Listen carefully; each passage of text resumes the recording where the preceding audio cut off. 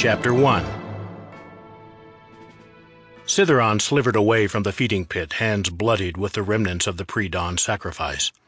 The segments of his lower body, a serpent's tail the thickness of a tree trunk, compressed and expanded, propelling him along the worn path through the ruined temples of the settlement, a forgotten outpost that was once the thriving heart of his sect. The stench of the anathema's pit still clung to Citharon's forked tongue, no matter how fiercely he flickered it, and he thought, not for the first time, that the community would be best served by sending down a sacrifice liberally laced with poison some morning to put everyone in the settlement out of the anathema's misery and allow them to relocate to one of the serpent folk settlements rumored to thrive in the deeper jungle. But such thoughts were blasphemy. Citharon's people worshipped the god Zahir, and though much diminished, his cult still cared for the last of Zahir's chosen ones, the anathema, who writhed, multiform and mad, in the pit overseen by Citharon and the other remaining priests. The yuan-ti, deeper in the jungle, were devotees of the old god Seth, the fools. Citharon would rather die a true believer of Zahir than go over to their ancient withered faith. The Malison guards at the entry to the main settlement nodded as he approached, their rusty scimitars hanging uselessly at their belts. Both had proud heads of serpents, but one had 2 legs like an ape, something that reminded Citharon of the other task he had to carry out that night. There are so few of us now, he thought. It seems wrong to kill a potential warrior for Zahir while she's still a babe, but it is the low priest's will. "How does the god fare this night?" the 2-legged guard said. Citharon made the sign of the fangs. "The anathema is not a god. His kind were kings and emperors once, before the madness." He shook his head. "The anathema is well, quiet. I fed him 3 skinned apes, and he seems sated. That should appease him until the sun rises over the horizon. Waste of good food, if you ask me." Two-Legs began, but the other yuan-ti guard slapped him on the side of the head hard enough to make Two-Legs stumble. "Blasphemer!" he muttered, and gave a slight bow to Citharon. "He is young and stupid. I would understand if you must tell the low priest of his transgression." At the mention of the priest, Two-Legs clutched the hilt of his scimitar and began flickering his tongue wildly.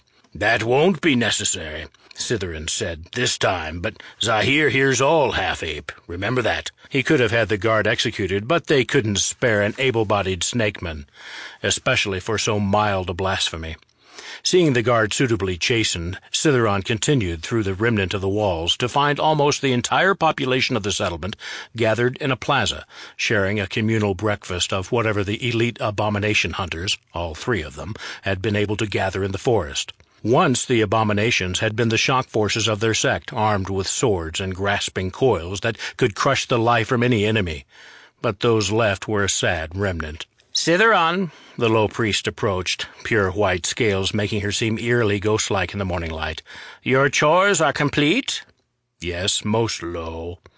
"Good, good." The low priest touched his shoulder and guided him to a corner of the courtyard, beneath the weathered remains of a statue that Citharon, to his shame, could not begin to identify.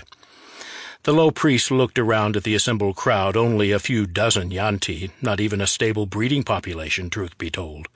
Some years before, a group had gone in search of another branch of their sect, rumored to thrive in the east, but they had never returned. Either they'd found a better life and chosen not to share it, or, more likely, they'd been taken by any of the myriad predators that lurked among the trees. The settlement was ultimately doomed, with fewer and fewer eggs laid by the females every year, and fewer of the children surviving to adulthood. Every life there was precious, every snakeman willing to die, or, for preference, kill, for the glory of the great serpent, master of poisons and shadows, their god Zahir. Which was why Citharon hoped the low priest wouldn't bring up "the child," the low priest said. "You will see that she is disposed of." "If that is your will," he said, but the low priest cut him off. "It is the will of your god." Citharon bowed his head. He had not himself had a vision of Zahir for many years, though he sometimes sensed the presence of the Great One while the anathema fed its 1,000 mouths in the pit during evening sacrifice. He wondered if the low priest truly had direct communication with the god, or if she was just fulfilling her own whims. But asking a question like that was a greater blasphemy than asking whether good food should be thrown to a seemingly mindless creature in a pit because tradition dictated it must be done. Still, Citheron could try again. Such creatures can be useful, most low. Within your own long life you have seen a yuan-ti born with a semblance almost human. You remember old Iraska? She came from the same family line as this new child, and in the time of our grand broods, Iraska was sent as an agent to the city in secret. The low priest before you said her birth was a great omen, that such creatures are marked by destiny to further the goals of our god. Iraska posed as human among those who would persecute the serpent folk for our faith, and she rose most high in their debased society. I saw her once when I was young, and I'm sure you did too. This new girl child may not be a sign of decline. She could be a useful tool. Indeed, her birth may even be interpreted as a sign of the god's favor." The priest shook her noble head. "Old Iraska disappeared long ago, taken by things in the jungle after she returned from her mission in disgrace. Most of those living here never knew Iraska at all, and would gag at the thought of a yuan-ti indistinguishable from an ape. But even if you're right, if this child could be used as a spy, do you imagine we have any need for a spy among the humans anymore? The nearest city of any size is Delzimmer, and to reach it requires an arduous journey through treacherous jungle and over barren plains. How would we use such an infiltrator? Would we send her to their market to buy food for us? How would she bring it back?" The low priest moved closer. "And how would she learn the ways of humans? The last human cultist dedicated to our cause died in my grandmother's time." The low priest paused. "As I recall, the anathema ate him, which did little to win other humans to our cause. We could foster her in a human village, perhaps," Citheron said, "or even leave her for the caravan that passes near sometimes. If we left her near their camp, they might find her and raise her, and—" He trailed off at the look of disgust on the low priest's face. "Let her believe herself human? No, better to kill her, which is what the humans would do when they realized her true nature anyway. She is a freak, Citheron, a sport. She turns her face away from meals of meat, and her weak ape's mouth is good only for suckling. She doesn't even have teeth. She can only feed by slurping blood from a cloth." The low priest shuddered. "Perhaps in the old times they knew what to do with such creatures, knew how to raise them, but life is harder here. Her birth has been seen as an ill omen since her egg first cracked open. The people mutter that Zahir has turned his back on us, that our serpent nature is being withheld, that all our children will be ape faces from now on. The child's mother can barely stand to look upon the tiny thing, and who can blame her when her other children are already slithering about, foraging for their own food? The occasional two-legs can be useful, they can run and climb better than some others, but this girl has barely any serpent nature. No, for the good of the settlement she must die. At least she will serve as a meal of the anathema. And I'll have no more of this talk of destiny. We are barely surviving, hardly able to maintain our devotions to Zahir. I can't have you stirring up discord and false hope among the others, or questioning me either. The anathema is not above eating blasphemers, as you well know." Citheron bowed his head. "As you will, most low. I will make the sacrifice at the midday feeding." The low priest said. "No, better to do it now." She showed her fangs. "Not that I expect you to disobey. You have always been obedient, but I can see it troubles your mind. Finish the task, then, and you can move on. Besides, it's an act for the shadows, as all gifts for Zahir must be." Citheron flickered his tongue in assent and slithered to one of the low buildings, a rare structure that still had portions of its roof. It was the nursery where the youngest yuan-ti slithered and wrestled and twined, and where one child mewed and waved her brownish, soft, unscaled limbs around, gazing about her with disturbingly round-pupiled eyes in her strange, flat face. He picked her up, and she cooed at him. Her skin, at least, was not as delicately warm as the furred creatures of the jungle. She resembled a human, apart from a few patches of scale here and there, but she still had a serpent's blood. "Forgive me, child," he said. "Forgive me, Zahir." Cradling the girl in his arms, he emerged from the low building and slithered across the plaza toward the pit of their sole remaining anathema, the last living god-touched member of their sect. The other yuan-ti watched him as he went, some making the sign of the fangs when he passed. Citheron was halfway to the pit when he heard the screams. They were not the screams of his people, who were, anyway, not screamers by nature, preferring to do even their dying in silence, but the screams of attacking warriors. He almost dropped the child in his fright, but he kept her close to his underbelly as he slithered quietly back toward the plaza. He called on his god's power to drape him in a clinging shadow to hide him from enemies, and peered from the jungle's growth. Horrors had descended on the plaza. Humanoids, most shorter than Citheron, wearing black leather armor. Their flesh, where it showed, was as pale as the underside of poisonous mushrooms. They cackled as they swung their war picks, the harvesters among them wielding magical black iron shackles that wound around the limbs or tangled the coils of the yuan-ti who attempted to flee. Darrow, Citheron thought. The baby mewled softly, and Citheron covered her mouth with his hands. The invaders couldn't have heard the child's sound over the violence happening in the plaza, but if she cried out again, Citheron would snap her tiny neck to preserve himself, child of destiny or no.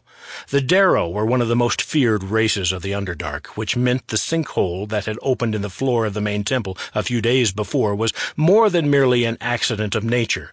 It was a breach point, allowing insane horrors from the depths to attack in their midst. The abomination guards had fought back, and they lay dead on the stones of the courtyard.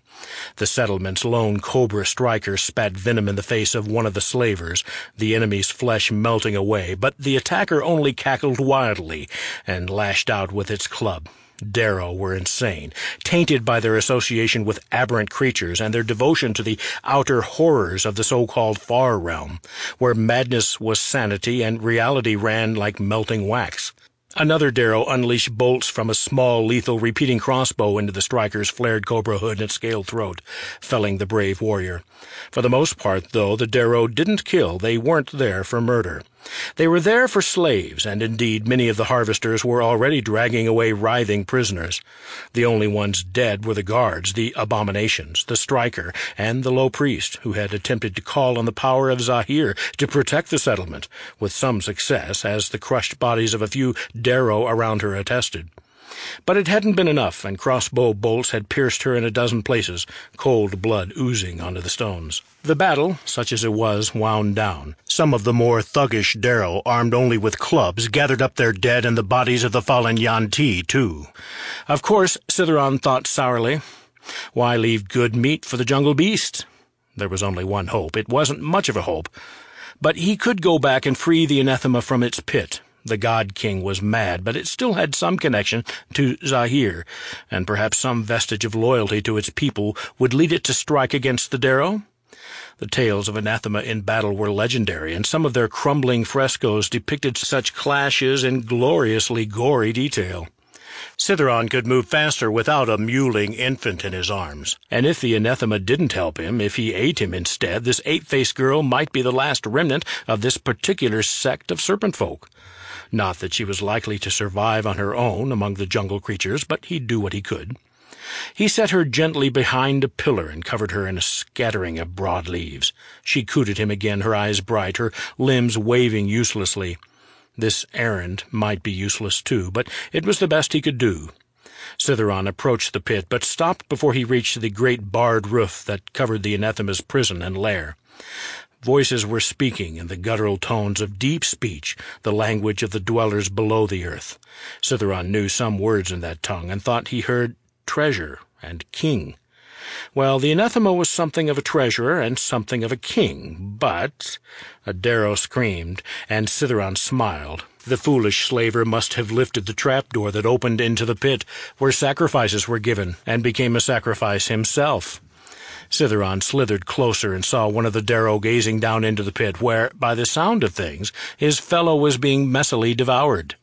Citheron had no weapon, but he was a cleric of Zahir, and he raised his hands to call the power of his god to rack the remaining Darrow with the pain of 1,000 coursing venoms. Before he could speak the dark prayer, another Darrow lunged into his vision, cackling, white hair caked with blood, a war-pick in one hand and a set of shackles in the other. Citheron prayed for death, but Zahir did not oblige him, and he was beaten to the ground, bound, and dragged away.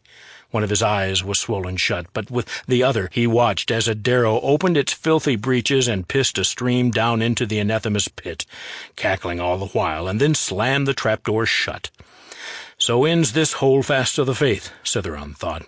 The only one of his people left, apart from the trapped anathema, was the girl-child, and she would almost certainly be killed by some passing jungle beast before the sun reached the crown of the sky. So Zahir wills, he thought, and saw the faint hint of sunlight touch the sky just before the Darrow dragged him through the door of the temple to the yawning pit in the floor that led into the devouring darkness. Before they threw him into the shallowest part of the Underdark, he thought he heard faintly the child's long and lonely cry. Chapter 2. The gathering party was collecting blossoms in the first blush of dawn's light when they heard the child's cry, sharp, brief, and loud. Kralish frowned, and the 3 humans under his protection looked up from their work, eyes wide over the white cloth mass that covered their noses and mouths, heavily gloved hands pausing in their work. The dark blue flowers they picked, growing on lush green vines that thoroughly entwined the broken pillars and all the nearby trees, filled the air with their sweet, subtle scent as the women and their guards listened to the silence, and then the cry came again. "That's a baby," one of the women said, "and hungry by the sound." "Keep working," Kralish said. The immense rust-colored dragonborn cocked his head and hefted his 2-headed war-axe. "I'll investigate."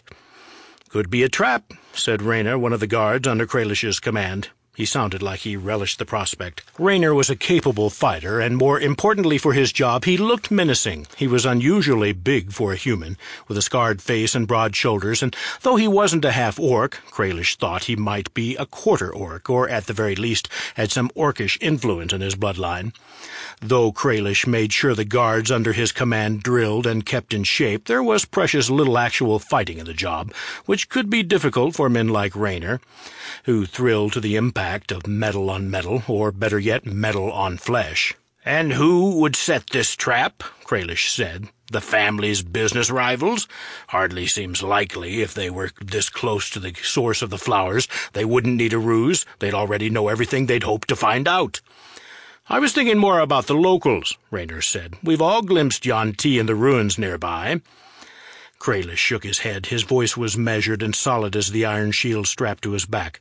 "No one hates yuan-ti more than I do, or with better reason." He tried to bury the memories of his first time adventuring, young and eager, his scales still shining and unscarred, and the brave companions who'd set forth with him to seek treasure in an abandoned temple in a land beyond the jungle, a temple that, in fact, had been home to a vast tribe of yuan-ti and their fanatical snake-tongue cultists. One of Kralish's party had turned out to be a traitor, secretly a cultist working for the yuan-ti, who'd led them in as human sacrifices. Only Kralish had survived, and his loathing for the snakemen had only grown more profound over the years. But the few of that race who lurked in the jungle nearby were pitiful, half-starved things, barely holding on to life. He said as much to Rayner. "These serpent folk are broken remnants. Their numbers dwindle every year, and there wasn't enough of them to be a threat a decade ago. They are mad cultists, devoted to feeding the monsters they venerate. When we come too close, they hide in what remain of their temples to Zahir." The dragonborn spat after speaking the snake deity's name. The child cried again. "That's no serpent spawn," Kralish said. "Sounds human to me." He'd heard the mewling of human children before, and something deep within his armored heart turned over at the sound. His adventuring days were behind him. For the past 10 years and more he'd been a protector instead, and that cry was the sound of someone who needed protection. "There are a few human refugees and halfling tribes in the jungle," he said after a moment. "Though I know of none so close by. We shall see. Rayner, you and Marley, come with me. The rest of you, watch the harvesters." The young jug-eared guard Marley swallowed but stepped forward. Rayner drew his sword and took the rear as Kralish pushed his way through the jungle. At nearly 7 feet tall and weighing 300 pounds, Kralish was not the largest or strongest thing in the jungle, but he was far from the smallest or weakest. After spending so many years on the caravan route, he knew the likeliest dangers well and broke his trail with confidence, sweeping aside branches and vines with his axe. He paused whenever the child cried out, adjusting his direction as necessary. Sound carried strangely in the jungle, bouncing off the towering trees and occasional overgrown ruins of old halfling settlements and yuan-ti temples. The wall of green parted before his axe, and a clearing was revealed, a broad courtyard of once neatly jointed stones, long since jostled out of true by the slow motions of the earth and the growth of tree roots underneath. A squalling, naked child with skin the rich brown of new leather lay in the shadow of a pillar. The stone was carved with the likeness of some extinct jungle beast, eroded into a shape of vague menace by the weather of centuries. Fresh blood spotted the stones nearby, and there were other signs of recent violence, broken bits of weaponry, shreds of torn cloth, a few teeth scattered on cobblestones. The child was naked, tipped on its back, limbs waving like an overturned turtle. Female. Kralish had always found the sight of human infants vaguely alarming. They were so helpless and needy, unlike Dragonborn, who could walk and feed soon after emerging from the shell. They became self-sufficient in a few years. When Kralish's shadow fell across the girl-child, shielding her from the sun, she quieted and gazed up at him with wide eyes the same rich green as terazul leaves. If she found the sight of a 7-foot-tall, rust-scaled humanoid dragon frightening, it didn't show. But for a child so young, everything was new, and most things were probably more interesting than frightening. Raynor walked the perimeter of the courtyard, looking at the signs of battle, while Marley just swallowed and stared at the scattered teeth, which were not human or dragonborn. They were long, needle-shaped, and bloody at the roots. "The blood's not dried yet," Raynor said, crouching to examine the stones. "You can see the undergrowth is broken here. People were dragged away." He shook his head. "The yuan-ti must be better organized than you thought. Either they missed the child or didn't think she was worth eating, or raising to be a slave, or sacrificing to their anathemas. The monsters left a trail as broad as a boulevard in Delzimmer, easy to follow. Did you want to investigate?" Kralish considered. He was philosophically opposed to slavery and the sacrifice of sentient creatures, and besides, this had happened rather too close to the trade route for his liking. Assessing potential dangers to the family trade was part of his job as head of security. If there were unusually bold yuan-ti or something worse operating here, it would be good for him to know. "I do." Raynor nodded. "What about the girl?" "Marley will take her to Alea. You and I will follow this trail." "Just us? Alone?" Kralish showed his teeth. He'd been around humans long enough to learn how to smile. "Alone? Not at all. I'll have my axe, and you'll have me."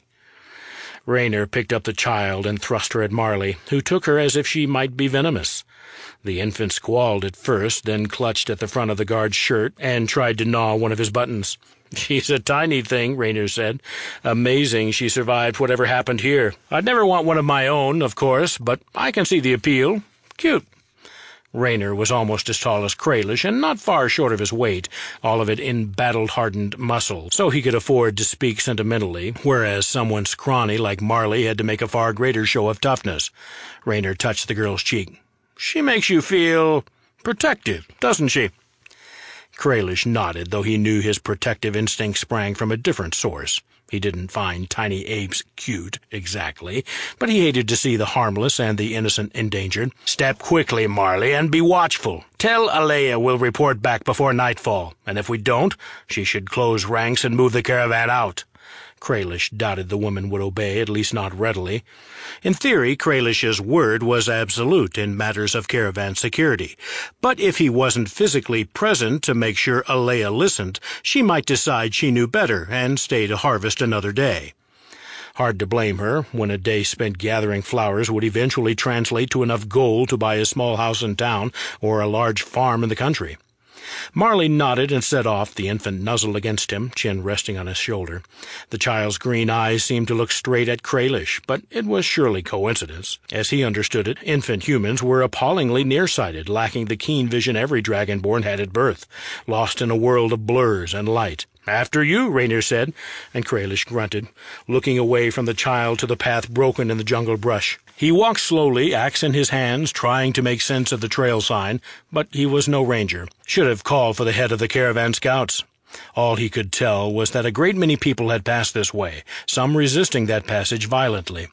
The path was big enough for Raynor to walk beside him, and they moved in silence for a long distance, the jungle gradually closing back over them from the relative openness around the ruined courtyard.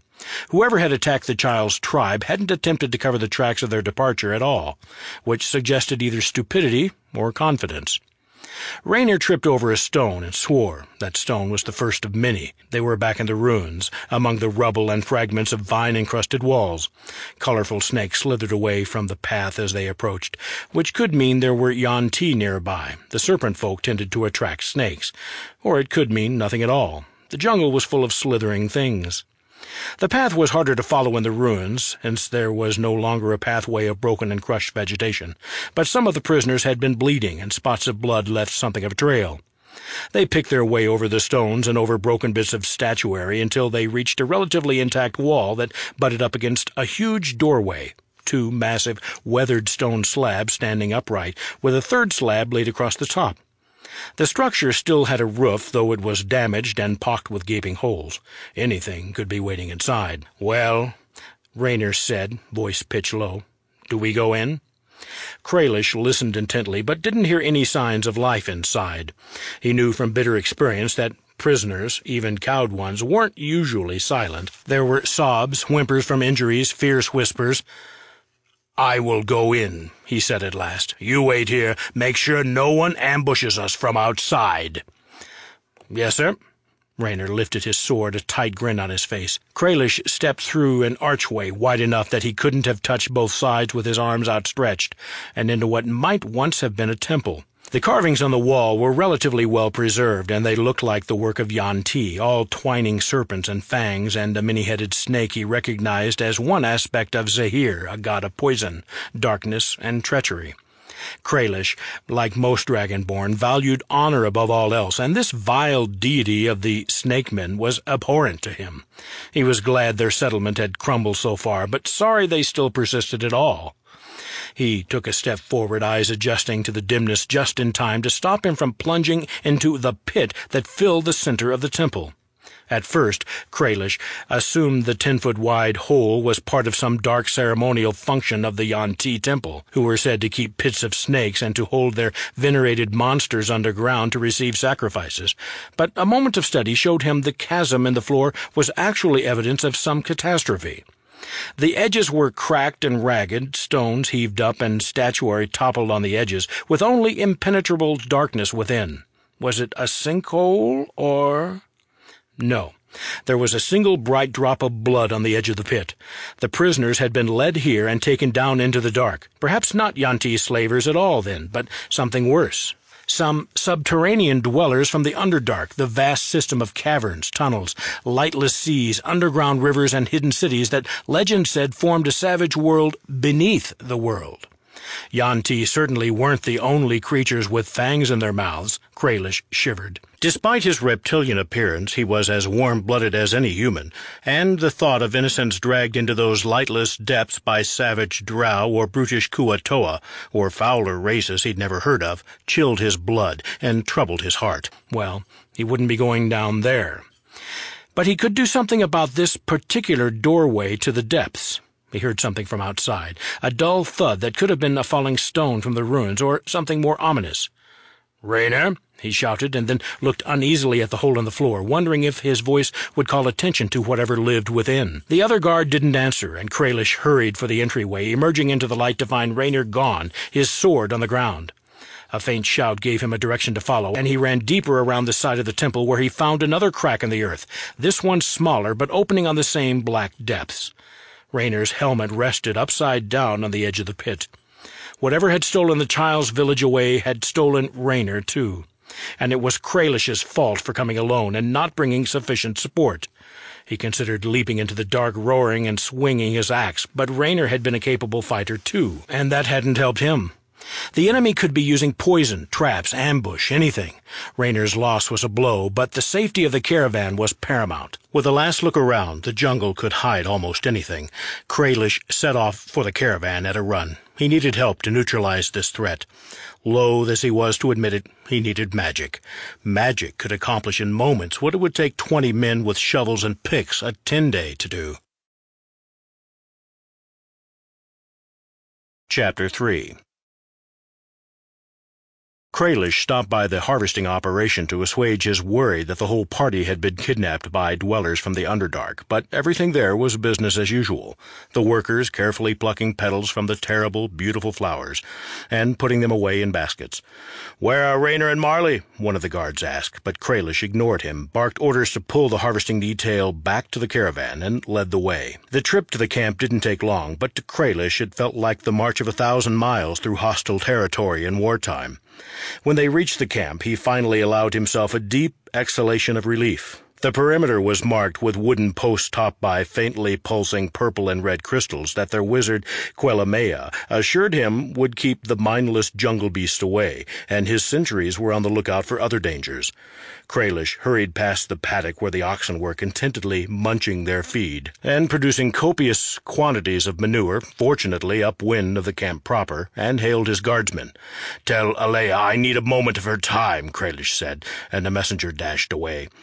The war wagons were arrayed in the camp's outer ring, with bowmen on guard in each, and 4 of Quelimea's apprentices spread out, each armed with a rod enchanted to throw fireballs or spit lightning or spawn freezing winds. Inside the defensive ring were the tents of the soldiers, and inside that those of the laborers and the cook wagons.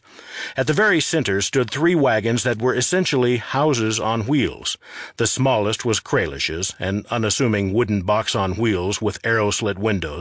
The armor reinforcements didn't show. Beside it, like a tropical bird perched next to a drab sparrow, rested Quelimea's wagon, more a sculpture than a dwelling made of living wood from the Feywild, where Kralish's quarters were all squares and angles. Quelimea's looked more or less like a live tree somehow growing impossibly on a wheeled platform, complete with leafy branches that sometimes bore strange fruit. No ox ever pulled her cart. It moved under its own powers, immense wheels rolling smoothly over even uneven terrain, branches swaying. Trust a wizard to make a home in such a strange whimsy. The final wheeled home was even more impressive in its way, since it had been made by wealth, not magic. The wagon had the look of a cozy cottage made of rare kopak wood, strong, flexible, and the color of sunlight streaming through jasmine honey, joined seamlessly and shaped by a master craftsman, with decorative carvings around the door and roofline. The windows were made of real glass, and there was even a working fireplace and chimney, as if anyone needed heat in the jungle. The front door swung wide when Kralish approached, and Alea herself stood in the doorway, holding the now sleeping infant child in her arms. Her hair was long and black, and though Kralish was no judge of human beauty, he'd heard it said Alea was attractive in a severe and aloof way.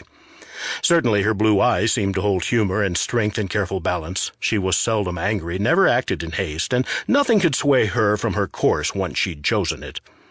Those were exceptionally good character traits for a merchant princess of the Sarat family. Kralish had never thought of his employer as motherly, but she held the child as comfortably as if it were her own. "Come in," she said, standing aside, and Kralish entered her home. The interior might have been a room from a lavish country estate, but if one looked closely, one could see the small efficiencies and precautions. Tables that folded up into the wall to stay out of the way, furniture fixed in place on the floor, shelves and cupboards that could be secured to prevent the contents spilling on bumpy roads. Magical lights instead of candles, because magical lights couldn't fall over and catch the carriage on fire.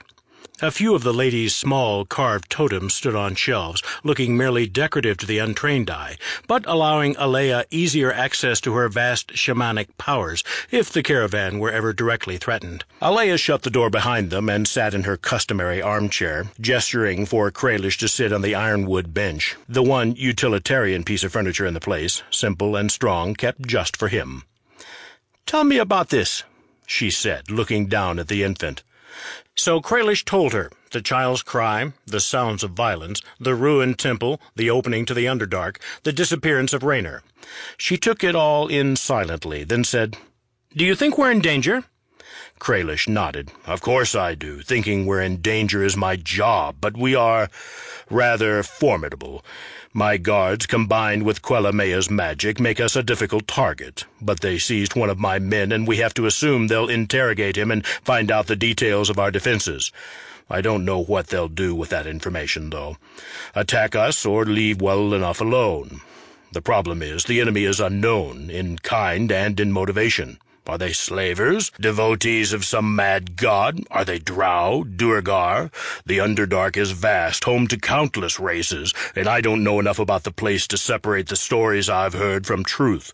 I have to assume the danger is real, that we could be attacked and overwhelmed and all of us dragged into the dark. "What do you propose?" Alea said. "This is the best place for the terazul harvest. The secondary and tertiary sites are less fruitful and not really far enough away to make a difference anyway. I'm loath to leave and never come back? That's precisely what I advise. And if I reject that advice?" A small smile touched her lips. "As you know, I'm inclined to do." "An overwhelming show of force," Kralish said, "to shut off this particular passageway to the surface and show them we're not to be trifled with." Alea said. "You'll want Quellamea." "I will. She gave up being a war wizard before I was born. She won't like it." Kralish shrugged. The question of liking or not liking a particular chore seemed irrelevant to him. Duty was duty. One did what was necessary. "She has the power, though. She doesn't often need to use it, but she can." "Oh, yes, the family pays her for what she can do, as much as we pay her for what she actually does." "All right, tell her I've agreed." Kralish stood, then hesitated. He nodded at the child. "What will you do with—" he almost said it. But Alea had an unusual look of tenderness in her gaze as she looked at the infant, so he said, "Her." "Ah, that's the question, isn't it? You know there are factions in the family that want to see me married off and bearing children before I get too old. Of course, some of them mutter that I'm too old already. But this little one, well, it sounds like all her people are dead or at least lost. We have some obligation to care for her. Assuming she's healthy and otherwise sound, I thought I might adopt her." Kralish nodded slowly. That wasn't unheard of in Alea's family, and usually happened a few times every generation. The family was the business, and among the Serats of Delzimmer, marriages were made carefully, for maximum tactical and financial advantage. But over the generations they had occasionally adopted orphans and foundlings on the theory that such outside additions kept the bloodline fresh. There was no particular risk in the practice. If the adoptees proved profligate or unreliable or otherwise unsuitable to business, it was no matter. They were shunted into some irrelevant side channel of the family's sprawling enterprises and given an allowance sufficient to keep them occupied. No one became fully vested in the family, given voting power or a percentage of the family profits, until they'd reached at least their late teens and proven themselves responsible and worthy, or proven themselves suitable only for irrelevant work, or, in extreme cases, exile from the family. "I see. Would you want to train her in the business side of things, or the more, practical aspects?" "Will you be forced to teach her to swing a sword, you mean?" Alea smiled. "She's not dragon-born, Kralish. We humans don't develop that quickly. We've got years to see where her aptitudes lie, if anywhere at all. That's all assuming she survives. I worry about this. I think it's a rash. What do you think?" She unwrapped the blanket carefully and beckoned Kralish. He had no particular desire to closely examine the skin diseases of a human child, but he did as she bid him, squinting at the tiny creature who sighed as Alea turned her over. There was a patch of greenish flesh in the small of the child's back, vaguely diamond-shaped. It might have been a birthmark, except it was raised and rough to the touch. "It looks like scales," Alea said. "Just like scales. Isn't that odd? I've heard of all manner of jungle diseases, but never one that turned flesh scaly. There's a terrible disease where people are born with thick, scaly flesh, almost crocodilian, but other birth defects always come along with it, facial deformities and the like. This child appears perfectly ordinary and healthy otherwise, except— it's the oddest thing. She doesn't appear to have a navel. Her belly's all smooth. Isn't that strange?" "I never saw the need for a belly button," Kralish rumbled. "We humans do, though if she were born premature, the navel might be very small. Perhaps there's a tiny depression after all. But really, I'm less concerned about the absence of something ordinary than the presence of something abnormal. Those scales worry me. I suppose it may be a nasty fungus or—" She half smiled. "Perhaps she's just got a little dragon in her ancestry, "That would be a blessing, wouldn't it?" Kralish said. "You can have one of the family healers in Edgewater examine her when we return. If nothing else, they can cut the scales away." He stood. "I should go." "Yes," Alea said, wrapping the child back up in the blanket and cooing to her gently. "Go and rain hell on the monsters who made this poor girl an orphan." Kralish went down the steps from Alea's wagon and started toward Quelamia's trailer. After half a dozen steps he stopped, frowning at the ramshackle, black-painted cart that had suddenly appeared before him. How odd. Where had it come from? A fourth wagon in the camp center, as big as his own, with windows in the shape of oversized humanoid skulls with glass for eyes. A metal chimney pipe jutting crookedly from the roof, and a clacking mobile of animal bones dangling by the door. The door banged open, and a tiefling leaned out. Purple hair stuck up in ill-tended tufts from the back of her head. Sharp horns jutted from her pale red forehead, and her dark eyes twinkled with amusement. A long black pipe dangled from the corner of her mouth, and she exhaled smoke through her nostrils, making her look even more infernal than she might otherwise. "Hello, Rusty," she said. Glory. Another of the important figures in camp, but one whose existence had slipped Kralish's mind entirely, as it almost always did unless he were standing face to face with her. He hadn't even noticed her wagon until he'd nearly walked into it, because she hadn't wanted him to. She was not invisible, but forgettable, slipping from the minds of everyone who met her except Alea and other leaders of the family. That forgettable quality meant that Kralish's security plan seldom involved protecting her, but Glory liked it that way. She could, she said, protect herself, and what better protection than going unnoticed? Now that he saw her, all his memories about her returned, and most of them weren't particularly fond. "There might be trouble coming," he said. "You'd better go back to whatever you do in there, for your own safety." The Dragonborn and the Tiefling races had a long tradition of enmity, though the clash of their respective empires was lost in such dim mist of history that the dislike between Kralish and Glory was more theoretical than practical. The fact that she was a scion, a master of meddling with minds, troubled him far more than her infernal ancestry. Kralish was a warrior and a person of honor, and Glory's ability to scramble the memories and motivations of her enemies struck him as cowardly. She took another deep puff on her pipe, the foul smell of burning herbs wafting into Kralish's face. "Nice of you to worry about me.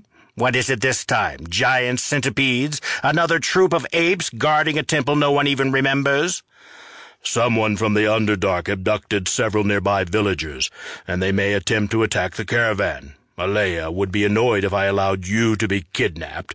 Kralish was uncomfortable with Glory's role in the caravan, but he understood her powers were necessary to protect the family's trade secrets from the many would-be rivals who sought to usurp their power and wealth. In some ways she was the most important member of the caravan, though she mostly just lounged around and smoked and drank. The family paid her well for very little work, but then they were paying her for the experience of her long years, not the labor of a few hours. "Ha! Any cave-dwelling scum who tried to kidnap me will end up working for me, Kralish, so don't worry on my account." "There are things in the dark that don't have minds to meddle with, demon spawn, and an arrow flying toward you cannot be persuaded to strike someone else instead." "Point taken, Rusty. Are you going to jump into the pit with a dagger in your teeth, then?" "That's my usual preference, but I'm going to enlist the help of Quelamia." A shadow crossed the tiefling's face. Quelamia's mind was exceedingly well protected, and Glory didn't like people she couldn't read. She changed the subject quickly. "Who's the newcomer to camp?" Kralish frowned. "What do you mean?" "I sense a new mind." "Ah, a human infant left behind when her family was stolen away. Alea is taking care of her now." There's something strange about her mind." The tiefling shrugged. "Probably just that she's a baby. Their tiny minds are little maelstroms swirling with unregulated sensory inputs. Good luck with your monster hunting, Rusty." She disappeared back into her wagon, slamming the door and making the mobile of bones clatter. Kralish walked around her wagon to Quelamia's home, the memory of his encounter with Glory already receding in his mind. He thumped the unbroken trunk of the tree on wheels where Quelamia lived with his fist, and a hole, a knot hole, really, opened in the bark. The Eladrin stuck her head out. Pale gold hair hanging long past her shoulders, pointed ears peeking out. Her eyes were unbroken orbs of pale blue, like the glaze on a fine ceramic pot, and though her pupil-less gaze seemed blank, Kralish knew her eyes took in more than his ever could, sometimes in two worlds at once. She said, "Yes," with her usual absent-minded quality, as if she were looking past him into the farther reaches of the Feywild, that world beyond this world that she had once called home. Kralish explained about the crying child, the signs of massacre, the pit he'd found at the temple, and the disappearance of his guardsmen. Quelamia's expression became vaguely troubled when he mentioned the Underdark. "If you want us to go down there," she began, but Kralish shook his head. "Our duty is to the caravan, sad as I am to lose Raynor and to see the human child made an orphan. We must protect the safety of Alea's holdings, and a trip into the dark against unknown enemies is too dangerous." "Then what did you have in mind?" Quelamia asked. "Closing up the passageway from the Underdark to the surface," Kralish said. Quelamia nodded. "I see. Let me get my staff." She disappeared back into her tree and returned to the small opening a moment later, bearing a brown branch as long as she was tall, with leaves sprouting from shoots along its length. It was a part of her own living tree, somehow detached and made into a weapon and implement of power. She flickered, and a moment later was standing beside Kralish, the tree's trunk once again closed and unbroken. "Do the others in camp know what's happened?" "No, I only told Alea and, he blinked. Just Alea, I think." Quelamia nodded, looking pointedly at the spot between her wagon and Alea's, in other words, looking at nothing in particular as far as Kralish could see, and said, "Let's see what we can do about this hole in the ground. Lead the way." Kralish had no fear with Quelamia at his side. The jungle seemed to make way for her as she walked, rendering his usual hack-and-slash trail-breaking unnecessary. Branches swayed aside, and thorns turned their sharp points away when they passed. The wizard was the most powerful member of the caravan, stronger in magic even than Alea, and was so valuable to the family that she received a percentage of the organization's profits rather than a normal salary, something only fully vested members of the Surratt family usually received. While Kralish's duties were essentially seasonal, with work only required of him during the harvesting season and the long trek of the caravans from the city to the jungle and back again, Quelamia worked actively for the family year-round, advising and assisting the members of the other branches of the family as well as Alea's own travelers. Soon they reached the ruined temple, and Quelamia stepped inside briefly to look at the pit, but quickly returned. She looked quite troubled, which for her meant merely a line appearing briefly on her forehead, and directed Kralish to walk some distance away from the structure. "Stay close to me, Dragonborn," she said, raising her staff. "I would not have you hurt." The Eladrin lifted her staff, and a wind rose from nowhere, making her long hair blow back and her pale green robe flutter. The trees towering above them groaned, and Kralish looked up in alarm as the canopy of leaves and branches directly overhead began to blacken and turn to smoke, revealing a nearly perfect circle of blue sky, as neat as a hole cut in a sheet of paper. Quelamia mouthed syllables that seemed to crash and rumble as they left her mouth, less words than the sound of volcanic rumbles and eruptions, and points of reddish light appeared in the sky. The lights glowed brighter and grew in size, and a high-pitched whistle like a dozen boiling tea-kettles commenced as they approached. Kralish instinctively crouched and lifted his shield before him when the first flaming chunk of anvil-sized rock smashed into the roof of the temple with a deafening boom. The trees all around them rocked back in the wind of the first impact, but Kralish felt nothing, and as he lowered the shield he could see particles of debris pattering harmlessly off the invisible dome of force that protected Quelamia and himself. Still she chanted, and more meteors streaked down, a storm of burning rock that smashed the temple into rubble. Kralish allowed himself to gaze in wonder, enjoying the sight of such powerful magic unleashed, better than the fireworks shot off above the gulf in Delzimmer to celebrate the Feast of the Moon Festival. After a few moments the falling stars stopped coming, the unnatural wind blowing Quelamia's hair ceased, and she lowered her staff, gazing at the devastation before them. Where the temple had stood was only a depression in the earth filled with rubble. Quellamia approached, head cocked, and then slammed the base of her staff into the ground where it stuck. Kralish knew from past experience that nothing would move that staff unless Quellamia willed it. The branch was as solidly rooted as a 5,000-year-old oak. The wizard held out her hands before her, palms facing each other at shoulder-width apart, and then gradually pushed her hands together. The earth on either side of the temple moved together as if pushed by great unseen hands, huge humps of dirt and rock and broken bits of city piling up and sliding sideways and filling the shallow indentation where the temple had been. Quellamia plucked her staff from the ground and strode around the temple site, dragging her staff's base in the dirt and scoring a line of charred rock that circled the area entirely. Once the circle was closed, she nodded. "There. Nothing will come out of that hole again. Of course, there are other openings. The Underdark has 1,000 mouths, all hungry, but I doubt there are any so large or so close to us. I worry less about lone monsters wriggling through cracks in the rock. That hole was large enough to let through a legion of Duergar or Drow, and to take down an entire village." Quellamia said. "Yes. You said they raided a human settlement?" Kralish nodded. "Only the girl child was left behind." "Interesting. There are yuan-ti nearby. I can sense them, or at least the old and ravenous things they keep in the pits below their ruined settlements. But I'm surprised to hear there were humans." Kralish shrugged. "You know humans. They settle everywhere, even places more sensible races know to avoid." The Eladrin nodded. "That they do, and yet here we are, following a human into just such a place.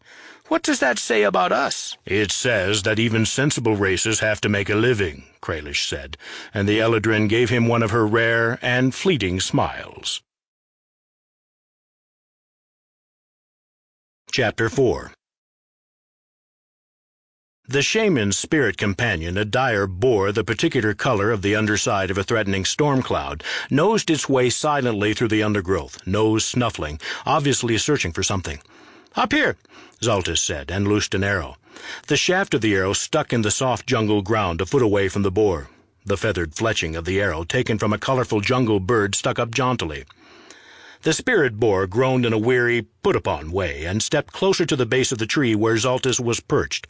The boar jerked its head back toward the direction of camp, its intent clear. "Follow me. What does Mother want now?" Zaltys nocked another arrow. It was surprisingly difficult to shoot straight down with any accuracy, but she'd been practicing, and the next shot speared a wriggling blue and red serpent as it slithered past, pinning its head to the earth. The pig snorted, scratched at the earth, leaving long furrows in the dirt because the spirit companion was only insubstantial when its mistress Alea wanted it to be, and gesturing again with its head.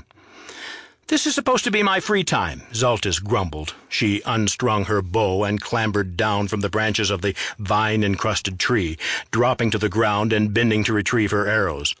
She was aware, intellectually, that her family was so wealthy that she could fire arrows into the air for a year without stopping and never put a noticeable dent in the annual ammunition budget.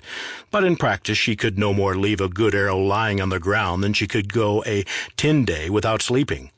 Besides, she was a member of the Travelers, that branch of the Surratt family that actually went out into the world every year.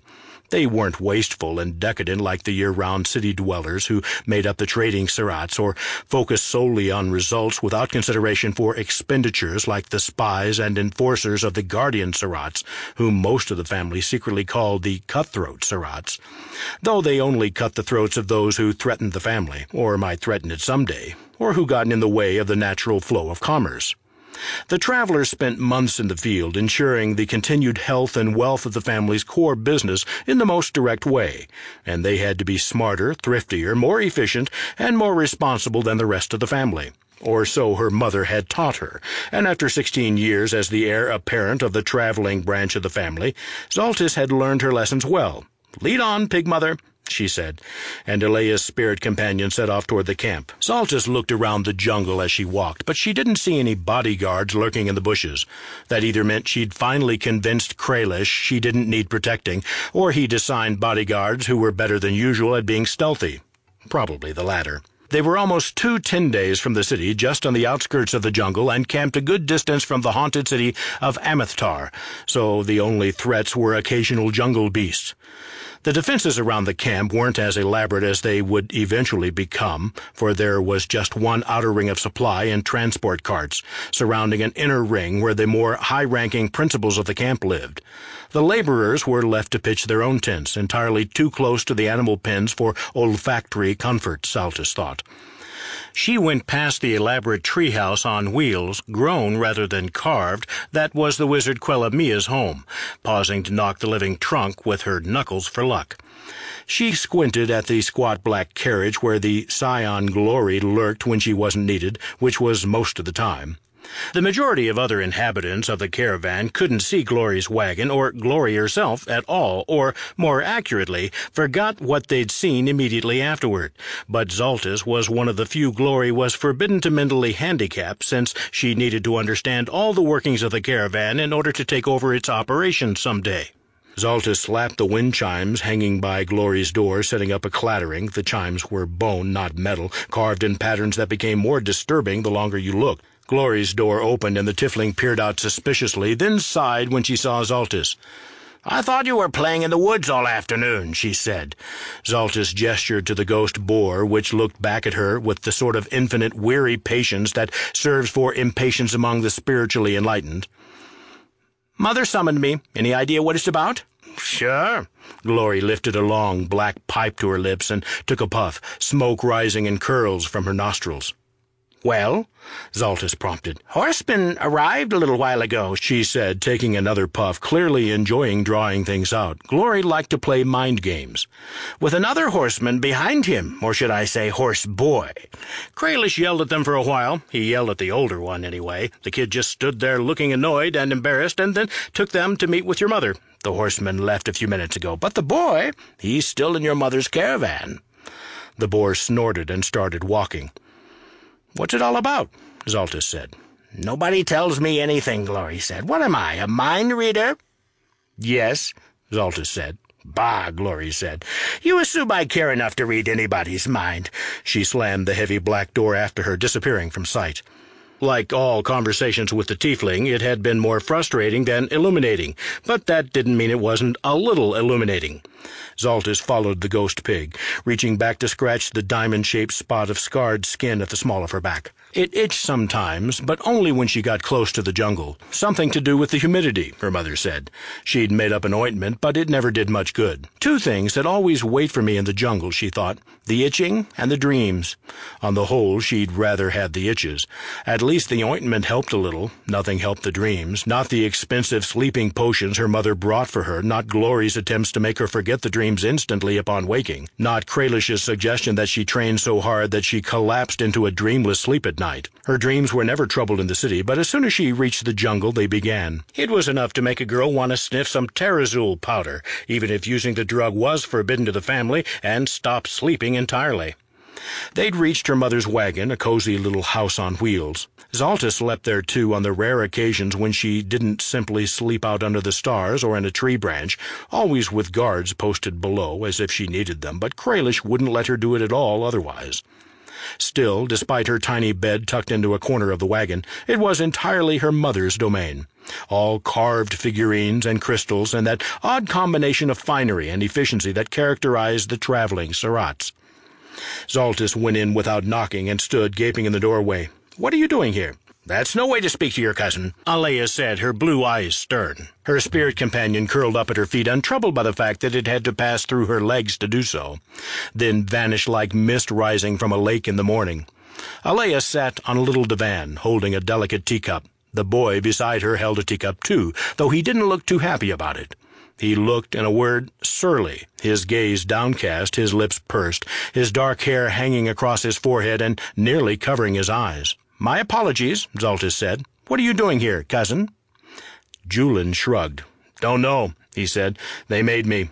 Then, with a trifle more heat, "Dragged me out of bed, made me ride horses for a 10-day. My rear—" He glanced at his aunt and cleared his throat. "I'm not used to riding so many days in a row, or eating all my meals out of saddlebags. Your cousin," Alea said, "is on loan to us, from his father in the Guardians." Zaltys made a great show of looking around the room. "I don't see any spies from rival families. I don't see anyone trying to burn down our caravan or steal our horses or do anything that we'd need protection from." His father thought it would be best if he learned some practical field work, to find out, as it were, what exactly he's protecting. Zaltys frowned. "Then why didn't he come with us when we left?" "Why send him chasing after our dust cloud for days?" She paused. "Not that I'm unhappy to see you, Julin. I always had fun playing chase and ambush and hide and find with you when we were small, and of course it's nice to have more family around." That was an axiom of life in the family, which was also the family business, though her mother sometimes omitted it to, "It's always nice to have family around, preferably around the next corner, or even farther away, if you can manage it. I was supposed to join you, but I overslept."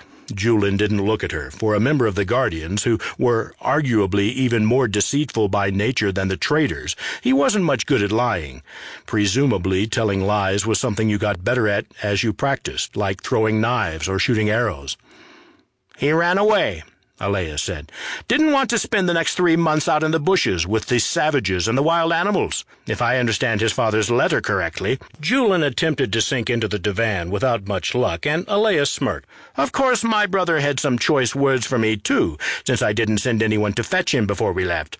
But my caravan is not a palanquin, waiting to carry this young man anywhere he likes at his leisure. My caravan is like the sun. The sun rises when it rises, and my caravan goes when it goes." Zaltys pulled over a chair and dropped into it, noting her mother's moo of distaste at the dirt and leaves on the cushions. Bad form, but not reacting to it. "Why would you want to stay in the boring old city anyway? It's much more fun out here in the world. Clean water," he said, beginning to count on his fingers, "which doesn't have to be boiled before you drink it. Soft beds, food that doesn't come packed in a barrel or bleeding on the end of a hunting spear, games, and parties, and shops, and walking by the harbor, and a library, and—" he shook his head. "What's so good about the rest of the world? Nature? We build cities and great big walls to keep nature out. Without nature, you wouldn't have any of the wealth that buys you all those other things you mentioned." Alea was amused. "Zaltys, be a dear and show your cousin some of the diversions to be had around camp. But don't take him into the jungle without an escort, all right? My brother would not be forgiving if I let his son be killed by a death rattle viper or a carnivorous vine." Julin stood, scowling. "I don't need guards. I've been trained in knife work and unarmed combat by the head of security for the Guardians. I'm a pupil of the greatest street fighters in the city of Delzimmer, and there are things in the jungle that would take your knife away, use it to clean their teeth, and then stick it through your head hilt first," Zaltys said. "Dagger fighting is fine for drunkards in bars, though you're only, 12, so I guess you're too young for that, but it's not much good in the jungle. I'm 15, as you well know, and my daggers can—" "Yes, fine," Alea said, rubbing her temples as if she had a headache coming on. "Take the discussion outside. Perhaps you can teach Zaltys some of your knife tricks, Julin, and she can teach you some of the ranger skills she's picked up over the years." Zaltys left, Julin at her heels, and once they were on the ground outside, the door slamming shut after them, she sniffed. "I can't make a ranger out of you in a summer, but maybe I can teach you which end of the arrow you point at your prey and which leaves you shouldn't wipe your bottom with, unless you want a case of the bloody itch." Just saying the word itch made her reach around and scratch at the scar on her back. "Why would I want to learn to be a woodcutter like you anyway?" He made a face. "What's that smell?" Zaltys opened her mouth just a bit, not enough for anyone to notice. She could smell better when she could taste the air with her tongue, for some reason. A quality she shared with no one else, as far as she knew, and then gagged and spat. "The latrine pits," she said, wiping her mouth on the back of her hand, "or possibly the animal pens. We're upwind mostly, but sometimes the winds shift." "Wonderful," he muttered.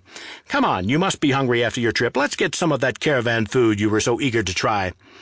Julin groaned theatrically, clutching his belly. Zaltys couldn't tell if he was genuinely complaining or just trying to be funny. They'd been friends when they were children, often playing together in the gardens, but that was before his studies with the Guardians and her journeys with the Travelers had necessarily pulled them apart. In recent years, they'd only run into one another at family gatherings, and since the Travelers were out of the city for half the year, Zaltys missed most of those. The Guardians were a secretive bunch anyway. Zaltys had a few cousins she'd count as friends, as well as relations in the traders. Not all of them were obsessed with ostentatious displays of wealth. Some of them were obsessed with numbers instead, which Zaltys could respect if not understand. But as a rule, the Guardians kept themselves apart. They were the second smallest branch of the family, consisting of just Zaltys' uncle Ramul and his wife and many children, plus hirelings. But they wielded disproportionate power. If anyone committed the cardinal unforgivable sin, betraying the family, the guardians were the ones to mete out punishment. And, in more practical terms, they kept rival trade groups from interfering with business in either legal or more underhanded ways. The guardians had a certain mystique, and Julian's brothers and sisters were spies, assassins, and masters of sowing rumor and deceit. But Julian himself was the youngest, and maybe he thought his family's prowess and power accrued to him by right of birth. But the family didn't work that way. Birth got you certain things. You'd never wonder where your next meal was coming from. But if you wanted to advance and take on more power and responsibility, you had to earn it. Zaltys wondered if this season with the caravan was a chance for Julian to prove himself, or punishment for his failing to do so. She gently steered him around Glory's wagon, since he couldn't see it, and Glory wasn't above letting people walk into her might-as-well-be-invisible home just for the amusement of seeing them hit their heads. "Why do you keep scratching? Did you wipe with some of the wrong leaves?" Zaltys, who hadn't even realized her hand had strayed to the old sore spot, crossed her arms. "No, it's my scar itches." "Oh, I heard about that," Julian said. "You got it before you were adopted, right?" "Yes. When my village was killed, I was wounded. It's never healed properly. Mother says whoever attacked us must have used some sort of cursed weapon. I'm lucky I survived." Julian frowned. "Yes, I remember. Sorry." Zaltys shrugged. "Thanks, but it's not a loss I feel. I don't even know my original parents' names. They were massacred along with the others. The caravan buried them after they rescued me. I've seen the heap of rubble they've got for a grave." "There you are," Kralish boomed, approaching them with the implacability and approximate mass of an avalanche. "Where are you two going?" "Just to get some food," Zaltys said. "If you're hungry, you can stay," the Dragonborn said. "But our scouts stumbled across a shadow snake not far from here. It killed one of our men, and the others are doing their best to track it. But we could use your help." He glanced at Julian. "Your cousin is one of our best trackers." Zaltys grinned. "Come on, Julian. You're supposed to be learning stealth, right? As part of your spycraft. You'll never see a better teacher than a shadow snake." "At home, I'd be eating grapes and some of the good sheep cheese," he said glumly, "and possibly reading a volume of poetry, or at least skulking through a nice dry hallway somewhere. Here I get to traipse through the damp woods after a snake." "Yes," Zaltys said, "you're absolutely right. This is much more fun." Zaltys knew she was something like a princess. The city of Delzimer had no noble class, no king, no aristocrats. Instead, the upper echelons of society were populated by the successful merchants and traders, and no matter how mean your birth, you could ascend to the ranks of the most powerful by sheer sweat, treachery, and ingenuity. That was the theory, anyway. In practice, control of the city was held by several powerful merchant families. While the Surats had not yet reached the pinnacle of power held by the ruling four families, their influence was growing every year. They'd risen to prominence following the great disaster that turned Delzimer into a port city, taking advantage of the chaos following that upheaval to profit immensely. The Surats had further enriched and entrenched themselves in the city's society by becoming sole providers of terazul and the potent substances that could be made from the rare flower. Zaltys was the only heir of Alea, one of the three most powerful members of the family. During the 6 months of the year when she lived in the city, there were servants and tutors and bodyguards and social functions and ceremonial duties and meetings about profit projections and strategic realignment and diversification that she had to attend no matter how boring and abstract she found the topics. She wore dresses and charmed old men from the traders and studied languages, not for ease of communication because there were spells that would let her converse with people of other tongues, but because language revealed things about the culture that spoke it, and understanding other cultures was imperative to the success of the family's far-flung business. Zaltys didn't mind those months in Delzimer, living like a princess, escorted everywhere by personal guards, eating fine foods and sipping watered wine and lounging in the Surats' private gardens. But those months never felt entirely real to Zaltys.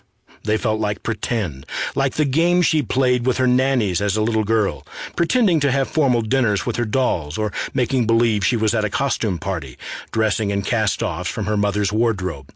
The only time she felt entirely real was during the twice-yearly expeditions into the jungle, when the caravan took the workers to the few spots where the rare and precious terazul blossoms grew. For 3 months at a time, Zaltys stopped being a princess and became a ranger, armed with bow and knives instead of dessert spoons and pearl earrings, learning to live and love the wild, hunting for food and for pleasure, and to protect the caravan from predators. She wanted to stay in the jungle always, despite the itch and despite the dreams, because it was the only place she felt fully awake. She belonged there. She knew her mother felt the same way, though Alea, being a shaman, had a somewhat different relationship with the natural world, no less reverent, but certainly less martial in focus. As a young girl on her first trips with the caravan at age 6 or 7, Zaltys had pleaded with her mother to let them stay in the wild always. But for various logistical and political reasons, it couldn't be. Zaltys had come to understand these reasons as the years went by, although she never stopped resenting them. In the jungle, she didn't feel even remotely like a princess. She felt like a wild queen. Chapter 5.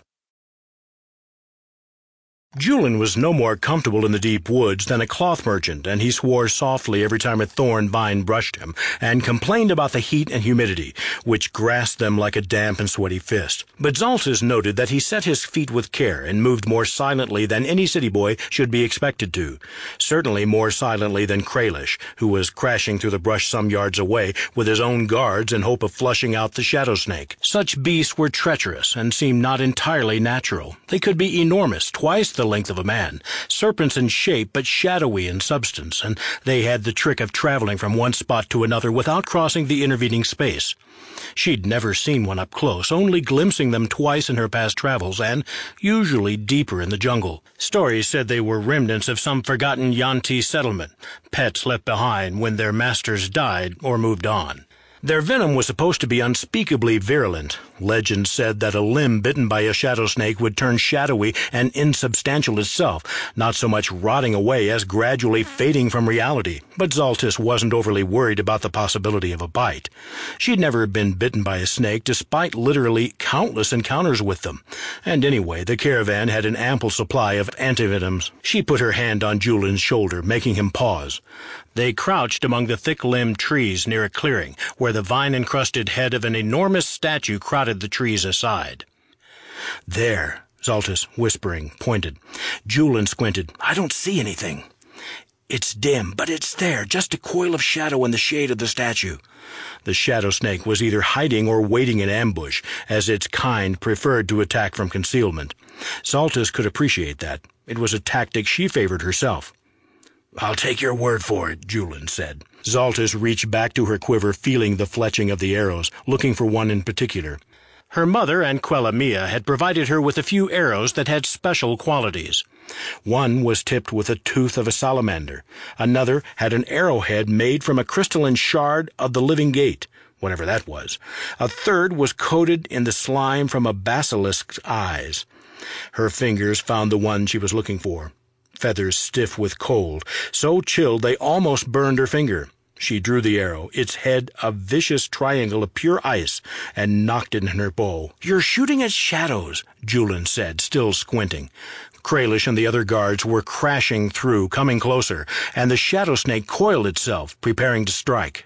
With its ability to shift from place to place, it could bite everyone in the party before they had a moment to fight back, unless Zaltys could stop it. She drew the arrow, looking beyond the length of the shaft at the grayish-black serpent, and loosed. The arrow left a trail of vapor in the air as it flew, and it struck the snake just below its jaw. The arrowhead shattered on impact, chips of magical ice striking the shadow serpent in the head and throat, and a web of cold and frost grew, pinning the snake to the statue. The serpent twisted wildly and flickered, becoming insubstantial in patches, but Quellamia's magics wouldn't permit it to phase out of solidity and escape, not without tearing its own throat out in the process.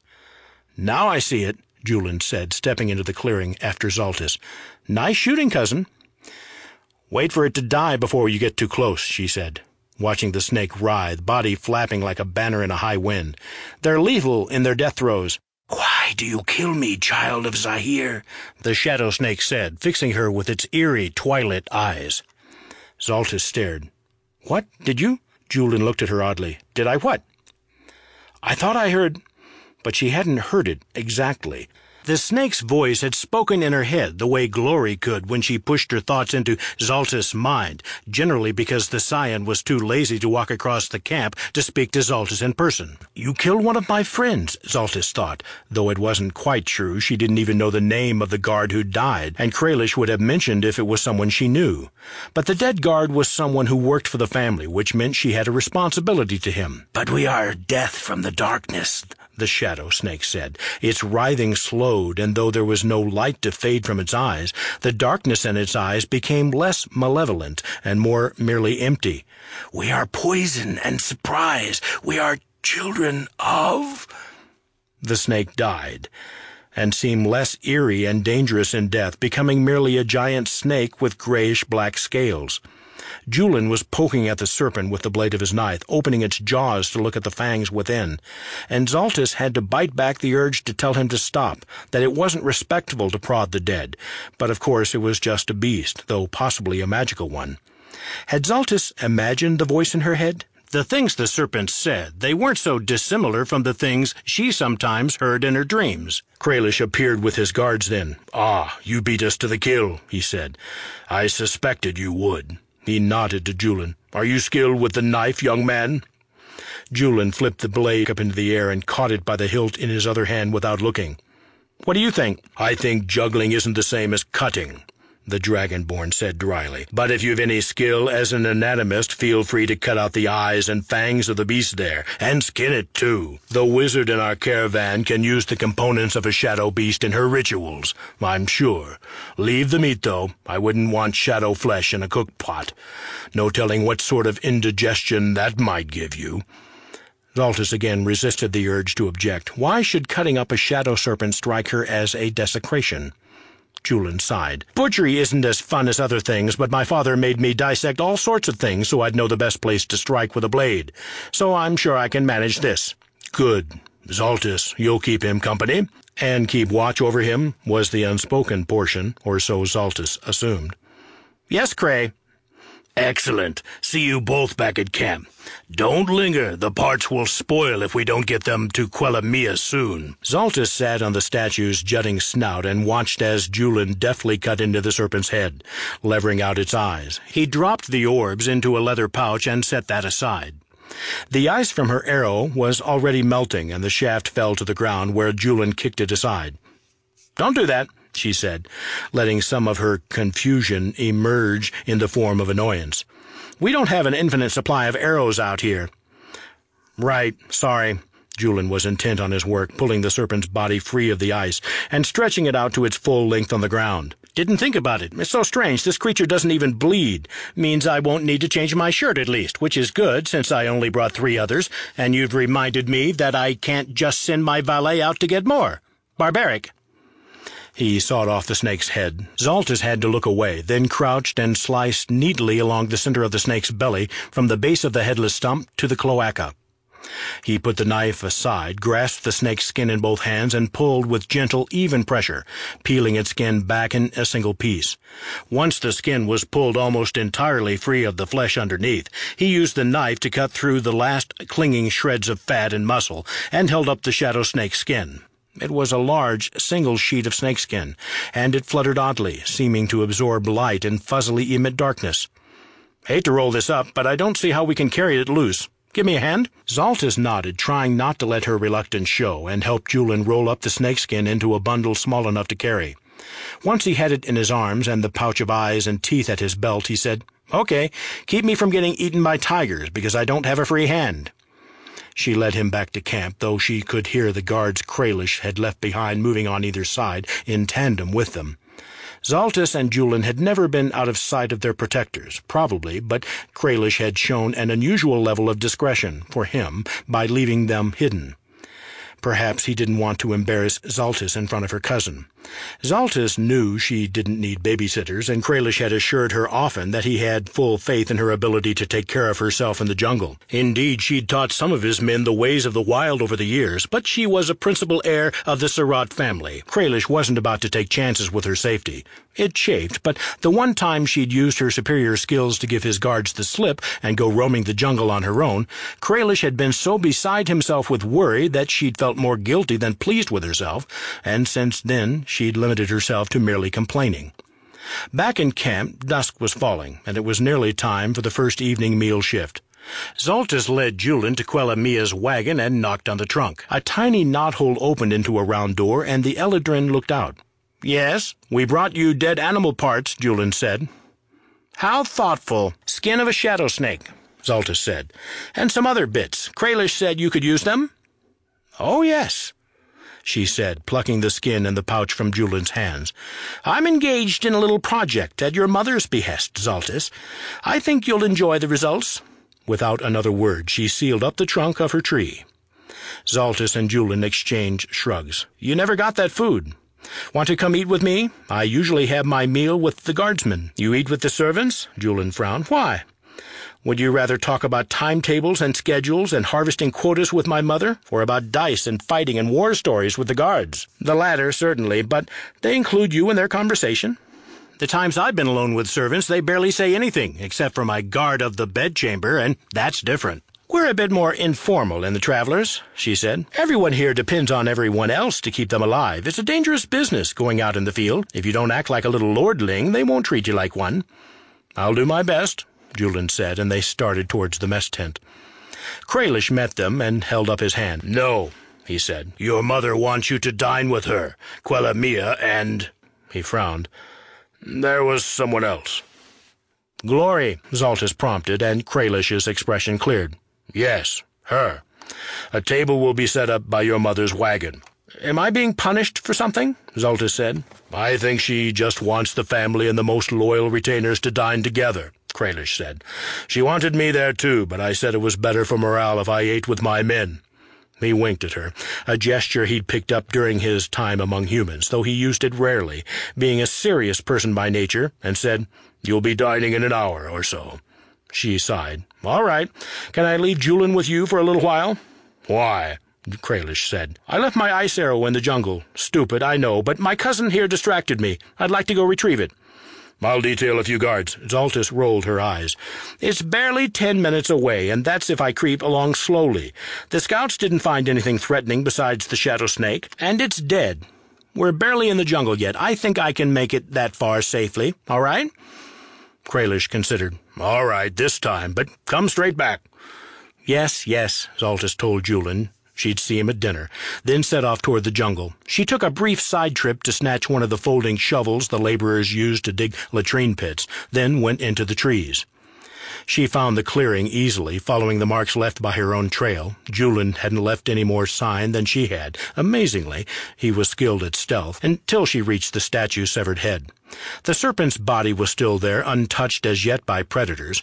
Zaltys began digging a hole near the statue, easily turning up spades full of the yielding damp earth until she had a small pit a few feet deep. She placed the shadow snake's body in the hole and put its eyeless head on top.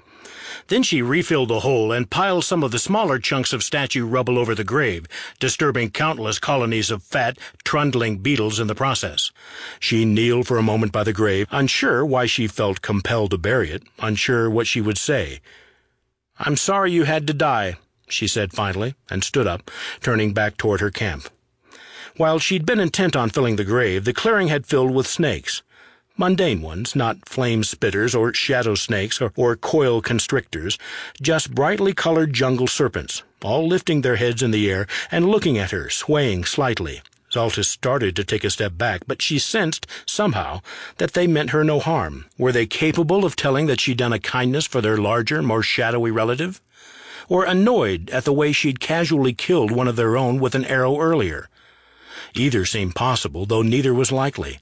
As she moved forward, they slithered aside, clearing a path for her, and Zaltys backed into the trees, watching the serpents as they, in turn, watched her. Once she'd put a few trees between herself and the clearing, she turned and raced back to camp. Chapter 6. A long table had been brought in from somewhere, or possibly constructed rapidly by the carpenters and wheelwrights who travel with the caravan, and covered with a rich pale blue cloth. Actual glass and porcelain dishes had been set out in place of the usual wood and stoneware, and there was even a cut glass vase filled with fresh jungle flowers in the table's center. Only the seating betrayed the essential roughness of the enterprise, being a motley assortment of folding stools and camp chairs. When Zaltys arrived, having changed out of her hunting leathers into something less formal than her city garb, but at least not actually blood and sap-stained, Alea sat at the head of the table, dressed in mist-colored robes with a jeweled diadem on her brow, with Julian at her left. He wore a black formal dining suit that Zaltys couldn't believe he'd bothered to pack. Quellamia sat farther down the table and wore robes that seemed woven from waterfalls and sunlight and green leaves. Glory sat slouched across from her. "Glory," Zaltys said, taking the empty chair at her mother's right hand, "I didn't know you even owned dress." Glory sniffed. Her gown was equal parts shadow and spiderweb, clinging to her slim and shapely form, and her jewelry was the silver of moonlight. "I found it at the bottom of a trunk somewhere. Who's talking?" Julian looked around, frowning. "Glory," Alea said sternly. "Uncloud the boy's mind. He's seventh in line to succeed the head of the Guardians. I dare say he has the standing to know you exist, at least for the duration of our meal." "Sorry, it's habit." Glory waved her hand in a gesture that Zaltys knew was entirely unnecessary, and Julian gasped. "A tiefling! Where'd you come from?" "Glory is our resident scion," Alea said, patting Julian's knee. "Most people stare at my horns," Glory said, and Julian looked away, blushing. Glory preferred to go unnoticed, but Julian had quite obviously noticed the way her clinging gown showed off her bosom. Zaltys snickered, and her mother gave her a warning look. "It's so nice to have more family with us," Alea said. "I do not imagine we'll be able to have a formal dinner every night, but I thought it would be a nice welcome for Julian, to help ease him into the reality of life in the caravan." "It's walking, and more walking," Glory said. "Or, if you're me, riding in a carriage, and then sitting and waiting and sitting some more, and then doing a little work at the end." "Some of us have work to do throughout," Quellamia said. "But yes, there are long stretches of simply traveling." "So, we're not there yet?" Julian said. "I mean, this is the jungle, right?" "This is the edge of the jungle," Zaltys said. "We have to go a lot deeper to get to the terazul blossoms, under trees so dense the sun doesn't really penetrate, among the wild things and ruins, along tracks that become so overgrown in the months between our visits that Quellamia and the road crews have to clear the paths all over again." "The overgrowth is something we encourage magically," Alea said, "though the jungle scarcely needs any help. But it helps hide the paths from those who would steal our trade secrets." She gestured to a waiting servant, just a laborer pressed into service for the evening, who brought over a tureen of soup and ladled it out into the waiting green glass bowls before each person at the table. "I don't see why you need to traipse off into the jungles anyway," Julian said, sniffing his soup dubiously before tasting a mouthful. This isn't bad." Zaltys took a spoonful of her own and found it rather bland, but then her favorite part of any caravan meal was the fresh-killed game, and that would come later. "How would we avoid coming into the jungle?" she said. "That's where the flowers grow, and without the flowers, where would the family be? What are the Surats without terazul?" Julian shrugged. "Well, there are the bedding parlors and the ships, which transport more than just terazul products, and all the property we own and the rents we collect, and all the other enterprises the traders set up. All noble pursuits, and it's certainly wise to diversify," Alea said, "but the backbone of our family is the terazul trade. Our profits in other endeavors rise and fall, but terazul income is dependable. Without it we'd be, well, just merchants instead of merchant princes. And if the founder of our family hadn't stumbled across the flowers in his travels and kept their location a secret for his use alone, he'd have remained a humble importer." "You can say smuggler," Julian said. "It's what he was." Alea sighed. "Fine. But the fact remains our more respectable businesses were built on the back of his discovery, and terazul remains central to the family's prosperity." "All right, granted," Julian said. "So dig up a few of the flowers, roots and all, and bring them back to the city. Let's grow the crops there. I know the climate's different, not so terribly damp, but surely Quellamia or someone else can do something about that with magic. What else is magic for, if not making life more convenient?" He slapped at an insect that buzzed around his neck. The tall torches burned around them kept most of the bugs away, but not all. "It just seems silly, spending all this effort, employing all these hirelings to go out to the jungle twice a year to fetch a bunch of flowers." "The boy's a genius," Glory said. "Transporting the plants now, why didn't anyone ever think of that before?" She snapped her fingers at a hovering servant, who jumped, having clearly forgotten Glory was there since filling her soup bowl. "More wine here," she said, then turned back to Julian. "It's been tried. Doesn't work. The family's founder himself tried," Quellamia said. She hadn't touched her soup or her wine, and she gazed into her water glass as if seeing faraway places in its depths. And maybe she was. Eladrin were strange, and never seemed entirely in this world. The flowers will grow when transported. They will thrive, even. There were even some growing in the gardens of the family villas, until the guardians became concerned that visitors might notice them, discover they were terazul, and leave with the knowledge of what the flowers look like, making it possible for scouts to scour the jungle and find them. Those blossoms are all gone now, of course. She lapsed into silence. "So what's the problem?" Julian said. "If we had a captive crop back home, we could protect it year-round and destroy all the wildflowers. Then my father wouldn't have to worry so much about keeping people from finding out where they grow." "The flowers will grow in other places," Alea said, "but they lose their special properties. They become simply pretty blossoms." "She means they can't be made into potions that give you superficially revelatory but actually nonsensical visions," Glory said, "or dried and ground up into powder that lets you stay awake for 3 days straight without losing your ability to concentrate intensely, though you might lose a few teeth and get nosebleeds if you sniffed too much of it." She glugged the last of her wine and gestured for more. "Oh," Julian said. Anybody know why the flowers only work when they grow wild? I thought plants were plants." "As far as we can tell, it's magical," Quellamia said. "Something about the soil in the deep jungle is imbued with magic, perhaps as a result of the great cataclysm that tore the land asunder and created the Gulf of Lurin. The roots of the terazul vines tap into some reservoir of magic and give the flowers their useful, if morally questionable, qualities." "Morally questionable?" Alea said, rather sharply, and Zaltys thought, "Here we go." "No one forces anyone to use terazul potions or powders, Quellamia. Our vendors advise customers of the potency of the potions and let them know the products are best used in moderation." "Terazul flowers are addictive," Quellamia said. "It is difficult for addicts to practice moderation. Terazul is no more addictive than sweet wine or the vile crumbleweed that Glory smokes in her pipe every day. Some people are weak and will become dependent on anything," Alea said. "The family can't be responsible for every choice our customers make." "Too true," Quellamia said. "We are, all of us, only responsible for our own actions and our own lives." She rose. "If you'll excuse me, Alea, and Zaltys, and Julian, and Glory, I have much work ahead of me." "Oh, don't go," Alea said, calming down. "I didn't mean to get us started on that old argument. You're always welcome at my table." "I know," Quellamia said, "and you should know I take no offense. Eternity is long, and all these concerns are trivial when considered in light of deep time. But speaking of smaller time scales, if you'd like me to finish that special project by the date you requested, I had best return to my work." "Ah, of course. Well, please yourself." Quellamia drifted away, and when she was gone, Glory belched. "It's easy to be self-righteous when you've been around for 200 years. Thinks she knows better than everybody. I've got no problem with the moral, that, what would you call it, component of our business." Alea sighed. "I'm so pleased to hear our enterprise causes no moral qualms for the member of our party who routinely erases the memories of other sentient creatures. That's most comforting. Of course I know the arguments against terazul. They're not wholly without merit, but the terazul trade gives us wealth, and in turn we employ countless citizens of Delzimmer and the cities of our trading partners. We pay fair wages, do good civic works, and offer countless advantages to our community.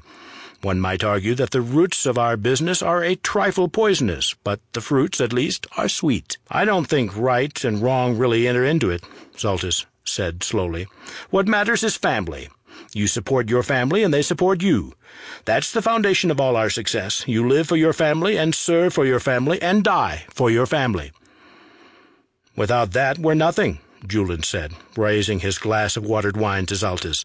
The wizard doesn't understand. She's not family. A family retainer, yes, and I'm sure a valuable advisor, but— Yes, Alea said. It's different when you're part of the family. She reached out and took the hands of her daughter and her nephew. If you're all going to start hugging each other, Glory said, I'd like to be excused. Julian chose to sleep out with Zaltys in the middle of camp under the stars, where, as he said, I can at least dream about the hope of a breeze. After they laid out their bedrolls and stretched out, it wasn't long before Julian said, How can you sleep with all that racket? Zaltys frowned. The hammering of the carpenters had stopped, the shouting and clang of the guards practicing their weapons was over, and the camp was as quiet as it ever got. What do you mean? The birds, the growls, the hoots, the bugs. This jungle is louder than the streets of Delzimmer during the midsummer festival. Now that he mentioned it, Zaltys could discern those sounds he mentioned, the howls of monkeys, the buzzing music of bugs, the deep croak of a million frogs singing, the occasional growl of a predator and squeal of dying prey, all mingling into the wall of noise. That was the jungle. I like it, she said. I find it peaceful, restful. The truth is, I have trouble sleeping back home in the city without it. Julian groaned. It's true what they say. The travelers are mad. I won't be able to sleep a moment because of all this din. 10 minutes later, listening to her cousin snore on the other side of their campfire, Zaltys stared up at the pinpoint stars and hoped no dreams would come. They weren't in the jungle yet, after all, not really, and sometimes the dreams didn't come until she was deeper into the wild. But when she finally succumbed to sleep, she did dream, though it was more real than the dreams she had in the city, more akin to the visions terazul users were said to experience, visions beyond reality, revealing a deeper strata of the true universe. Zaltys walked through the stone plaza of a ruined city, the old structures lit by flickering torches. Fragments of torn clothing and smears of blood were the only signs of some recent violence, and her ranger's eye revealed to her what had happened. A group taken by surprise by overwhelming force and dragged away. She'd had this dream before and knew how it would go, but was powerless to stop its progress. She left the plaza, walking along a rutted path through the trees until she finally reached a curious circular bit of stonework set in the ground. There were fist-sized holes in the stone at regular intervals, and a closed trap-door in the center, and Zaltys knew it was the lid of a pit or dungeon. As always, Zaltys lifted the trap-door and looked down. What she saw in the pit varied, though it was never pleasant. Sometimes she saw a writhing mass of snakes somehow forming a vaguely humanoid shape, with hissing hands reaching up to grasp her. Sometimes she saw a man with a hood of a cobra, dressed in a flowing black robe, with fingers that ended not in nails or even claws, but in fangs dripping venom. Sometimes she saw a naked baby, crying out in the darkness at the bottom of a deep chasm. This time she saw the shadow serpent, and it wafted up toward the trapdoor like smoke on an updraft, its body coiling and spiraling as it came. "We are family," the serpent whispered in her mind, "and nothing is more important than family." The serpent opened its vast jaws, tongue flickering out to touch her face, and Zaltys jerked awake. The night was cool, though not cold. It was never cold so close to the jungle, which was nice, actually.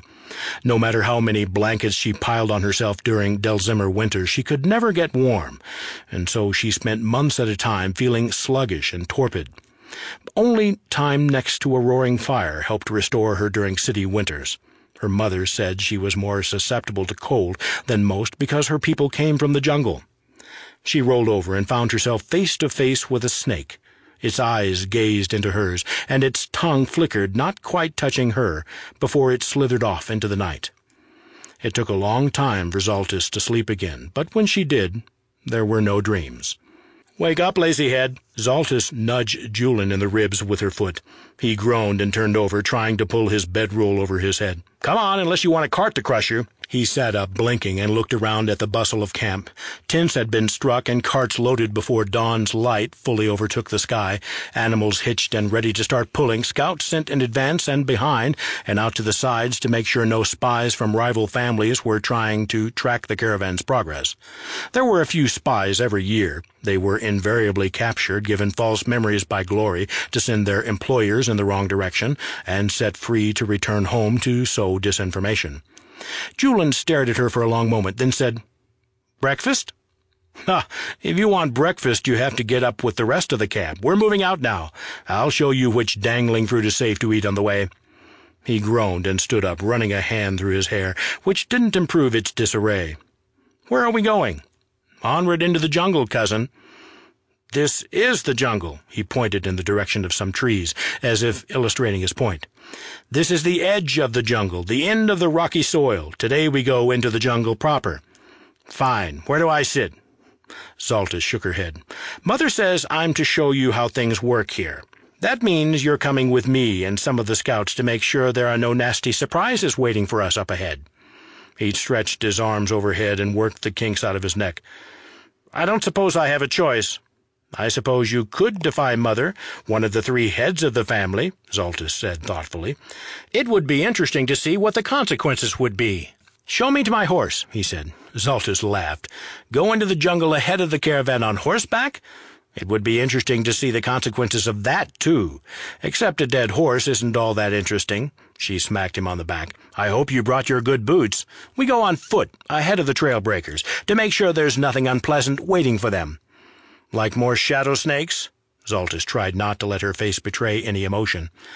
"Those are very rare," she said. "But there are other things, giant insects and spiders, jungle cats, carnivorous plants. Farther to the south, deeper than we ever go, there are supposed to be yuan-ti, but I've never met any. They say there used to be a small tribe of them near our route once, but they've been gone for ages." "No people?" Julian said. "None of your, original family?" Zaltys shrugged. "There are tribes of halflings, but I'm a bit tall to pass for one of those," she grinned. "Qualamia thinks my people were either a very small, unknown tribe, or maybe just refugees who fled the upheavals and ended up living in the jungle for a while. They didn't last long, I guess. Certainly, they didn't leave much of a mark." "Who or what do you think—" He looked away. "Killed my family?" She kept her voice light. "Hard to say. Could be any number of things. Kralish found me crying among the trees, the only one left alive, so I don't know who killed the others. I don't guess it matters. Dead is dead." "Huh," Julian said. Zaltys knew she was somewhat notorious in the family, so it was understandable that he was curious about her origins. At least he'd become more polite. When they'd been young children playing together, he'd once stared at her intently and blurted out, "Why come you're so brown?" Adoptees weren't unheard of, and were even considered to strengthen the family by bringing in fresh blood. For one thing, they could marry their cousins without a greater-than-usual risk of bearing idiot children, but hers was certainly the most unusual adoption in recent memory.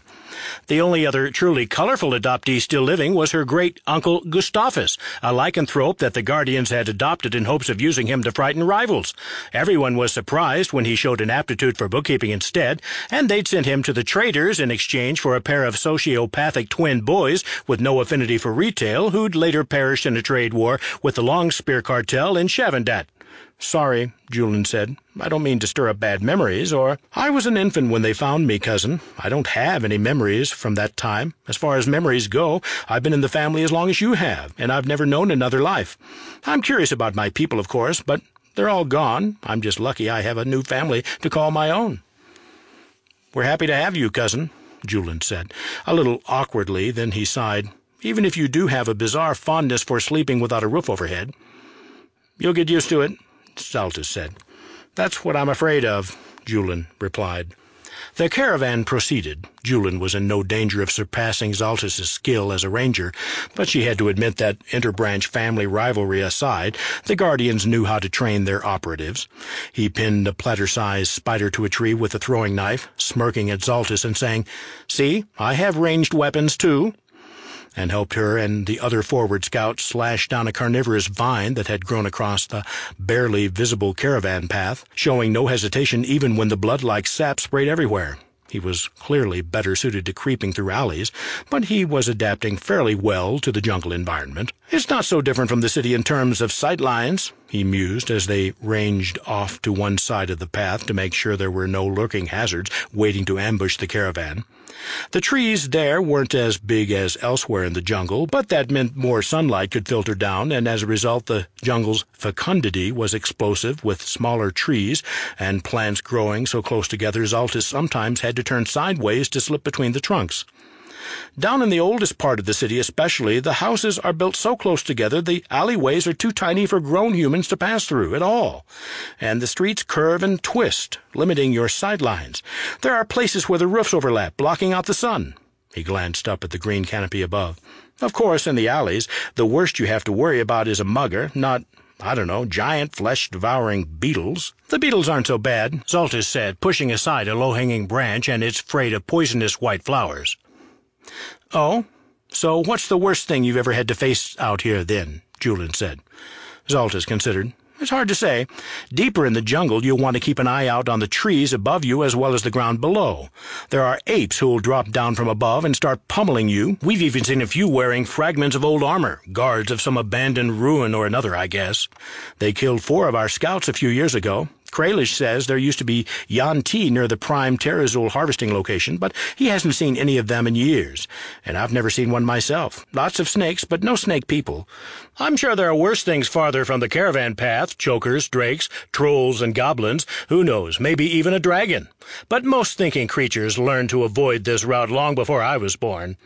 Between Mother, Kralish, Quellamia, and Glory, we're a lot more formidable than just about anything we're likely to encounter among the trees. All we get are the mindless creatures, blood-sucking vines, and giant spiders and the like. It's a shame. It would be nice to have a challenge." "Really?" he said, hacking at a thorn-encrusted vine. "And I was just thinking it would be nice to have a hot bath." He paused. "Who's Glory?" The next 10 day proceeded well, with Julian's presence the only notable difference from the previous year's excursion.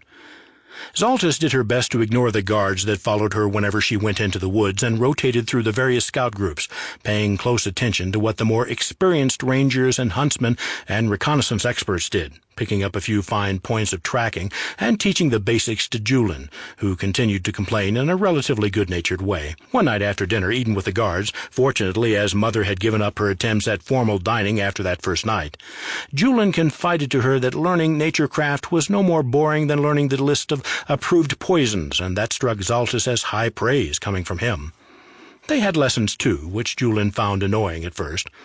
"I thought out in the wilderness I could avoid tutors." But he obviously enjoyed the weapons training with Kralish, though he sometimes fell asleep during Quellamia's monotone recitations of ancient historical fact. Glory, who'd long ago declared Zaltys hopeless at psionics, pronounced the same verdict on Julian and settled down to teaching them what she could, which was mostly how to get your way by sweet-talking and manipulation, and how to subtly steer people toward a desirable course of action, and how to make people do what you wanted while making them think a given course was their own idea. After one such lesson, an especially bawdy one, complete with illustrative anecdotes about an emperor brought low by the machinations of one of his own counselors, combined with his fondness for lovers of an inappropriate social class, Julian said, "They should bring her into lecture to the guardians." "They do," Zaltys said, amused, "every year. You just don't remember her, though you remember the lessons, I'm sure." "Don't remember who?" he said. The caravan did not move swiftly because it was a large operation and took time to break camp in the morning and set up in the late afternoon. They couldn't streamline things much because the deeper they got into the jungle, the more important it was to have proper defenses set up before nightfall, when the jungle came alive with menacing noises and the things making those noises. They also took a somewhat meandering route and sent trail breakers to hack false paths through the jungle, ideally leading to profoundly dangerous dead ends, and spent time covering their own tracks, all in order to frustrate the spies and followers they assume were tracing their trail. After 2 10 days, though, they'd reached the main terazul harvesting site and set up the more or less permanent camp that would be their home for the next month. And that meant it was almost time for Zaltys' initiation day. Her mother, in consultation with the other elders of the family, had decided Zaltys was old enough to become a full member of the family, no longer a dependent, but an adult in her own right, with attendant rights and responsibilities. It was a significant coming of age in the Surratt family, usually celebrated with lavish parties, but Zaltys wanted to celebrate in the jungle, where she felt most at home, and where most of her work for the family would take place. The camp as a whole didn't take any notice of that particular milestone. The caravan was a working operation, with scouts and sentries keeping watch, laborers plucking the blossoms from the terazul vines and filling their baskets, which in turn filled the enclosed carts that had once held food, gradually emptying to make room for more precious cargo as the caravan moved forward. Indeed, the special day was like any other until that evening, when her mother's spirit boar came and sniffed at her legs and led her back to the center of camp. Kralish, Quellamia, Glory, Julin, and her mother were all waiting by the same long dining table they'd used for their formal dinner, though fortunately without the crystal and porcelain used that time. Her mother embraced her and kissed her cheek. "My daughter," she said, 17 years ago, Kralish brought you to me from the jungle and changed my life." "Mine too," Zaltys said, to general laughter. "You have served the family well," Alea said solemnly. "You have worked tirelessly for our prosperity, and proven yourself an asset to the Surratts as a whole, and the travelers in particular. It is with great pleasure that I formally induct you into the highest circle of the family, as an adult in your own right, with all the rights and privileges that status entails." Eyes shining with tears, Alea kissed Zaltys on one cheek, then the other, and embraced her. Zaltys very nearly wept herself. "I'd say you're old enough to take your wine unwatered," Alea said, and poured straw-colored wine into a wooden cup, handing it over to Zaltys. "Though not too much. Kralish wants you on patrol tomorrow. For now, though, let's raise our glasses to Zaltys, trade princess, heir to the travelers, and ranger of the wild places." They all recited her name and took the ritual drink, and then Alea said, "I think that's all, unless there's something I'm forgetting." Zaltys didn't say anything. It was traditional to give gifts to a family member being raised to adult status, and she was fairly sure her mother was just teasing. "Oh, yes," Alea said, after a long moment, giving a small smile. "You probably expect a gift or two. I think we may have a few small things." Glory presented her with a small carved box, which held a ring of delicate blue crystal that glowed within her light. "It's beautiful," Zaltys said, lifting the ring from the box and looking at its gently pulsing glow. "This is too nice, Glory, I can't—" "It's a psychic ring," she said. "Well, the ring isn't psychic, but it can grant a tiny bit of power to even a hopeless psionic case like you. You know how I can speak directly to your mind, sending my thoughts into your head?" She nodded to the ring. "With this, you can do the same thing. It continually gathers your mental energy, but sending thoughts isn't easy, so it will take a day or two to recharge after each use. And it won't help you receive thoughts, but, well, if you ever need to whisper a secret or get a message to someone without being overheard, this can help." She closed Zaltys' hand over the ring. "Happy initiation. Welcome to the horror of having real responsibilities." Next Kralish approached, holding a longbow case, pale wood inlaid with sigils in some reflective black substance like the night made glass, with hinges of gold. "I have carried this for decades," the dragonborn rumbled. "It was an inheritance from an elven archer I campaigned with, long before I began working for the Surratt family. Before he died, that elf told me to keep this until I found an archer who deserved to wield such a fine weapon." He opened the case, revealing a delicate recurved bow made of carefully bent bone and wood and horn. "The bow, I'm told, is made of wood from a tree that grows only in places where the Shadowfell touches the mortal plane, and the bones of a phase beast, and exotic sinews, and other things. It is imbued with old magics. I saw it loosed often in battle, Zaltys, and the arrows that flew from this bow seemed to take no notice of obstacles, flickering to pass through walls and pillars and the trunks of trees.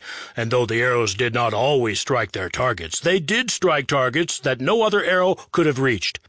Indeed, in one pitched battle when the archer ran out of arrows, I saw him shoot a spear, a short sword, and a fireplace poker from this bow, and they all flew as straight as arrows would.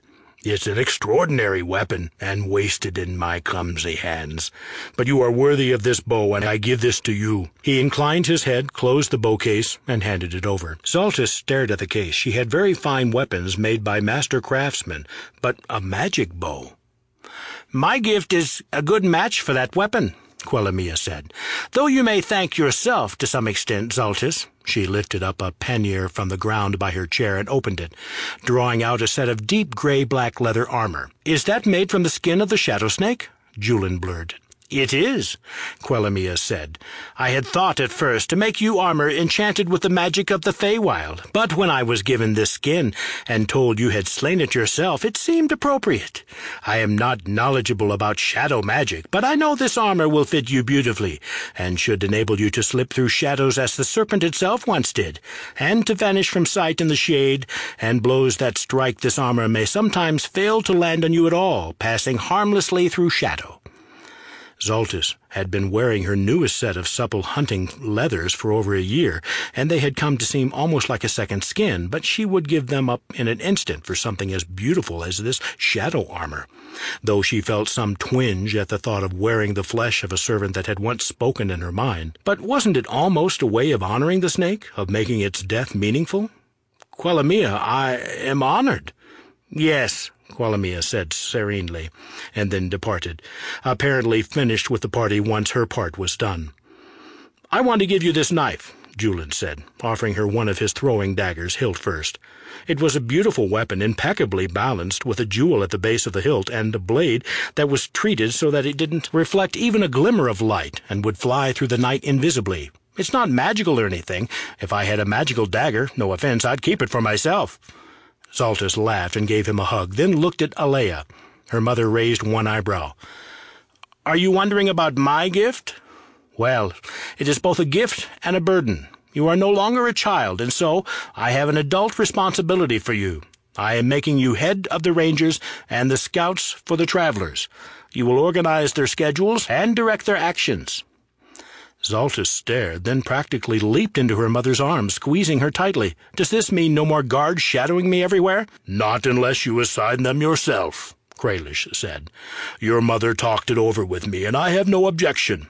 You know this terrain as well as the best scouts we have, better than I do myself, truthfully.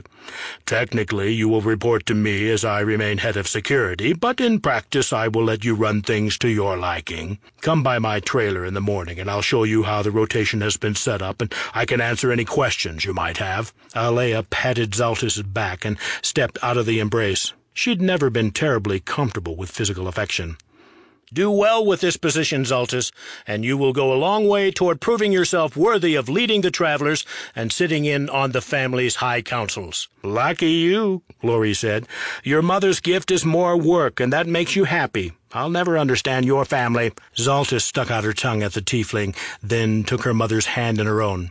"I will not disappoint you, Alea Serat," she said formally. Her mother kissed her cheek. "I know, darling. Now run along with your cousin. I'm sure you'd like to try out your new weapons and make him jealous." "It's all right," Julin said. "I've been promised Father's third-best sword when I come of age." He sighed. "You're lucky to be an only child, Zaltys." He walked out of the circle of torchlight, talking to Glory in a low voice. Before Zaltys could leave, Alea touched her arm and drew in close. "Celebrate tonight, my daughter, but tomorrow come and sit with me. There are some things you should know. Things it's time you learned, that you deserve to know." "Family secrets?" Zaltys said, smiling. "Something like that," Alea said. After dressing in her new armor and slipping on her new ring, its blue glow was hidden by some properties of the shadowy armor. Zaltys strung her new bow by the archery butts Kralish had set up to keep the troops in practice. In truth, despite her boasting to Julin, the jungle was rough going for archers, since the trees were so dense and provided so many obstacles to a clear shot. But Zaltys had always turned that to her advantage, firing from concealment and from high in the branches of trees, excelling as a sniper and secret hunter. With her new armor and the bow, it almost felt unfair for her to have such advantages. But she knew the Temple Guardian apes and shambling mounds wouldn't hesitate to use any advantage they could get over her, so why should she feel guilty? Julin watched her try out her new bow, clapping and making appreciative noises as she tested its capabilities on the straw targets. Night was falling, though, and archery was less enjoyable by torchlight, especially for spectators, so she acceded to Julian's suggestion that they sit and talk a while. They walked to the far northern edge of camp, just outside the perimeter of carts, but well inside the shifting protective fence of guards out in the woods. They sat on a couple of mossy boulders, and Julian grinned. "Look what I have." He drew a small bottle of wine from a bag along with a pair of wooden cups. "Did you steal that?"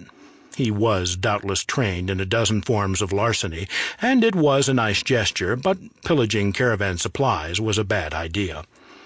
"No, it was a gift from, he frowned. "Someone. She said a woman with all your responsibilities should be able to drink all the unwatered wine she wants, and that we should celebrate your new position. I wish I could remember who it was." "It's okay. I think I know." Zaltys took the bottle, uncorked it, and sniffed, flickered out her tongue as she did so. The liquid inside had a hint of spiciness, and she knew, even in the dimness, that it would be bright red, some of Glory's tiefling fire wine. Something best drunk in moderation, no doubt, but a nice gesture nonetheless. And Glory was right. Zaltys should celebrate. The work began tomorrow, but until then it was the pure pleasure of achieving one of her dreams. Zaltys poured her cousin a cup, and then one for herself, and after their initial gasp at the strength of the wine, they sipped in eye-watering silence for a while. Finally Julian said, "I'm sorry my gift wasn't as good as the others." She waved her hand. "Don't be silly, cousin. It was very generous and thoughtful of you, and it's appreciated. I'll be sure to send you something when you come of age in a couple of years." He leaned back on a log. "So, heir to the Travelers, the backbone of the family fortune, at least according to the Travelers, though it's funny the Guardians say the same thing, and I bet the traders do too. Still, that's got to be a weight on your shoulders. It's what I've been training for my entire life," she said seriously. "I learned how to supply a caravan before I learned to read. I was taught how to scout the jungle and lay false trails before I was taught multiplication. It will be an honor to serve my family." "Easy for the heir apparent to say." Julian took a sip of wine and coughed, eyes watering, then grinned. "I'm so far down in the pecking order sometimes I think my father's forgotten my name. Oh, they've taught me all sorts of things. Lock-picking, poisoning, how to tell if someone's lying, how to creep around, but no one's grooming me for leadership." "I'm sure they'll find a place for you," Zaltys said. It was hard to think of Julian as an adult, though he was very nearly. They'd played together as children, and in part of her mind he was still the laughing boy with jam smudged on his face, racing through the gardens. Julian shrugged. "Probably. Everyone in the family has to pull their weight, and being a guardian is a proud and noble thing, and so forth. There's talk of apprenticing me to my eldest brother. He does business with dwarves, and even drow sometimes. He's always going down into caves and mines and tunnels." He made a face. "Sounds even worse than living in the jungle, honestly. I was hoping for a posting to one of our trading partners across the Gulf, some city where I can enjoy myself, out from under Father's thumb. But he keeps giving me scrolls and books to read about the Underdark lately, so I think they're serious about apprenticing me. Sending me out here to the jungle is supposed to help me toughen up or get practical experience or something." He belched. "Practical experience in getting drunk, maybe?" Zaltys said with a laugh. "I'm counting on you to be my teacher in this, as in all things," he said with a grin. Chapter 7. Zaltys woke up with a cottony tongue and a thudding head. She sat up by the fading ashes of the fire, moaned, and picked up a canteen, sloshing the water around in her mouth for a while before swallowing. The sun was barely up, but by the standards of the camp she was running late. She needed to get to Kralish's cart and see about those rotations. One of the sentries posted by the barrier cart shouted in alarm, and Zaltys sprang to her feet and raced in his direction. Her mother had commented often on her tendency to run toward danger. "What's happening here?" she said. 3 sentries were crowded together, their backs to Zaltys. One of them, a young man new to the caravan, turned, and his eyes widened. An intruder. He somehow made it past the men posted in the woods." "Let me see," Zaltys said, clambering up on the back of the cart so she could look down on their prisoner, who was on his knees, his hands raised in a show of helplessness. The guards had their spears leveled at him, but the man hardly looked a threat. He resembled one of the homeless drunkards who slept in the alleys of Delzimer, his clothes filthy rags, hair a long and tangled mass, beard like a ragged pelt clinging to his face. His pale hands trembled, and with red wide-rimmed eyes, he gazed up at Zaltys and babbled something. Half the sounds were guttural and harsh, but interspersed were recognizable words and phrases. Darkness, caves, slaves, cages, trapped, help me, and Kralish. Zaltys narrowed her eyes. "You, new man, go and get Kralish, and tell my mother someone has wandered in." "Yes, Kralish," the prisoner said, and then put his head in his hands and began to weep and sob and speak again in that strange, guttural tongue. Quellamia arrived suddenly in that soundless, subtle way she had, stepping up to the back of the cart to stand beside Zaltys. "Oh my," she said, "that's deep speech." "What?" Zaltys said. "Undercommon," Quellamia said, "the trade language of the denizens of the Underdark." "He's awfully pale to be a drow," Zaltys said. "Human," Quellamia said. "I can always tell a human." Julian clambered up on the cart, too. "Wow," he said, "I heard they caught a spy."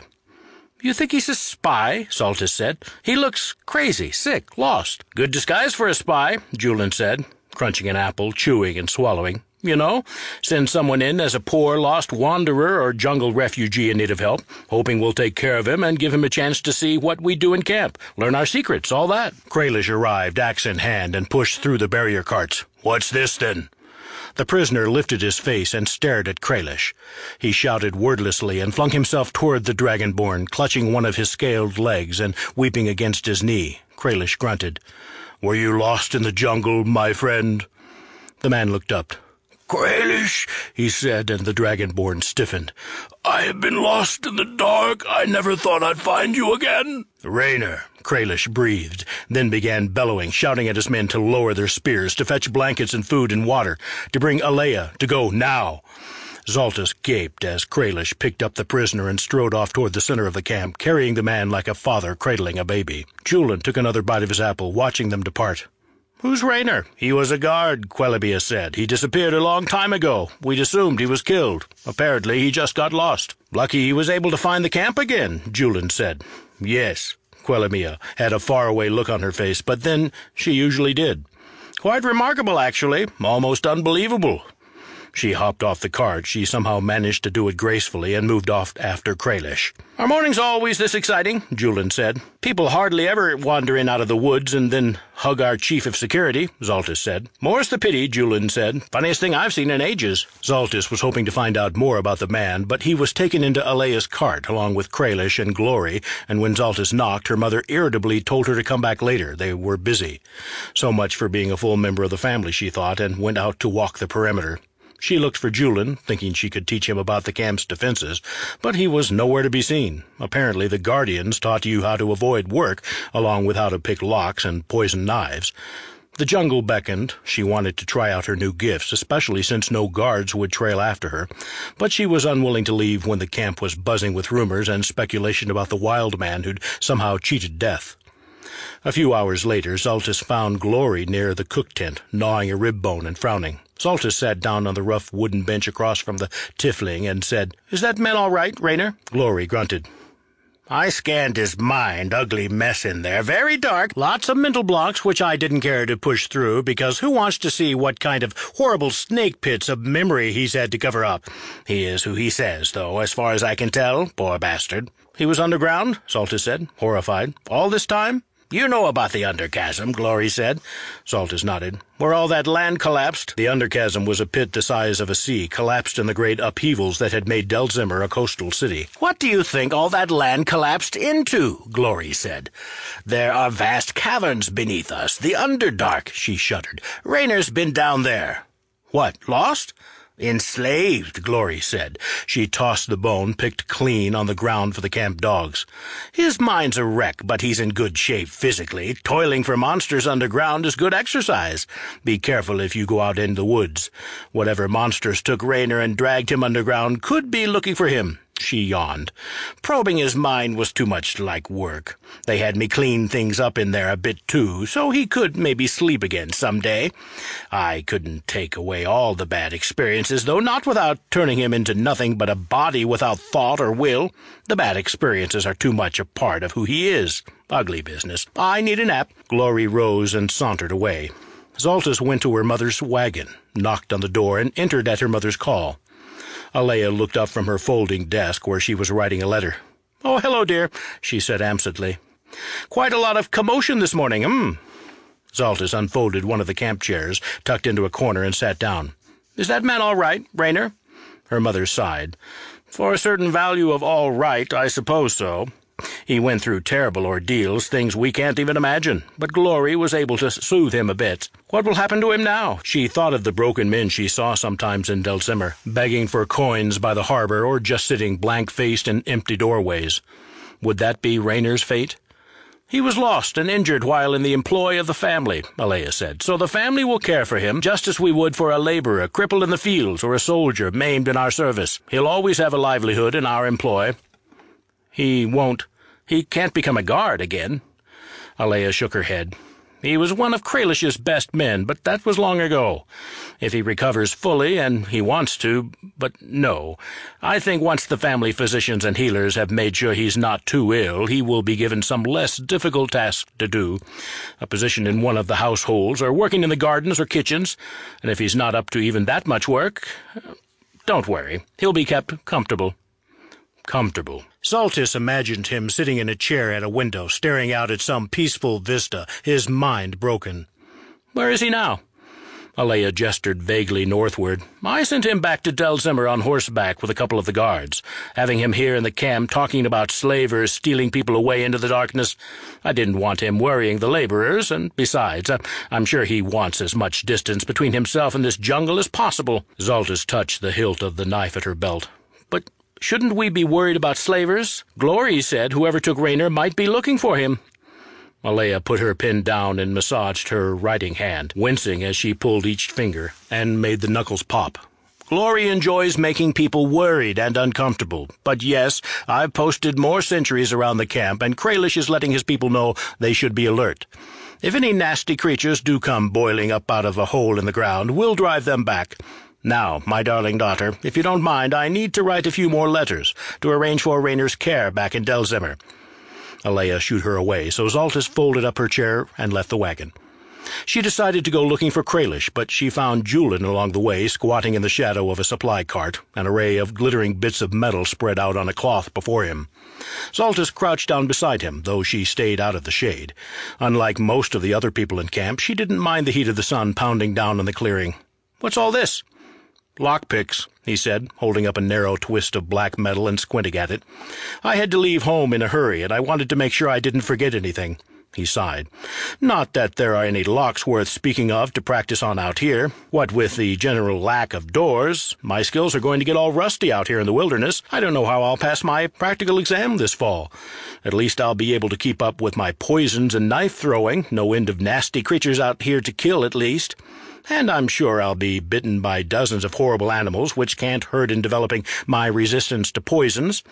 Did you know in the Guardians we eat tiny amounts of poison for breakfast every day to build up immunities? We're supposed to carry a ridiculous array of antidotes and antivenoms with us, too. I must say I prefer the bits of the job that involve knives."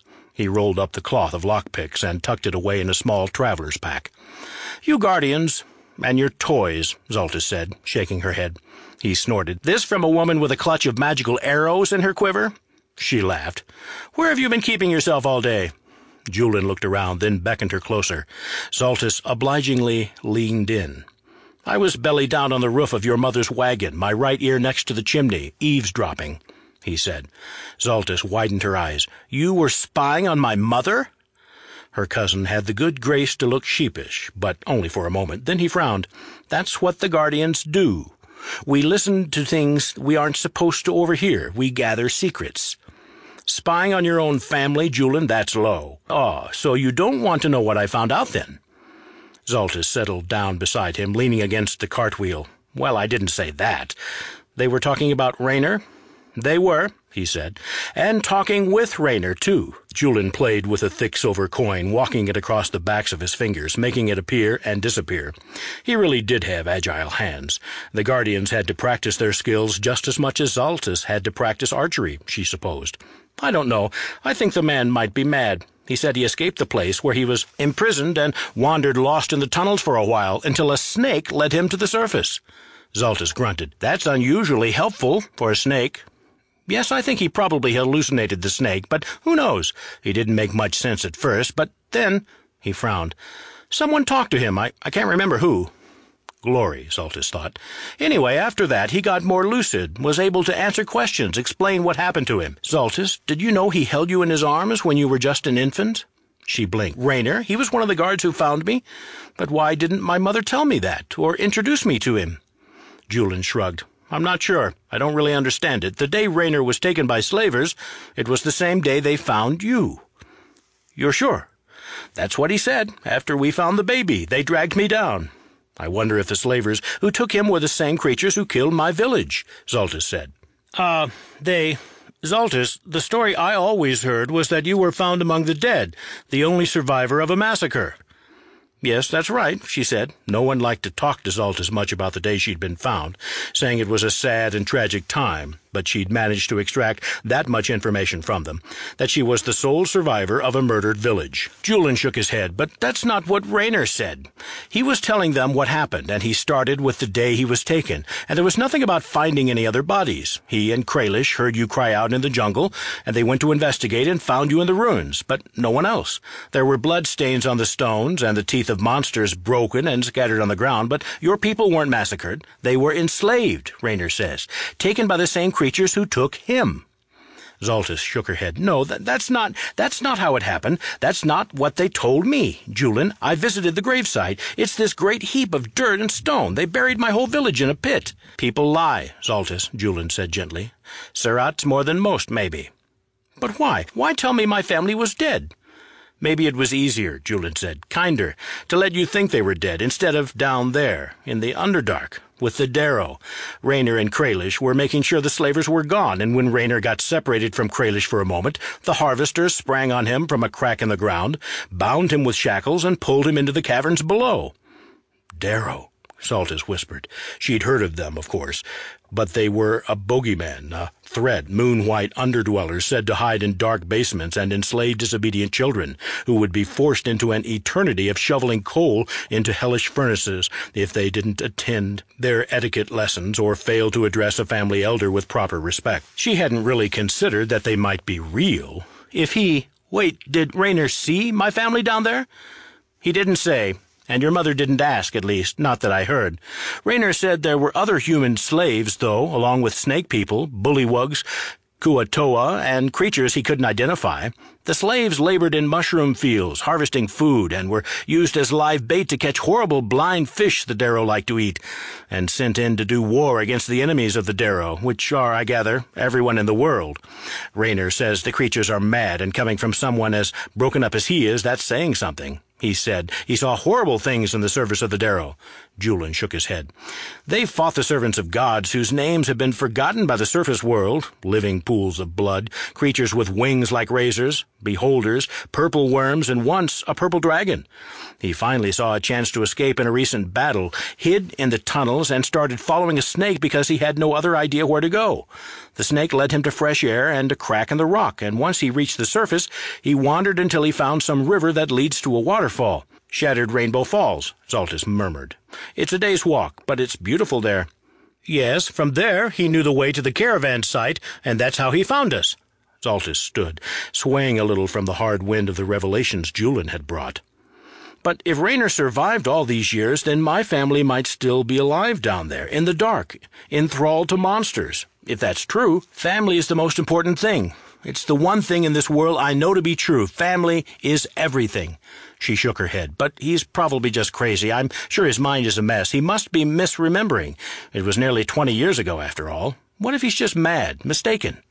"It's possible," Julian conceded, "but he sounded sane enough once he calmed down, and one thing followed another in his story pretty clearly. We'll probably never know." "No, I have to know. I need the truth," she said. Julian spread his hands. "How? If your mother and the others were lying to you, how can you trust anything they say if you confront them?" She nodded. "You're right. I can't just ask. So I have to go look. I have to go find out if my original family is dead." "How do we do that? Investigate a crime almost 2 decades old."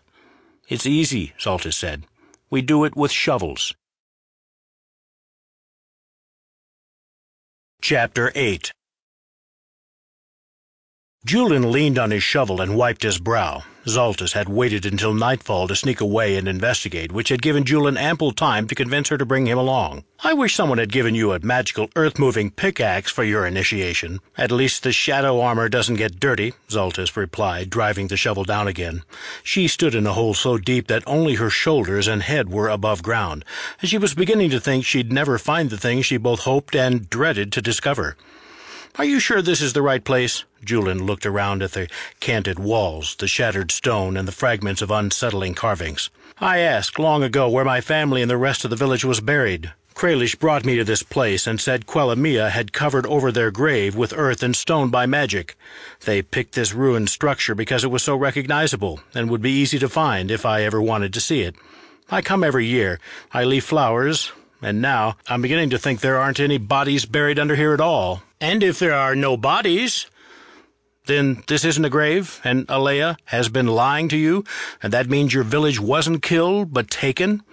Julin drove down with his shovel and then yelped. Zaltys snapped her head up to look at him and saw the shovel handle vanish from his hands. A moment later, Julin burst out of his own shoulder-deep hole and scrambled away. "Zaltys, I hit something, I hit nothing. I broke through into some kind of cavern, and the shovel fell in. Sorry, I was surprised and lost my grip." "Come on," Zaltys said without hesitation. She grabbed his hand and dragged him away from the temple into the dark jungle. There were things among the trees worthy of her fear, but the only fear she felt was for whatever might be in the caverns beneath what she'd always believed was her original family's final resting place. Quellamia hadn't buried her kinsman. She'd buried the entry to the Underdark the slavers had used to breach the surface. Julin gasped, trying to keep up as Zaltys pulled him through the jungle. She ran swiftly, her night vision exceptional as always, and then it occurred to her to step into a shadow. A sudden sensation of cold, a blur in her vision, and an instant later she emerged from another shadow farther away. "No fair," Julin said. "Some of us are stuck using our feet." Zaltys waited for him to catch up and resisted the urge to step through more shadows, at least until they reached the edge of camp. "Stay here," she said, and stepped toward a shadow cast by one of the ever-burning perimeter torches. Julin caught her arm. "Where are you going?" She didn't look at him or at anything in particular. She looked inward. "To get food and rope and an ever-burning torch and a few potions and a sword and—" "You're going into the caves?" he said. "Zaltys, you can't. Raynor was a hardened warrior, and it nearly killed him. If my family is down there, my real family, I have to save them." "We're your real family, Zaltys. I am." Her bleakness receded for a moment, and she met his eyes. "Yes, cousin, you are. But so are they. If family is everything, how can I leave my family trapped in the dark, enslaved? Mother, father, maybe brothers, sisters, aunts, uncles, cousins. I can't." "Let's talk to Kralish then. Organize a party, perhaps send a rider to bring back Raynor so he can tell us what to expect." "They'd never let me go down there tonight. They only just agreed to let me walk in the woods without an escort, Julin. It's not their family, Julin. It's mine. I have to do this." "At least wait until morning." There was desperation in his voice. "My family hasn't seen a morning in 17 years, she said. "It's always night in the Underdark." She stepped into a shadow and vanished from sight. From the moment Julin first saw Zaltys in the camp, with her black hair pulled back from her face and tied up with a cord, dressed in dirty hunting leathers that couldn't hide her trim and somehow sinuous shape, with those startlingly large, deep, intelligent green eyes and a little half-smile on her lips, Julin was lost. Oh, he'd admired her back in Delzimmer, too, and of all the pretty cousins he'd looked on and fantasized about, she was foremost. But seeing her here in her element, the longing for her had struck him like a physical blow to the chest. His initial attraction deepened into full infatuation as he saw how she handled a bow and knife, observed her utter mastery of the jungle pathways, and sparred with her verbally. By the time the first 10-day in the field was over, he decided Zaltys was the woman he wanted to marry. Falling in love with anyone was a luxury generally denied to the family, and falling in love with such a close relative was ill-advised at best. But the restrictions on first-cousin relationships were waived when one member was an adoptee, and he could come up with sound strategic reasons to forge a fresh marriage bond between the travelers and the guardians of the family, perhaps even reasons his hard-headed father would concede. Of course, the head of the travelers spent half the year out in the field, a circumstance not conducive to marital harmony, and one of the obvious obvious reasons, Alea had never wed despite various close calls, but Julian was confident they could adapt to and overcome the difficulties of the circumstances, assuming he could get Zaltys to look at him as anything other than her little cousin. He was not even quite 2 years younger than her, and he was trying hard to make her laugh and impress her with his ability to avoid being eaten by giant spiders and carnivorous vines, but the most he'd gotten from her in terms of affection was a pat on the back and some ruffled hair. He still might have simply enjoyed and agonized in the frustrated bliss of being so close to the untouchable object of his affection, but the prospect of a summer spent insinuating his way into her affections suddenly seemed in danger. Of course, Zaltys wanted to charge into the Underdark, despite her total ignorance of the realm and its dangers, to save some people she'd never met just because they happened to be related by an accident of blood. Julian could have told her that birth parents weren't so great. His own mother was essentially a work of art observed from afar, a beautifully attired and impossibly distant matron who spent most of her time in her chambers with her ladies' maids, while his father was a more frequent and altogether more harrowing presence in his life. But Zaltys hadn't given him the chance to make those arguments, nor would they have meant much to her anyway, he suspected. When she first vanished, leaving him alone on the edge of the camp, his first thought was to go to Alea and warn her, but he knew Zaltys would perceive that as a betrayal, and it would ruin any chance he had of being more than a soft city boy in her eyes. He considered going to Kralish in hopes of enlisting his help to intercept Zaltys and convince her not to do anything impulsive, but he knew the Dragonborn would tell his mistress what her daughter had tried to do, so betrayal would still be an issue. Besides, Zaltys would be hard to hold, given the capabilities of the armor Quelimea had made for her, and she was the kind of person who would exert heroic effort to do something she'd been ordered not to do. So there was nothing for it. Julian would just have to go after Zaltys on his own. He didn't have her ability to step from shadow to shadow, but he could move pretty fast when the need arose, and she'd have to spend some time digging to widen the hole his shovel had fallen through sufficiently to squeeze herself through. He entered camp and made his way to his campsite, near the inner ring of carts, and picked up his pack. The bag seemed unusually heavy, so he opened it up and frowned at what he saw inside. In addition to his clothes and spare knives and antitoxins and lockpicks, there was a pouch of trail rations, flint and steel, an ever-burning torch, a piece of blue chalk, and a small clear crystal bottle with a stopper. The latter looked sort of familiar, but surely it couldn't be. He pulled the stopper and tipped some of the clear fluid inside onto the ground. The level of water in the bottle didn't change at all. His father had a bottle much like this one, though the crystal was a different color. He jokingly called it his drought insurance. That bottle had a connection to the plane of elemental water, and would pour forth pure water forever, albeit in a small trickle. It was a powerful magic item, and now someone had given him its twin. He continued digging through the bag and found, sheathed, a small dagger that wasn't his own. When he drew the knife, he was surprised to see the blade was bound in verdigris, and the hilt worked with a pattern of green enameled leaves and vines. A green jewel set in the hilt of the dagger pulsed with a gentle light when his thumb touched it, and his eyes widened. The dagger was magical. What it did exactly he didn't know, but it was no ordinary knife. It was a gift from someone who wished to remain anonymous, obviously. That meant he had an ally in camp, someone who knew he was going to go into the Underdark, presumably, someone who knew Zaltys was going there too. Who could know such a thing? There was a scion somewhere in camp, he'd never met her, charged with erasing the memories of the laborers and guards after the caravan returned to Delzimmer so they couldn't reveal the secret location of the terazul vines. It was said some scions could perceive possible futures, so perhaps the mysterious figure had seen a vision of Zaltys's quest, or it could be the wizard Quelimea. She was an Eladrin, an otherworldly race that had untold powers, and she certainly seemed to know more about everything than anyone else. And, of course, Alea was a shaman with a profound connection to the natural world and the ability to observe the actions of others in secret through the eyes of her spirit companions. But what motive would any of them have to help him pursue Zaltys? Why wouldn't they simply stop her? He didn't have time to think about it. If he was going to catch up with Zaltys before she lost him in the caverns underground, he needed to move. Julian shouldered his pack and headed nonchalantly for the perimeter past the guards and laborers, who took no notice of him, hiding once behind a cart while Kralish went striding by on some errand or another. He wasn't supposed to leave camp unescorted, since even the seventh heir to the Guardians was a valuable commodity, and if any of the guards had seen him, they would have stopped him. But he wasn't a child. He was an operative trained by the best agents in the Guardians, and if he didn't want to be seen, no one in camp would see him. Someone in camp did see him creep off into the jungle, though, not with ordinary eyes, and that watcher smiled. Things were moving forward as expected. Events underground would be unpredictable, and it might all still end in tragedy, but there was reason to be hopeful. Justice might yet be done, and order restored, and catastrophic futures of madness and death averted. Giving Julin the knife instead of Zaltys was a gamble, but if Zaltys failed, perhaps Julin could succeed in her place. That would be sad, of course, and would annoy the other party to the arrangement, but the Watcher was concerned only with results, not with the cost of attaining those results. Being concerned with anything else, given the situation, was a sure path to heartbreak. Chapter 9. Alea wasn't in her wagon, fortunately, so Zaltys was able to fill her pack in peace and take a few of the healing potions kept in the emergency stores in her mother's locked chest. Once she'd finished packing, her hand shaking with anxiety, excitement, and other less identifiable emotions, she almost stepped into a shadow, but she stopped by her mother's little folding desk first.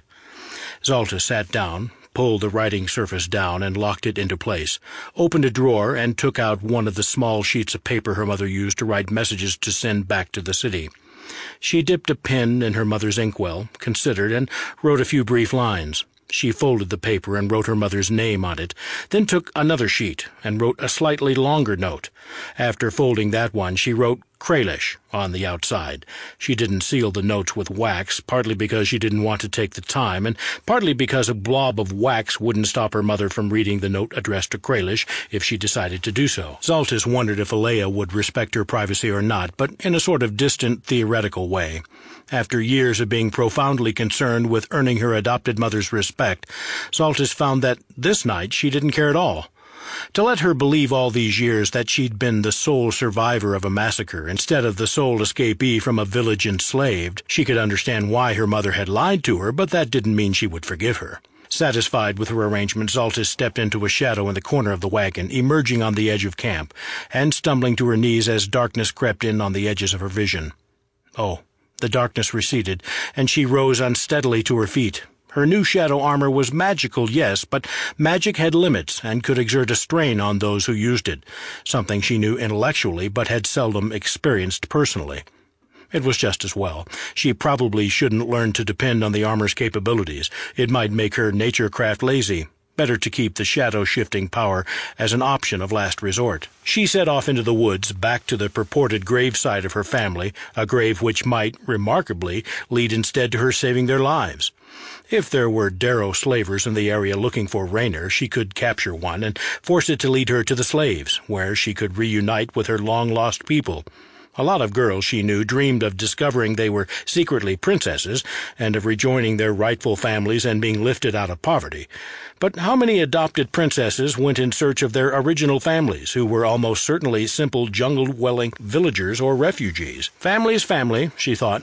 As she crossed the stone plaza where she'd been found as a baby, she thought she heard something, a sibilant whisper, and she spun, drawing her short blade. Something slithered across the stones, something that looked like a headless shadow snake.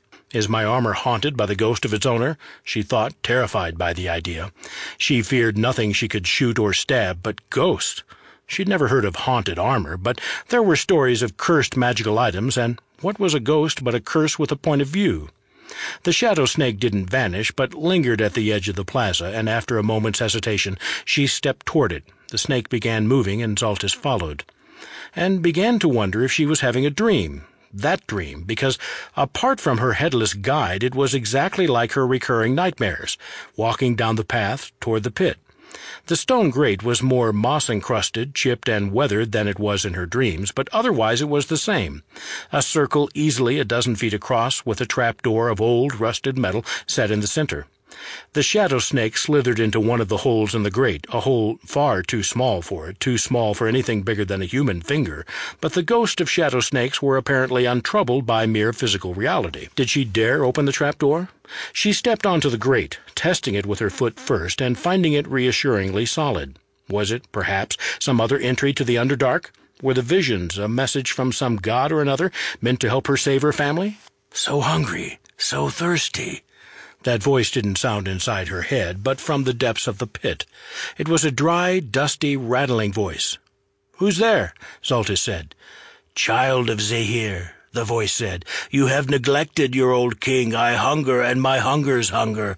Where are the people?" She'd asked her mother who Zahir was the first time the name was spoken in her dreams, and her mother had frowned. "A god of darkness and deception," she said. "Beloved of poisoners and assassins. Nothing you need to concern yourself with."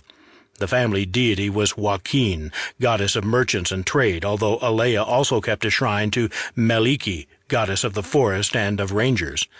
As a shaman, she had little use for gods in general, since her connection to the primal magic of the world was rather more direct, but, as she said, a little reverence couldn't hurt, and shows of piety reassured the workers.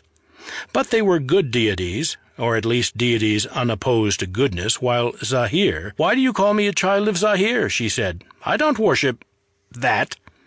"You are an instrument of the god, as am I," the voice whispered. "You even come to me arrayed in shadow. You are death from the dark. You are poison and revenge. Set me free, and we will conquer. Set me free, and I will raise you high. Set me free, and we—" Zaltys fled, running away from the pit. Kralish knew a lot about the yuan-ti. She gathered some of them, far away from here, had once killed a number of his friends, and he spoke sometimes of the serpent folk who'd once lived in this jungle, and the horrible god monsters called anathemas that they kept trapped in pits even as they venerated them. The voice must belong to such a beast, or something even worse, and she couldn't let it hypnotize her or confuse her or fill her head with lies. No doubt it whispered to anyone who came close enough, and it was surely the source of her dreams as well. Perhaps being a native of this jungle, however long since removed, made her unusually susceptible to the creature's powers. But she was strong. She was an heir to the Surat family. She could not be tricked that way. When she finally reached the false grave, shaken by her encounter with something from her dreams, she found someone waiting for her. "Julin," she said, "you shouldn't be here. It's dangerous." Julin sighed and drove down the shovel again. "Of course it's dangerous. Just walking through the jungle to get here was dangerous. I trod on something that tried to eat my boot. But here I am. I can't let you go alone. I'm surprised I got here before you, though." Unwilling to mention the snake in the pit, she said, "I had to write a note before I left. I told you, this isn't your problem. I'm going to save my family." "You're my family," he said. "So your family is also my family. This and thus, as my father says whenever he wants me to understand something is self-evident. My mother will kill me if anything happens to you. Your mother will have my father kill me if she finds out I let you go into a nasty hole in the ground without trying to stop you. So take me along and let me keep trying to talk you out of this." Zaltys crossed her arms. "No, I won't let you go, not even if I have to tie you up and leave you here." "You don't have any choice, cousin," he said cheerfully, lying on his belly beside the hole, peering into the depths and probing around with the shovel. "You can't tie me up for long. I'm trained by the Guardians. We're tough to tie down, and even if you could, say, if you knocked me unconscious first, you can't leave me asleep or tied up out in the jungle. I'd be eaten by something. And if you try to leave without me, I'll start yelling, and the scouts will hear me and come over, and Kralish will haul you out by the scruff of your neck. This is blackmail." "Yes," he rose and tossed the shovel aside. "I'm blackmailing you into letting me help you. I'm a monster. Listen, Zaltys, what do you know about the Underdark?" She opened her mouth, closed it, then shrugged. "I don't know. It's deep, it's big, it's dark. Wet, dank, slimy. Drow live down there and other things, I guess. Darrow, apparently." "Right. You don't know anything, but you know my brother Malin makes all our trade arrangements with the dwarves and the drow.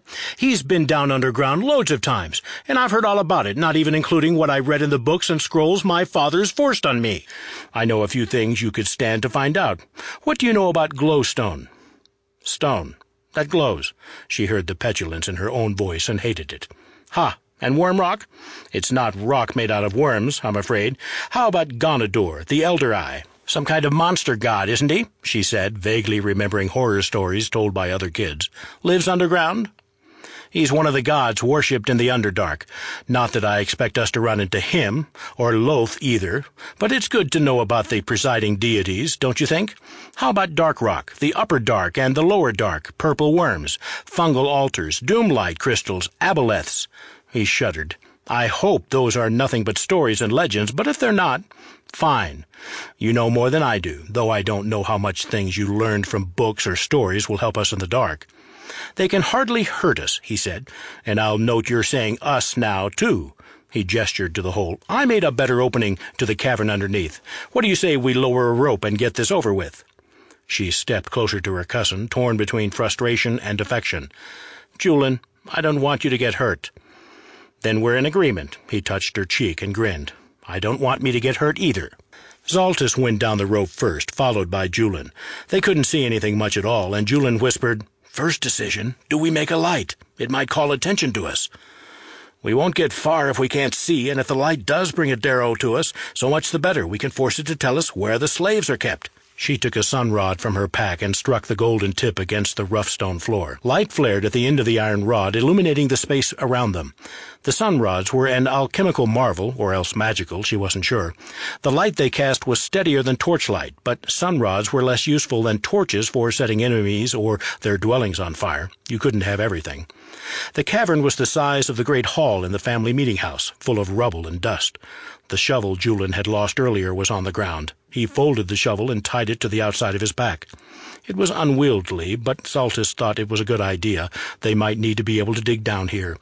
"There," Julian said, pointing. A tunnel, partially obscured by fallen rocks, led off from one end of the cavern, the end that led back toward the caravan site. "I wonder if we'll end up underneath our own campsite," he said. "We'll see," she said, and led the way, holding her sunrod aloft. They moved a few rocks aside, widening the opening, but once they stepped into the tunnel it wasn't as claustrophobic as Zaltys had expected. "Looks like an old mine shaft," she said, pointing out the squared-off shape of the passage. "Should have brought one of the dwarf craftsmen from the camp. They know about mines." "I don't think there's much to know, except a long time ago there was a mine. This passage was used for something else more recently, though. A passageway for slavers, coming up from wherever. Is there, I don't know, a Darrow city?" The notion seemed outrageous. They were in a hole in the ground. "There are cities down here, supposedly, but a lot deeper than this," Julian said doubtfully. "The Underdark isn't mapped.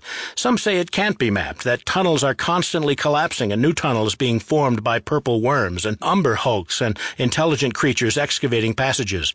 But there are three, sort of, regions. The Upper Dark is the part of the Underdark you can reach from the surface world, or from mine shafts and basements. And while there are monsters there, the Drow and Darrow and other people, if you can call them people, who live down here don't like to settle so close to the surface. They come up sometimes to escape danger or to, forage. Or take slaves," Zaltys said.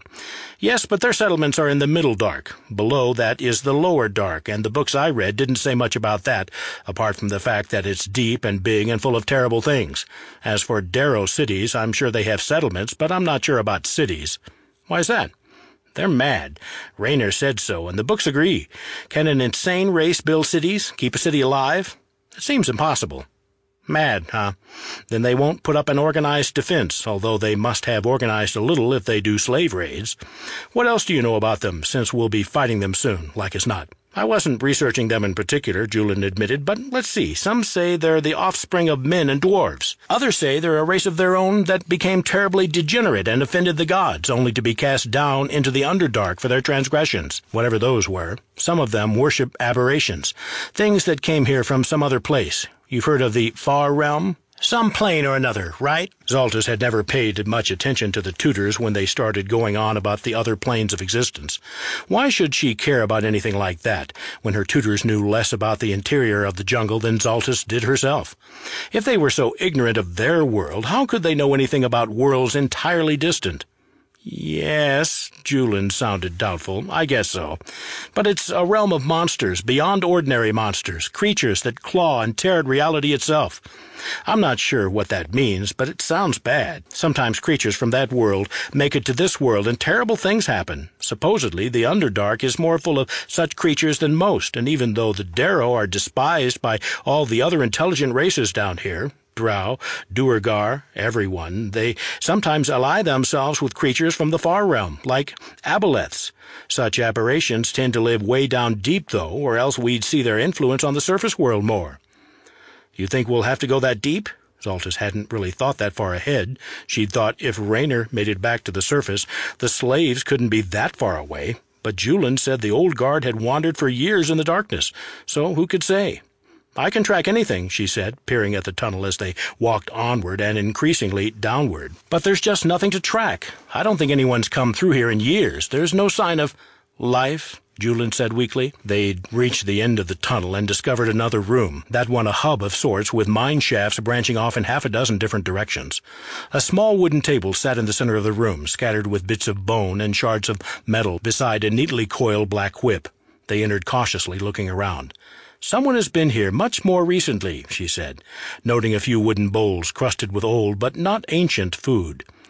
"The mines," Julin said. "I don't know who built them, if they're a remnant of one of the old jungle empires or something built by dwarves or duergar, but the Darrow are using them as shortcuts to the surface. The mine shaft that opens close to the terazul fields was sealed with rubble, so they stopped using it, but these tunnels must lead to other places all over the jungle. I bet Raynor made his way up here and went down one of these. They could go for miles, but they must reach the air and light eventually. So how did the Darrow get here?" She looked around the cavern and found, under a pile of old rags, the edge of a metal trapdoor. Zaltys stared at it, thinking of the trapdoor over the anathema's pit, until Julin noticed her. "Guess that's our door to the deep, or the middle anyway. We might be able to track the slavers this way, don't you think? Surely a big crowd of Darrow crashing through leaves traces you can follow. We'll see." Zaltys lifted open the heavy trapdoor with a shriek of hinges that echoed hugely in the enclosed space. A wooden ladder extended down into the depths. "Me first," Julin said cheerfully, and began descending, swallowed in moments by the dark, which seemed almost as thick and substantial as syrup. Zaltys went after him, pausing briefly, then grasped the ring on the underside of the trapdoor and closed it after her. Better to leave no trace of their passage if they could avoid it, as there might be Darrow about. Allowing themselves to be captured might be the fastest way to find out where the slaves were held, but it would almost certainly inhibit their ability to free the other slaves once they arrived. The ladder went down for a long time, and the sunrod was awkward to hold while climbing, and only illuminated the walls of a narrow shaft, so Zaltys finally said, "Look out below. I'm going to drop the light." Julin grunted his assent, and Zaltys twisted around on the ladder and tossed the sunrod past him. They both looked down as the light moved, revealing that they were barely halfway down the ladder, and illuminating branching side tunnels dotting the shaft. They gave Zaltys a shudder.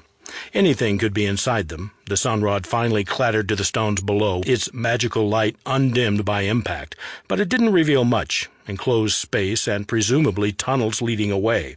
Still, it provided a glow for them to move toward, and that was something. Zaltys was already starting to think of light as a precious resource. The sunrod would burn for only another 4 or 5 hours, and she only had 3 more in her pack. She hadn't imagined that she would need more than a day's worth of light, but that had been based on the notion that it was just some small local system of caverns and tunnels. After what Julin had told her and what she'd observed for herself so far, she suspected the Underdark was far vaster than she could comprehend. And dangerous, too. But the jungle was dangerous, and Zaltys thrived there. What terrors could the dark hold to rival the vine horrors and monstrous spiders and immense serpents and lunatic apes she'd fought and bested in the world above? They reached the bottom of the ladder, Julin waiting impatiently for her to come after him. He picked up the sunrod and stepped forward, Zaltys following, down a short corridor that dead-ended at a low-ceilinged, rounded corridor that seemed more burrowed than hewn and stretched off in both directions. "Which way?" Zaltys kneeled, examining the rock in both directions, finally saying, "This way seems more traveled. Do you see the scuff marks of—" "That's fine. I don't need to know the dungeoneering theory behind it," Julin said. "I have faith in you." He went down the right-hand corridor, still holding the light, and Zaltys followed. They both ducked their heads because even though the roof of the tunnel was taller than they were, it wasn't much taller, and there was a sense of immense pressure and weight all around them, the weight of the whole world above. "You know," Julin said, "this is a lot less terrible than I expected. The accounts I read talked about grell and carrion crawlers and gelatinous cubes and rust monsters inhabiting the upper dark, but I guess the Darrow have scared away everything but themselves. Maybe this won't be so—" And then he yelped and disappeared through a hole in the floor. Zaltys gasped as the light he held vanished with him, dropping to her knees and feeling her way forward with her hands until she found the edge of the pit and the shreds of black cloth that had been used to conceal it. A trap, doubtless meant for exactly the sort of interlopers they were. She peered down into the hole, which was about 10 feet deep. Julin groaned, sitting up and rubbing his head, the dropped sunrod casting harsh shadows across him. "Hold on, I'll lower a rope," she said, but while she turned her face away to dig in her pack, Julin cried out. She looked back down the hole and saw a small, lithe figure dressed in black kneeling on Julian's back.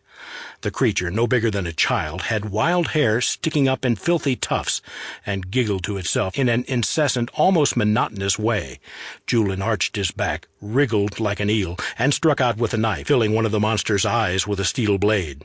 He wrenched the knife free and started to stand up, but then something buzzed through the air. Zaltys could see a short dart sticking out of Julian's neck, and he put his hand to the wound before swaying and falling back against the rocks. Some kind of poison, or if he was lucky, just a tranquilizer to knock him unconscious. Zaltys almost leaped down, but 3 more of the creatures surged into the hole and began binding Julian's limbs with metal chains. If they hit her with a dart too, they'd both be doomed. Better to wait for an opportunity to free him. She started to move back, and her boots scraped on the stone. The creatures at the bottom of the pit froze and whipped their heads back, staring straight up. The things were nightmares, like parodies of humans. Skin a blue-tinged gray, eyes far too large for the small faces, and lacking either pupil or iris, giving them a look of blindness. But Zaltys knew they could see all too well, and must almost certainly be able to see in the dark.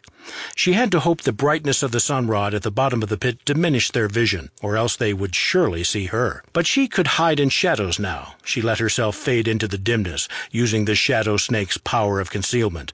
And after a moment the Darrow giggled again and turned their attention back to Julian. One of them grasped the chains binding Julian's wrist and dragged his unconscious body out of sight. Zaltys would wait a few moments, then drop down and follow them from concealment, choosing the moment to step through a shadow and attack them. The tunnel floor shuddered, and the pit filled with rubble, smothering the light from the abandoned sunrod and blocking her access. Rocks had obviously been stacked and braced, and when the Darrow left they'd removed the braces, collapsing the pit. They might be insane, giggling monsters, but they were smart enough to cover their tracks in case Julian did have companions. She cursed and thought furiously. Saving Julian was the first priority, obviously, but if she could track him and his captors, the Darrow might lead her to the place where slaves were kept. Still, what if she were captured herself? She wouldn't be able to bear it if Julian died or suffered worse than he'd already suffered because of her. For his sake, she would be willing to ask Kralish for help, but if she returned the surface, she might lose track of him forever. The ring. She looked down at her hand and the gently pulsing crystalline ring there. She thought, as hard as she could, to Kralish, "Julian has been captured by Darrow in the tunnels beneath my family's false grave." The ring's light pulsed brighter and then went dim. That was the last message she'd be able to send for a day or so. She'd have to hope it was received and that Kralish could send help. She couldn't quite bring herself to hope that she wouldn't need help, not realistically. Zaltys probed her way on hands and knees along the dark tunnel until her hand encountered another cloth-covered pit trap. Using her hunting knife, she slit the cloth open. Once she'd made a hole, she took a climbing spike from her pack and worked it into a crack in the floor. She tied a rope around the spike, dropped it into the hole, then lowered herself carefully into the pit. Even fully extended, her fingertips clinging to the edge of the pit, she couldn't feel the bottom, which made sense. The other had been easily 10 feet deep. She grasped the rope and lowered herself inch by inch into the total darkness below, not so different from the total darkness above, hoping there would be no spikes or other hazards waiting for her. She planted her feet on solid ground and listened. There was giggling faintly off to her left. With a jerk on the rope, she freed the climbing spike and bundled both into her pack, then felt her way along the tunnel that led out of the pit, following the sound of insane laughter. She could already understand how madness could be a consequence of spending time down there. Chapter 10. When Zaltys' voice, raw with panic, burst into his brain, Kralish stumbled in the sword form he was practicing, dropped his training weapon, and raced for Alea's wagon. Glory stepped out of her front door in front of him, and as usual upon seeing her, Kralish remembered her existence. "You heard it too?" he said. "I did." She rubbed the spot between her horns. "If she saw Julian taken, that means she's—" "Yes." He rushed for his leader's wagon, pounding on the door. "You must let us in, Alea. This is urgent." "Enter," came a soft, sad voice from beyond the door. Kralish pushed his way in and saw Alea, the tough, unflappable head of the travelers, sitting on her divan with a look of utter despair on her face, tears rolling down her cheeks, holding a letter in her hands. Before Kralish could speak, she said in a dull monotone, "Zaltys found out. I don't know how. Perhaps she talked to Raynor before he left camp, but she found out her people weren't killed, that they were taken as slaves. Her letter, it says she can never forgive me for the lies I've told. How can I make her understand? I only wanted to protect her, to keep her from grief." "Did the letter say where she's gone?" Kralish asked urgently. Alea nodded. "She's going on a long circle patrol to look for more terazul, she says. We shouldn't expect her back for a few days. Should I send someone to find her, my spirit boar, or should I just send a message, or—" "My friend," Kralish said gently, "Zaltys, she did not tell you the truth. She went with young Julin to the ruined temple. They found access to the tunnels below. I think she must have some idea of freeing her people, but Julin—" "She sent her thoughts using the ring I gave her," Glory said, shouldering her way into the wagon. "Julin has been taken by Darrow. Zaltys called out for help, but I doubt she has the sense to come back to the surface and wait for that help." Alea stood up, the look of loss and sadness on her face suddenly gone. A boar of mist coalesced around her feet and streaked out of the wagon, presumably into the jungle. "Get Quelimia," she shouted. "Glory, fetch her now. Call her with your mind." "I am here," Quelimia said, climbing the steps with her usual stately grace. "How may I serve?" "You and Glory will go with me into the tunnels," she began, but Kralish put his hand on her shoulder. "You cannot go," he said. "There is you and your heir Zaltys, and as your head of security, I can't let both of you go into the dark. You are the travelers. Without you, the Enterprise will founder. The family. To hell with the family. She is my family. I'm going, Kralish, and nothing you say can stop me." She turned to the wizard and the scion. "You two will accompany me. I regret that I cannot venture into the Underdark." Quelimia bowed low, and her voice held real contrition, but it held steel, too. Kralish gaped at her. "What is the meaning of this treachery?" There was even more steel in Alea's voice. "No treachery. I would do no good there. If I went into those tunnels, we would soon be faced by dangers far greater than a clan of Mad Darrow. As you know, I hail from the Feywild, but you may not realize that the Underdark has a counterpart in the Feywild, too. We call it the Fey Dark, and it is home to many creatures, chief among them the Fomorians, monstrous giants who, well, they have sworn to kill me for reasons that have no bearing on this situation. But if I venture into the darkness, given my natural affinity for the Feywild, they will sense my closeness and open a portal from their realm to this one, and attempt to kill me. I would be fully engaged in fighting them and preserving my own life, and thus of no use to your search for Zaltys." "Similar problem," Glory said, raising one hand. "I'm the strongest scion for miles, and there are things in the Underdark, mind flayers mainly, but there are others who are attracted to psionic energy and want nothing more than to eat a brain like mine. If I go into the Underdark, I'll bring a whole new world of problems down on us." "So you're saying you're too powerful to help?" Alea said bitterly. Quelimia and Glory exchanged a look. The tiefling shrugged, and the Eladrin nodded. "I'll go, of course," Kralish said, a trifle wearily. "The wizard and the devilkin can make sure the caravan doesn't fall apart in our absence. We couldn't all go anyway. Someone has to keep order here." "Fine," Alea said. "Gather your men. We must leave immediately." She stormed out of the wagon. "Such are the consequences of lies," Quelimia said. "We had to tell Zaltys her parents were dead," Kralish said. "You can't raise a child to believe that family is the single most important thing in the world, and then tell her that some of her family is still alive in servitude to monsters beneath the earth." "We didn't tell her because we were afraid this very thing would happen." "Oh, right," Glory said. "I forgot that was all you knew." He frowned. "What are you saying?" "Glory," Quelimia said warningly. "Don't worry about it. I'll just wipe his mind in a few minutes," Glory said. "The real reason we lied to Zaltys is because we didn't want her to find out what she really is. You still think she's a little human girl, but once we got her back to the city and examined her when she was a newborn, we figured it out pretty quick. I had to erase some memories that day, I'll tell you. Those scales she had on her back as a baby, remember? She had those because she's a yuan-ti." "A snake man? That's nonsense. And you will not erase any of my—" "They call them purebloods," Glory said, sitting down. "Yuan-ti who look almost human, throwbacks to the non-serpent stock in their heritage, or creatures chosen by the dark gods to infiltrate the lesser races, depending on what you believe. The yuan-ti use them as spies and traitors, send them to live secretly among humans, spreading the cult of their gods, or just sowing discord and making trouble. Anyway, that's what Zaltys is. The fact that we cut out her scales with an enchanted knife doesn't change her nature. We didn't want her to find out she's the scion of a cult of evil snake people. If she did— "What?" Quelimea said. "You think if she found out her parents were, as you say, evil snake people, it would make her pursue a similar path?" Glory shrugged. "Some say evil's in the blood. Believe me, I've heard it's said a lot. I've got devil in my bloodline. I don't think I'm evil, but then a cultist of Zahir probably doesn't think they're evil either, just devout. I know you and Alea believe that how you're brought up is what matters, that if she could be raised without the influence of Zahir, she would be indistinguishable from a human. Maybe you're right, she doesn't wear her evil heritage on her face, and I'm sure that helps." Glory touched her horns. "But what if Zahir is interested in her?"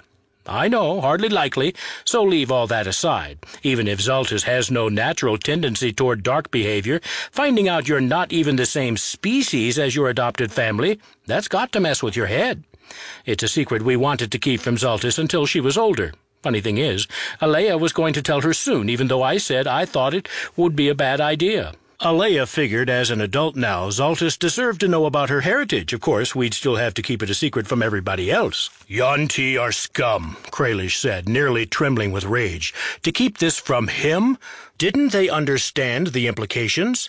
"If Zaltys is truly what you say, how can we know she wasn't planted by cultists of Zahir for us to find? That she isn't a spy like these other purebloods, perhaps unknown even to herself, with commands planted deep in her mind, waiting to be activated when she's head of the travelers? What if this is part of some deep plan to rebuild their fallen empire? I must tell Alea." "She knows," Glory said wearily. "Alea, Quelimea, and me. We're the ones who know.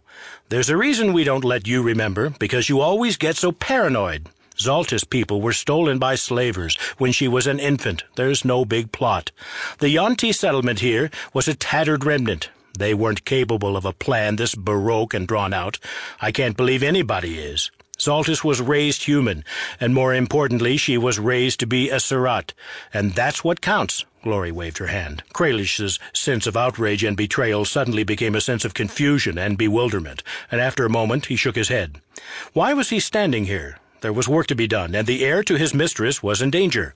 "I have to gather my men to go after Zaltys and Julian. Take care of the camp while we're gone, please. We'll return as soon as we're able." He left the wagon before they answered him, troubled by the sense that he was forgetting something important. But soon he was shouting at his men, and the necessity of the moment covered over his misgivings. "Are you sure I can't convince you to stay?" Kralish asked, as Alea cursed and tripped over another tree root. "I know it's been some time since you ventured into the wilderness." "I grew up in this jungle," she snapped. "My mother initiated me into the shamanic arts under these very trees. I belong here." A branch wrapped with thorn vines brushed her arm and made her hiss. Kralish considered saying more, but didn't. The truth was, in her youth, Alea had been profoundly connected to the jungle and had flourished as a shaman. But the needs of the family had forced her to spend more and more time in the city, and when she took over the travelers when her mother passed, she'd given in to the inevitable fate of spending half the year in the city. Kralish could remember when she'd had 2 spirit companions at her feet, matched boars, but in the past 20 years she'd only had 1. A shaman was meant to be a protector of the wild places, and while Alea did steadfastly defend the area where terazul flowers grew, she did so for largely civilized reasons, and that tension had seemingly diminished her shamanic powers, if only because it sowed disorder and conflict in her own mind. A priest who strayed from their chosen deity as much as Alea had strayed from her path might find himself on the wrong end of a god's rage, but shamans took their power from the primal force of the natural world, which, lacking consciousness, was not prone to fits of pique or thoughts of vengeance. Alea was still powerful, but she'd seldom had cause to call on that power, and Kralish wondered if she was still as capable as she assumed.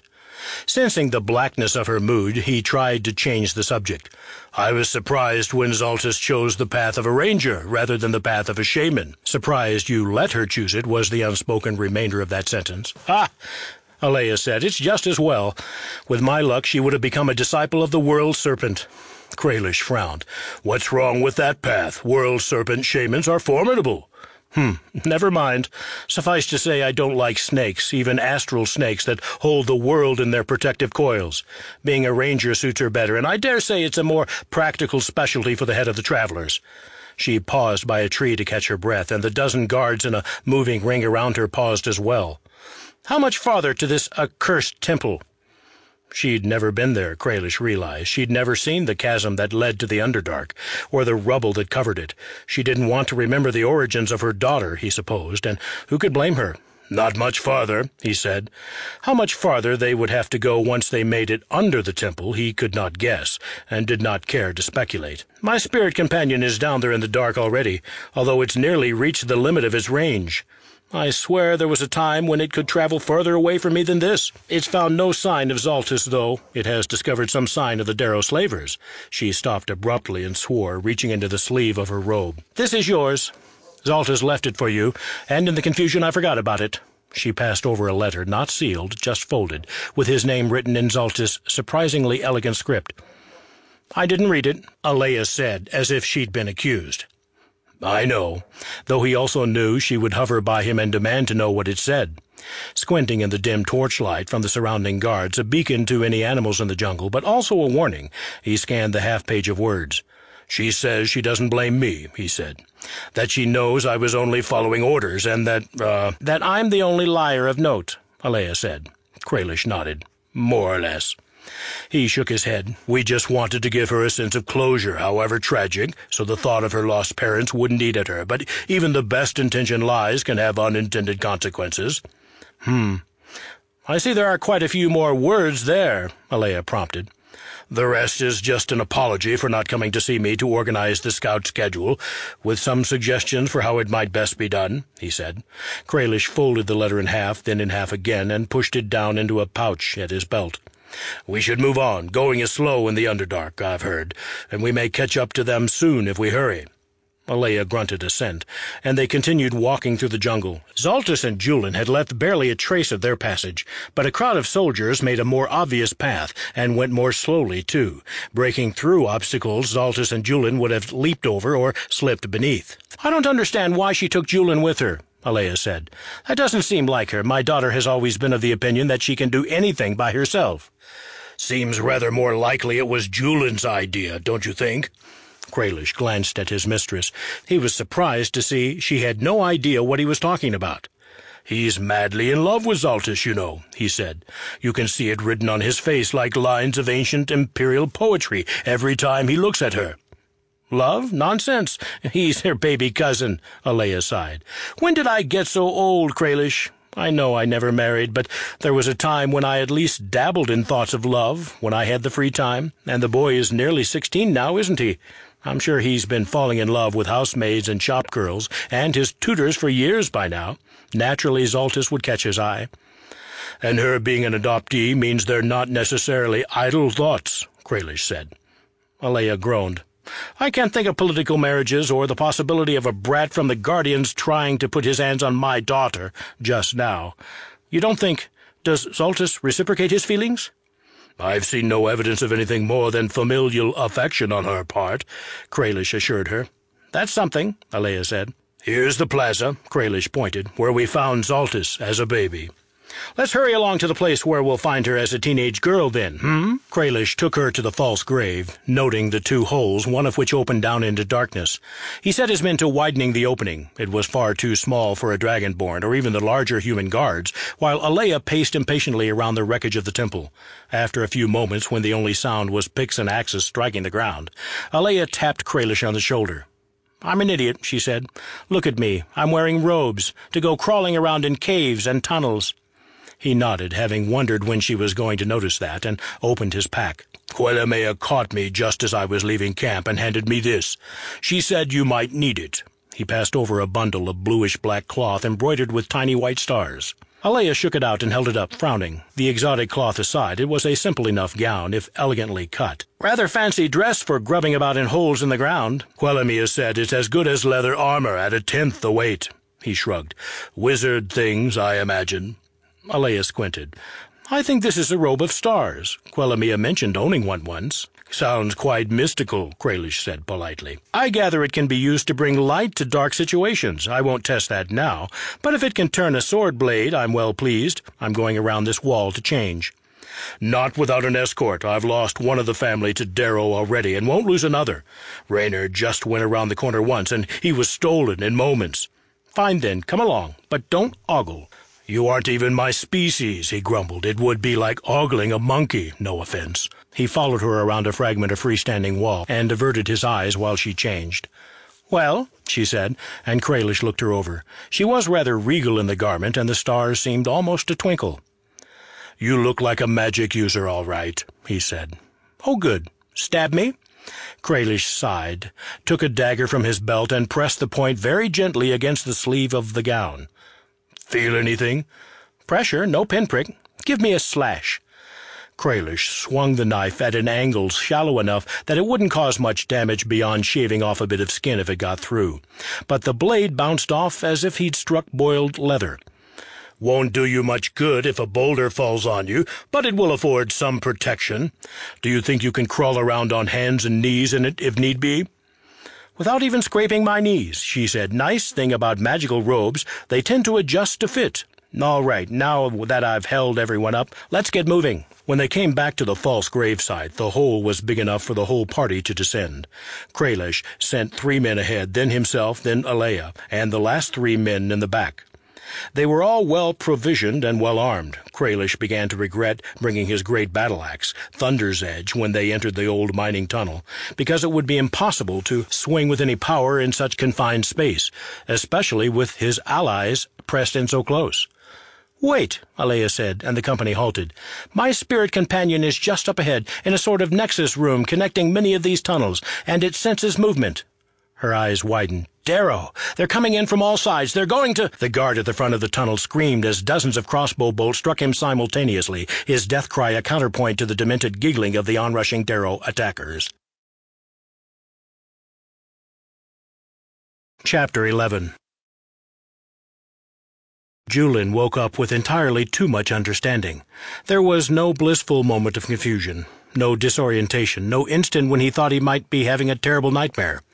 His years of training at the hands of the Guardians had made such self-delusions impossible, and when consciousness returned to him, he knew exactly what was happening. He'd fallen into a pit and been drugged and captured by Darrow slavers, and his future would either be very short and very unpleasant, or very long and indescribably more unpleasant.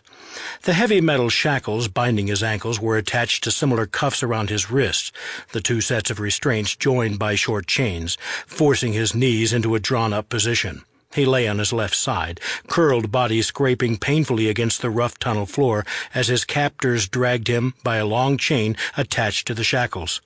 There was precious little to see, as the tunnel was dark, and the Darrow apparently had no need for light. They weren't giggling, but they were talking to themselves in guttural tones that must have been deep speech, along with occasional fragments of common words that made no sense out of context and probably didn't make much sense anyway. Melon, candlelight, fence post, dung, matrimony. The histories he'd read all said Darrow were mad, but that only made them more dangerous. His father had taken him to an asylum once to see a man who'd killed 14 respectable women in Delzimmer before being captured. That man had chatted amiably with voices only he could hear and claimed to take his murderous instructions from a neighbor's pet wolfhound. The wolfhound had been examined and was determined to be an ordinary dog, not a lycanthrope or demon in disguise or anything else unusual, and certainly nothing capable of controlling a man's mind. The killer had unquestionably been insane, but he'd eluded the authorities for months, carefully laying false trails that pointed blame toward his imaginary enemies, and his booby-trapped basement lair had taken the lives of a dozen city guards before he was apprehended. His father had told him all that and said, "You see, Julin, madness doesn't mean stupidity. The mad can be clever and cunning, sometimes even wise, and because their motivations are often impossible for sane men to comprehend, they are almost impossible to predict and troublesome to manipulate. Some like to employ the mad as assassins or enforcers or ultimate threats, but I advise against it. If such measures seem necessary, invest in a skilled actor who can pretend to madness. Actors are easily manipulated, especially by the lever of vanity, and often have the sort of moral flexibility that proves useful in our operatives. The Darrow weren't actors. They were twisted beings, despised even by the other races in the Underdark, tainted by their dark researches and assignations with aberrations, and they couldn't be bribed or begged or outsmarted or reasoned with, which limited his diplomatic options. Trying to kill the mad was also troublesome, as they often fought on happily when sane people would have given in to the inevitability of death. The situation wasn't hopeless. The Guardians held that almost no situation was, but it was certainly dire. Escaping from the Darrow was the main priority. Julian examined the shackles as best he could by feel, probing for the lock with his fingertips, because he'd been lockpicking since he was old enough to hold a burglar's tools. But there was no lock, and as he shifted, the metal grew warm and contracted, squeezing his hands and ankles more tightly. Magic, then. That was problematic. He wondered if the green knife in his pack could help, but one of the Darrow must have taken it. The dagger at his belt was also gone, but the throwing knives were still hidden in his sleeves. No help now in this bump-and-drag situation, but of potential use later. There was something else up his sleeve, the piece of pale blue chalk he'd found in his pack. He'd secreted it there with some idea of marking their descent through this labyrinth so they could find their way up again. "It's not a labyrinth," the Darrow dragging him said in an unsteady, high-pitched voice, like a drunken child's. "Common mistake. Unlike a maze, a labyrinth has only a single path. It's a circuitous path. Takes a long time to traverse, and there are lots of twists and turns. But there are no branch paths, no moments of choice, no dead ends. You can't get lost in a labyrinth. You can just get bored. A labyrinth is a means of meditation, or a way to make a minotaur's mealtime more entertaining for the watchers. But this is no labyrinth. There are paths here with 1,000 branches that all end in death. It's more like a maze, though not one of your silly garden mazes with hedges. This is a maze that spreads out front and back and to and fro and up and down, all bridges and pits and overs and unders. You can't map it because there are things here that eat maps, and maps that eat map-makers, and things that eat appetites." The voice lapsed into silence. After a long moment, Julian said, "You can read minds." That seemed the only answer, unless Julian had been muttering about labyrinths aloud, and he was fairly sure he hadn't fallen that far from the heights of his guardian training. No one can read minds. There are no minds to read except mine, because mine is the only real mind, and none of you things that pretend to have minds can possibly read a mind like mine." There was a sound of a scuffle, and the Darrow who'd spoken squawked in pain. The relentlessly scraping forward motion stopped, and the chains holding Julian went slack.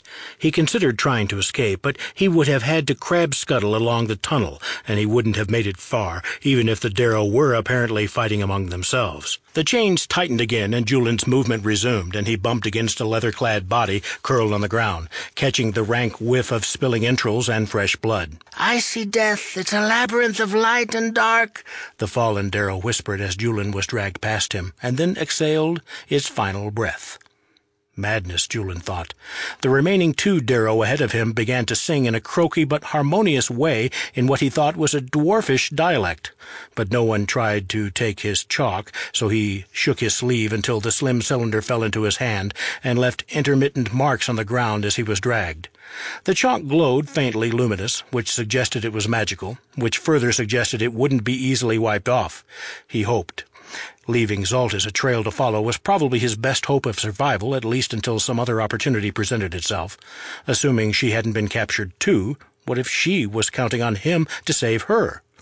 It seemed an unlikely prospect, given her capabilities, but the idea that Zaltys might need him strengthened his resolve to escape, even more than the prospect of being tortured by these chattering, cackling, singing lunatics. Zaltys was justly proud of her tracking skills, but they weren't doing her much good at the moment. She had excellent night vision, but that required some stray beam of light somewhere for the eye to capture and amplify. Underground, she was beyond the reach of starlight. There were sun rods left in her pack, but she didn't want to give away her position. The Darrow had stopped giggling, but they must still have been relatively close by, assuming she hadn't crept right past a branching tunnel. There was a terrible stink there, too, as if she were crawling through a sewer, though there was no particular dampness. Her foot, sliding along the stone before her to feel the way, hit something heavy but yielding, and metal clinked against leather. There in the dark she closed her eyes. If it was a dead body, if it was Julian's body, was the salvation of family members she'd never met worth the death of a cousin she knew and liked, and even now that she thought about it, loved? Crouching, she ran her hands along the body, feeling for the face. Coarse hair, stiff and clotted with filth, touched her fingers. The hair was far too long to be Julian's. He kept his clipped unfashionably short because, he said, long hair was a liability in a fight. Zaltys, who was a bit vain about her own long dark hair, agreed in theory, but settled for pinning and tying hers up most of the time. Relief washed through her. This was some dead Darrow, then, probably, but killed by whom? Julian himself? It was possible. She searched the body as best she could by feel, going cautiously in case there were hidden barbs or bare poisoned blades. Hanging from the dead man's rather bloody belt, she found the wicked shape of a repeating hand crossbow, loaded with a full case of 5 bolts, and extra ammunition besides. She had some of the classical archer's contempt for crossbows, considering them too easy to use and dismissing their lighter bolts as incapable of the penetrative power of an arrow loosed from a conventional bow. But a crossbow that small would be easier to use at close range, so she let practicality overcome distaste and hung it from her own belt. She continued her search, trying to think of it as an act akin to skinning an animal instead of looting a corpse, hoping to find a candle end or a full canteen. She was surprised to find a heavy pack instead. Opening the strap, she felt around inside. There was a sheathed knife, neatly coiled rope, what felt like a small glass bottle, clothes, tasteless field rations, a full adventurer's pack just like the one Julian had been carrying. Why would he kill one of his captors but leave his pack behind? Perhaps she was misreading the situation.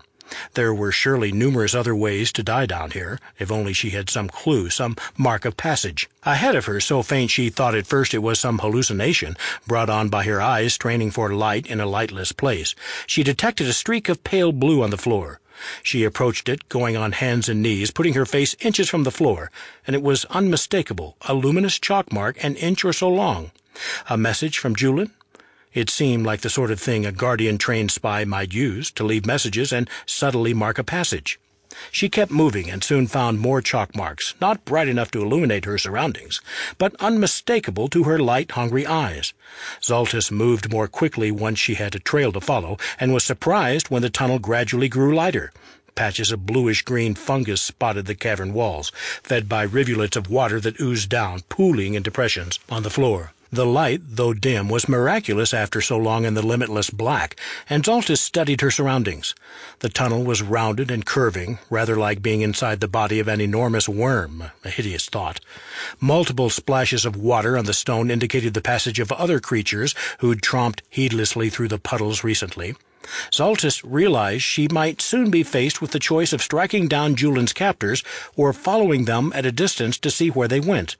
It would be nice to have his help, if only to make him carry his own pack, as the weight of all the supplies was slowing her down. It would also be nice not to be alone down there. But she wasn't alone. A snake, as white and unmarked as a Darrow's eyes, and easily as long as she was tall, slithered through one of the puddles and lifted its pale head toward her, tongue flickering. "How long have you been following me?" she whispered, because she was certain somehow that it was no mere passer-by out hunting cave rodents. The snake looked away from her, moved smoothly a short distance down the tunnel, then paused, as if waiting for her. "You could at least offer to carry something for me," Zaltys muttered and set off again. The tunnel gradually opened up, the walls moving away and the ceiling rising, and though there were still patches of luminescence, they were further away and dimmer as a result. At least she no longer felt as if she were crawling through a gopher burrow. There was a ceiling up there somewhere, but it no longer brushed the top of her head if she didn't crouch. The snake was almost invisible again, just a faint pale ribbon, but it seemed to be following the chalk marks just as much as she did, until it abruptly stopped, coiled up upon itself, and flopped on its back. Some snakes played dead when threatened, but there was no threat that Zaltys could sense, nothing on either side of her, nothing behind, nothing in front. Guardian apes. Not that she literally thought there were apes down there, but she told Julian, in the jungle, that temple guardian apes would drop on you from the trees above, that in the wild you had to be aware of the world above as well as the world on all sides, and why would that be any different there? She lifted the hand crossbow and swept it up over her head in an arc, rapidly working the reloading lever and firing off all 5 bolts in seconds. Something above her screamed. The sound was like tortured metal, not like any animal she'd ever heard before, and Zaltys dropped Julian's pack and rolled away. Discretion be damned, she needed to see what she was dealing with. She grabbed a sunrod and struck its end against the uneven stone floor, squinting against the sudden explosion of brightness.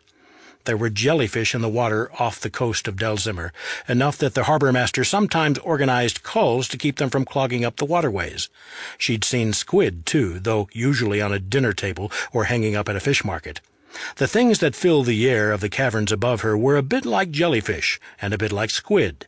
They floated in the blackness, their bodies wrinkled hemispheres like human brains, each dangling 8 or 10 long, wicked-looking tentacles. The one she'd injured lay sprawled on the ground, tentacles flailing, hideous beak opening and closing as it mewed. The beast had no eyes that she could see, which might explain why the others seemed untroubled by her light, but they were descending toward her like deadly spores floating down on a breeze. Julian would know what these were called, she thought. One of his books would have told him about them. Perhaps they're intelligent. Maybe they have an arrangement with the Darrow to let them pass unharmed and hinder others. She didn't know what the things were called, but she supposed she didn't need to know the name of their race to diminish its numbers. As the tentacles of the descending enemy reached toward her, and their injured fellow mewled and lashed, Zaltys prepared for her first battle in the dark. Chapter 12. If the eyeless creatures descending all around couldn't see Zaltys, then her ability to fade into shadow probably wouldn't help much. She reloaded the hand crossbow and set it aside, but within reach.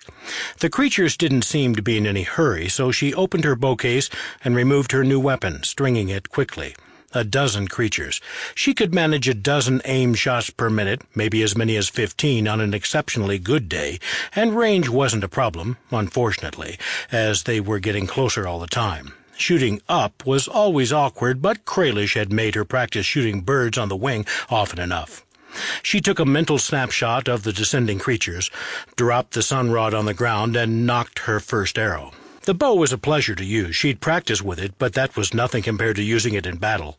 It was a shorter bow than the one she usually carried, a compact bow, ingeniously recurved to provide the kind of power that longer bows achieved through the simple brute force of better leverage. The bowstring was beautifully made from the sinew of, no doubt, some legendary animal. She took an arrow, ashamed to use an ordinary arrow in such a bow, an arrow kept by the barrel in the family armory, but she knew she should save her more exotic projectiles from her quiver and nocked it, raising the bow as she pulled back the string. She pushed the bow forward with her left arm as she pulled back the bowstring with her right, straining until her shoulder blades felt like they might meet. The draw on the bow was heavier than she was accustomed to, but not impossibly so. At full extension, her right index finger just touched the corner of her lips. She looked along the length of the arrow at her first target, the nearest hideous descending creature. Kill the ones nearest first, as she would have more time to kill the ones that were farther away. Don't look at the head of the arrow. Don't think of the bow at all. Just look at the target. The bow is an extension of the will. The arrow is the instrument of that will. Loosing an arrow is as simple as letting go. Release the string. The weapon does all the work. Then do it all over again. The beast fell like fat raindrops as the arrows pierced them, and she stepped carefully as she loosed to stay out of the range of their lashing tentacles as they fell. The appendages were barbed and probably venomous. There were only 3 left, but they scattered, coming at her from different directions, moving faster, and she realized she'd never be able to hit them all. But she was still thinking like a woman who possessed no magic. The sunrod made ample shadow, so she stepped into one and stepped out of another across the cavern, with all 3 of the creatures in her sights. 3 more rapid pulls and releases put them down. She hadn't needed her hand crossbow after all. She surveyed the room, but there was nothing there still alive, apart from the albino cave snake, which slithered among the fallen bodies, investigating them with interest, heedless of their tentacles, but somehow avoiding them too. Zaltys wanted to recover her arrows. Her quiver only held 18, and she'd used up a dozen. Of the 6 left, 3 had enchanted arrowheads given to her by Quellamia, salamander tooth, basilisk slime, crystalline shard of the living gate, and the remaining 3 ordinary arrows were the worst of the bunch. All serviceable, but not as straight and true as the ones she'd used already. Getting the arrows was probably impossible, though. The beasts were mostly still lashing their tentacles, either in their death throes or merely injured. She'd aimed for the central undersides of the bodies, thinking that might be a weak spot, but only 3 or 4 seemed outright dead, so perhaps she'd misjudged. She recovered her pack, the sunrod, and her hand crossbow, but could only get 3 of her arrows back without coming close to the thrashing creatures, several of whom were croaking in a guttural way that might have been speech. They probably were intelligent then, but they'd looked like death from above to her, and she'd acted accordingly. Zaltys couldn't finish them with a blade, not without coming in reach of their tentacles. She considered waiting for them to die to get the rest of her arrows, but what if their voices brought more creatures to help them, or predators to feed on them, which might like Zaltys as an appetizer? Every moment that passed took Julin farther away from her, too. She'd always disdained the idea of magical, endless quivers, finding it somehow vaguely unsporting to kill a creature with a magical arrow that would disappear in an hour anyway, but she wished she had one now. After all, shadow snake armor and a magical bow were hardly sporting either, and, more importantly, this mission was nothing like sport. The snake was certainly ready to go, slithering toward one of the 2 tunnels that led away from the cavern, one slanting up, one angled precipitously down. Zaltys looked and, no surprise, saw a blue chalk mark just inside the down-slanting tunnel. The snake slithered off into the depths, and Zaltys followed. From the roof of the cavern, otherwise inhabited only by the dying, a grell philosopher descended toward its fallen followers. Watching their lovely, supple tentacles gradually go still, grell tended to be solitary hunters, but occasionally one with an unusually strong will could bind others into its service, or woo them with a sufficiently potent philosophy. A philosopher without followers is essentially someone talking to himself, and the grell was, if not sorrowful about the massacre, at least annoyed. It could have intervened, of course, with psychic blast, stunning the human girl long enough for her to be paralyzed by the toxic tentacles of its minions. She could have been eaten at leisure, or made into a slave if she'd proved receptive to the philosopher's teachings. "I have held up my end of the arrangement," the philosopher thought at the darkness. It could sense in its mind the presence of that much greater mind, itself only a fragment of some larger and more potent whole that had paused here to bargain. "I spared your instrument and let my people die.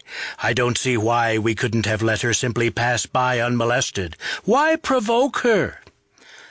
"She needs to grow accustomed to killing here, in the dark," the great mind replied. "There is much more killing ahead of her." "And you'll make sure the ones killed are my enemies?" the philosopher asked. "The Darrow who forced me to give them safe passage through my territory?" "Those, among others, so I have sworn." The dark voice withdrew. "Why do you swear by," the philosopher mused, "when you are yourself possessed of a name that others swear by? Who could punish a god for breaking an oath?" They were deep questions worthy of intensive pondering, and the philosopher let his mind consider them from every possible angle as he went about the grim pleasure of eating the corpses of his former students. The Darrow didn't fight with any particular strategy. They barely even had tactics. The first wave gibbered and swung crude clubs, shrieking wildly, a technique that many warriors used to frighten their enemies. But Kralish thought their shrieks were the real thing, actual madness, instead of imitation ferocity. The Darrow in the second rank sprayed bolts from their repeating crossbows almost at random and struck down more of their own attacking thugs than they did the human guards crowding the tunnel. What they lacked in battle proficiency they made up for with pure ferocity, and an enemy that behaves irrationally is hard for an experienced warrior to deal with. But the guards were armored well, and they were hardened veterans, so they raised their shields and hacked off any Darrow limb that tried to break their line. The narrow mine shaft was actually a good defensive position, but the onslaught of the Darrow, who fought on, heedless of injury, until their wounds were too severe to ignore, was too much. Kralish called the rear guard forward and sent them into the fray, positioning himself in front of Alea as her final defense. He shouted at her to retreat, to go back to the surface, thinking only that he could defend her long enough to escape before he died himself. But instead, Alea drew a small, curved figurine from within her robes and began to speak in a low, firm voice. Kralish knew intellectually that Alea was a powerful shaman. He'd seen her spirit companion prowling around camp almost daily for decades, and had been healed by her magic during his service. But he'd never thought of her as a warrior, because she'd never gone into battle before.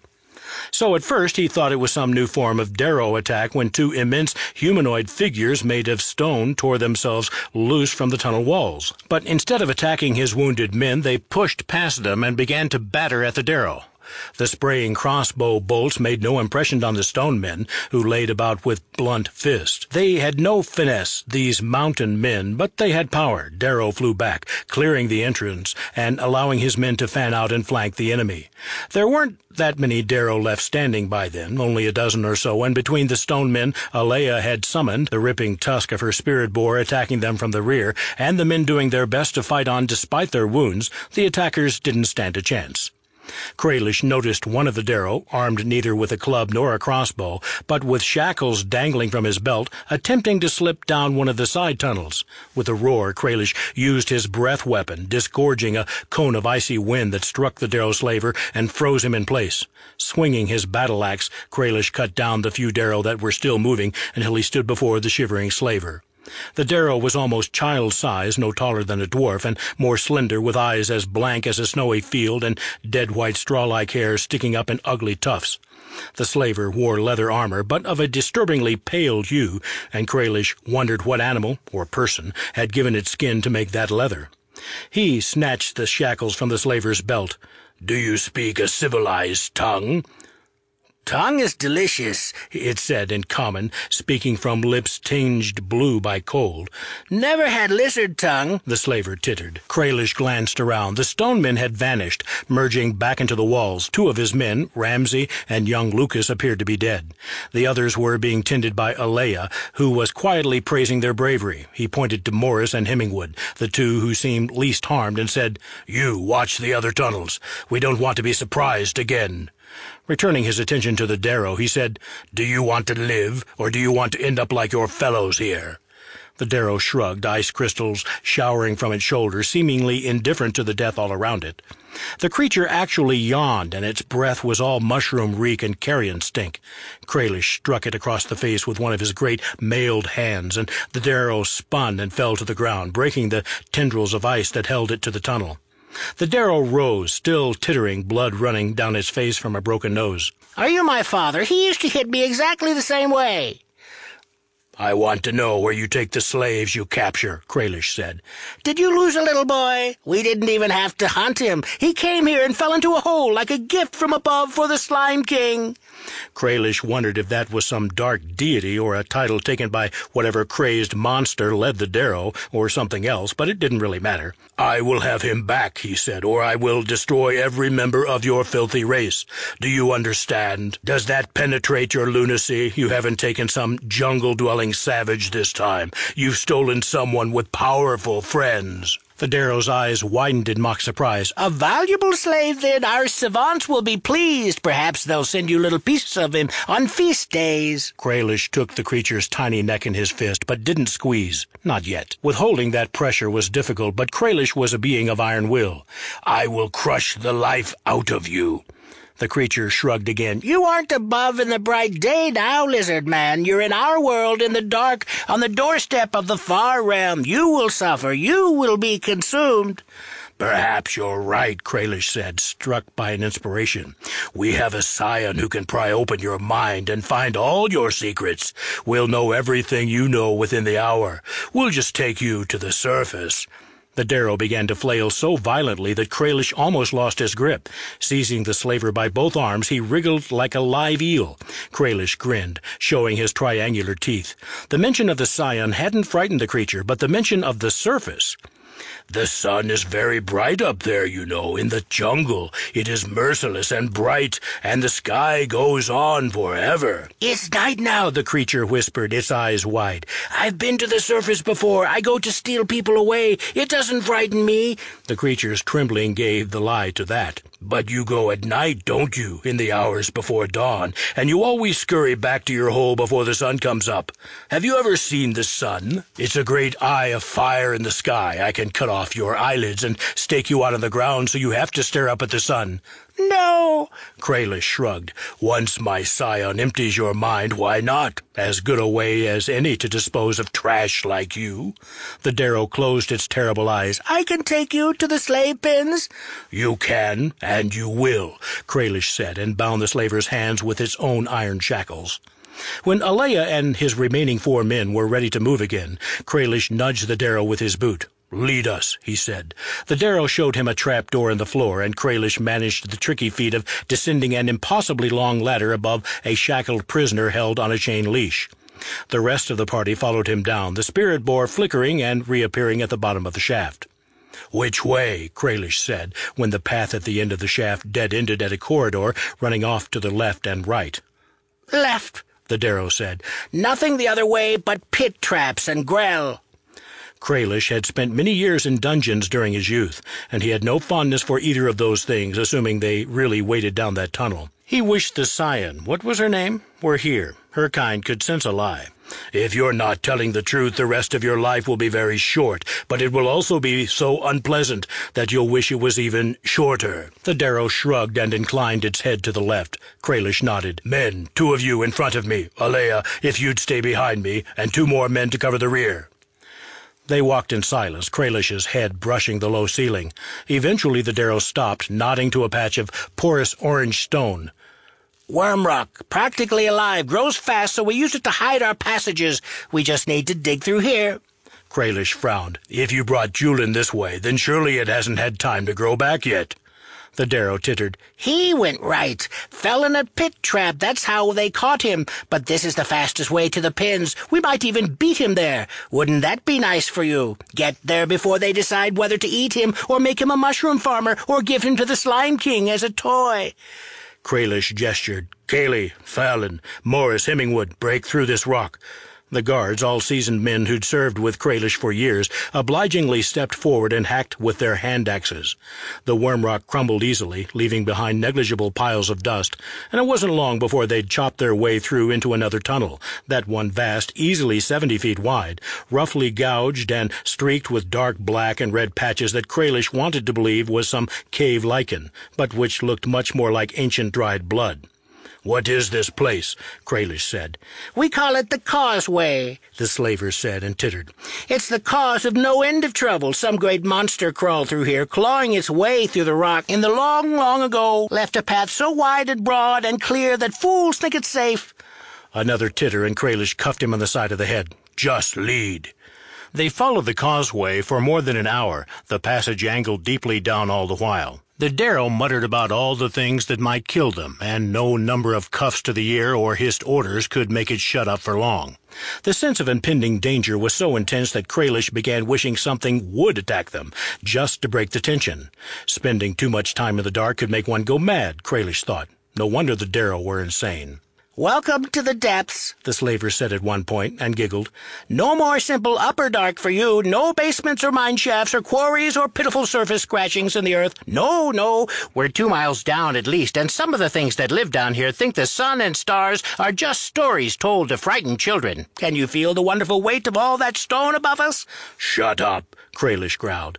Finally, after another long period of silent trudging and tense watchfulness, their prisoner pointed to a dark mouth of stone off to one side. There, that's the passageway. The hole was narrow enough that Kralish wasn't sure he'd make it through without a pickaxe to widen the way, but by twisting his shoulders he shoved his body through. He dragged the Darrow in after him by its chain and pushed it to the front. The others filed in and gaped around. They were in a cavern obviously carved over centuries by long-gone flowing water. Bulging crystals emerged from the wall, some of them glowing with faint purplish light, and towering stalagmites rose from the floor. The party continued into the cavern for a while, and the slaver got more and more agitated as they went. This way, this way! The Darrow bounced on its heels, so eager to move forward that Kralish immediately feared an ambush and tugged its chain, drawing it up short. There's something strange about this one, Alea said, squinting at one of the stalagmites far larger than the others they'd passed. I don't think it's made of stone. It seems to be... How strange. Helmets and rusting swords and a cartwheel and a belly of a wood stove held together with something sticky like sap, something made this. A distant noise impinged on Kraylish's consciousness. The Underdark was not a very quiet place, really. The echo of footsteps reverberated hugely. There were rumbles of distant earthquakes, or more likely creatures burrowing all around them, and the constant trickle and drip and roar of subterranean water was a rising and falling background hum. But the new sound was not like any of those. It was a buzz, like a swarm of small insects close by your head, or a swarm of very large insects rather farther away. He jerked the tittering Darrow's chain. "What is this place?" "You'll know soon enough," it said. "It's a swordwing nest." Kralish stared at the hideous prisoner. He'd never encountered a swordwing, but he'd once adventured with a dwarf named Halbert Hammerfist who had. The dwarf liked to boast of how his party had broken through the wall of a dungeon into a cavern and found it alive with hideous flying monsters. They'd slain the creatures and found their nest, which was filled with treasures and relics looted from 1,000 murders. Upon further questioning, the dwarf had gloomily admitted that everyone else in his party had died within moments of the Swordwing's initial attack, and that he himself had survived only by expending a wish he'd been granted by a djinn. Hammerfist had carried an axe with a viciously serrated blade he'd fashioned from the arm of one of the Swordwings, and that blade had lent credence to his otherwise improbable description of the monsters. Human-sized insects with 4 immense wings each, bodies covered in chitinous armor of razored spikes with limbs that were living weapons, capable of slicing a man in two right through his armor. Darting so fast in flight that they seemed to teleport. It was possible they did teleport, and attacking in coordinated teams they were death on the wing, and the dwarf reckoned they were the most dangerous things he'd ever encountered in a lifetime of adventuring above ground and below. "Swordwings," Kralish said, and shook the Darrow. "Are you mad? We'll all die. You too." "Yes," the Darrow said placidly, "but I'll die down here in the dark where I'm supposed to, not under some horrible sun." Kralish lifted his head as the sound of buzzing intensified, and started to shout a retreat, but then the Darrow looped his leash chain around Kralish's throat and began trying to strangle him to death. Chapter 13. What struck Julin the most profoundly was how dark the Underdark wasn't. Oh, at first it had been all shadow and mine shafts and abyssal depths, and his captors didn't bother with torches or sunrods, but in the past hour he'd counted at least 4 separate kinds of natural illumination: glowing fungus, crystals lit with an inner light, patches of shining cave wall that must be the glowstone he'd read about, and disgusting many-legged insects, big as mice, that swarmed over especially damp portions of the caverns and glowed like fireflies, but larger. As they descended ever deeper, Julin began to think the areas of absolute darkness were rarer than those in which there was some form of light. True, none of those lights were bright enough to read by, or even to tie your bootlaces by, but when deprived of light for too long, the human eye could make great use of even the faintest illumination, and with effort could turn a candle into a lantern, and a lantern into a sun. Not that he much liked what he saw. The 2 Darrow dragging him along were remarkably boring captors. They'd even stopped singing. They'd paused once in what Julin sensed was a dark, immense cavern, and barked harsh phrases into the air, to no response that Julin could discern. Perhaps they'd been negotiating with some crawling horror, or just reassuring sentries that they were friend, not foe. From there they'd moved into gradually better-lit passages, and he'd determined that they were shorter than himself, and thinner, wearing filthy and scuffed leather armor, armed with chain whips and dirty white shocks of hair. He couldn't speak to their facial features because they hadn't once turned to look at him. That was good, since he was still leaving chalk marks for Zaltys to follow, but it was hard not to feel like a sentient sack of potatoes.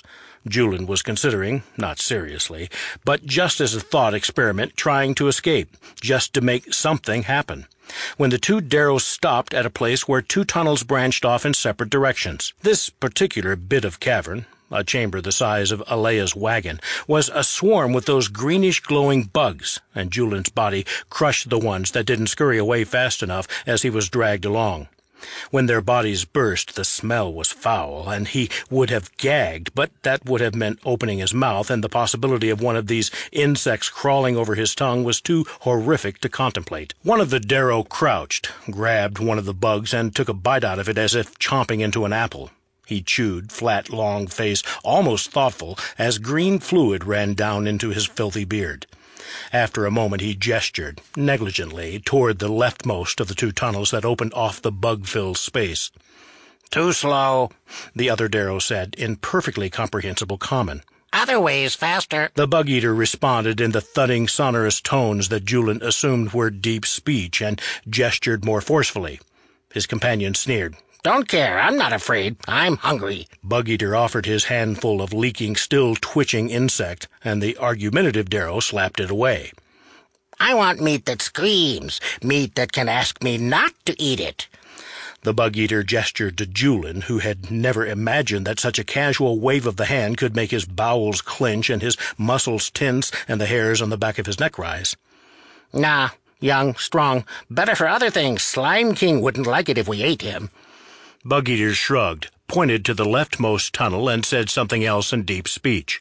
"But I'll get there faster, and I'll have the slave, and you'll just have bug juice on your face, ha!" That argument did not dissuade Bug-eater, who headed into the tunnel and vanished from sight. The last Darrow grunted and pulled on Julin's chain, dragging him seemingly effortlessly toward the other tunnel, which was, fortunately, almost entirely insect-free. Just one of them now, Julin thought. Could he take just one of them? Yes, he was bound, but he was also guardian-trained, and there were things a man could do, even trussed up like a pig for a holiday dinner. Not many things, admittedly, and none of them obviously useful in his situation, but it seemed like too good an opportunity to pass up. As they passed into the darkness of the new narrow tunnel, Julin decided to try talking first, perhaps lull his captor into a sense of security, maybe even get his bonds loosened. "If you untied these chains a little, I could walk, and you wouldn't have to pull me." The Darrow didn't answer. "Look, I know you can understand me. I heard you talking. Your accent is atrocious, but we can communicate. Why not talk with me?" "Speaking meat is my favorite meat," the Darrow said, but as if musing aloud, not talking to Julin at all. "Sometimes it talks even while you're eating it, if you start eating it at the right place." The Darrow was almost shouting, because the sound of running water, a distant, constant background noise until then, had grown closer and louder. Julin raised his voice too. "Look then, just to pass the time, just a conversation. What can that hurt? Tell me, why didn't your friend want to go this way? And why did you kill the other one, the one who was talking about labyrinths?" "But eventually it stops speaking, and it just becomes meat, and sometimes that's better. Sometimes I don't like to hear anyone talking but me, because nobody else says anything worth hearing. No one else says anything any better than what meat says." The Darrow gave an especially vicious jerk of the chain. "Down we go, chattering meat. Watch yourself. This is the fast way." The Darrow hurled Julin into a fast-rushing channel of icy water that thundered inexorably down. The shock of cold and the desperate attempt to roll over to get his face out of the water and save himself from drowning drove all thought from Julin's head. The Darrow jumped in after him, still gripping the chain, and they rode the slick, narrow channel of water down through pure blackness. I can't mark my passage, he thought, and indeed the chalk had been dashed from his grasping fingers when the Darrow flung him into the water. No one will ever find me, and I'll never find my way out. On the plus side, the luminescent bug guts staining his leathers were washed away. The Darrow above him giggled wildly, clearly delighting in the ride. After what seemed an eternity of spitting water and gasping for breath and trying to force his chained, contorted body to obey his instructions, things got even worse. Julin went airborne, flying into empty space. The presence of faint light from glowing red crystals on the new cavern walls gave him no comfort, because as he spun in empty air, the illumination allowed him to see what waited below. A vast pool of water tinted the hue of blood by the crystal's light. Julin was a decent swimmer, but not when his ankles were bound to his wrists. He crashed down into the pool of subterranean water. Near freezing wet blackness closed over him. Then he began to drown.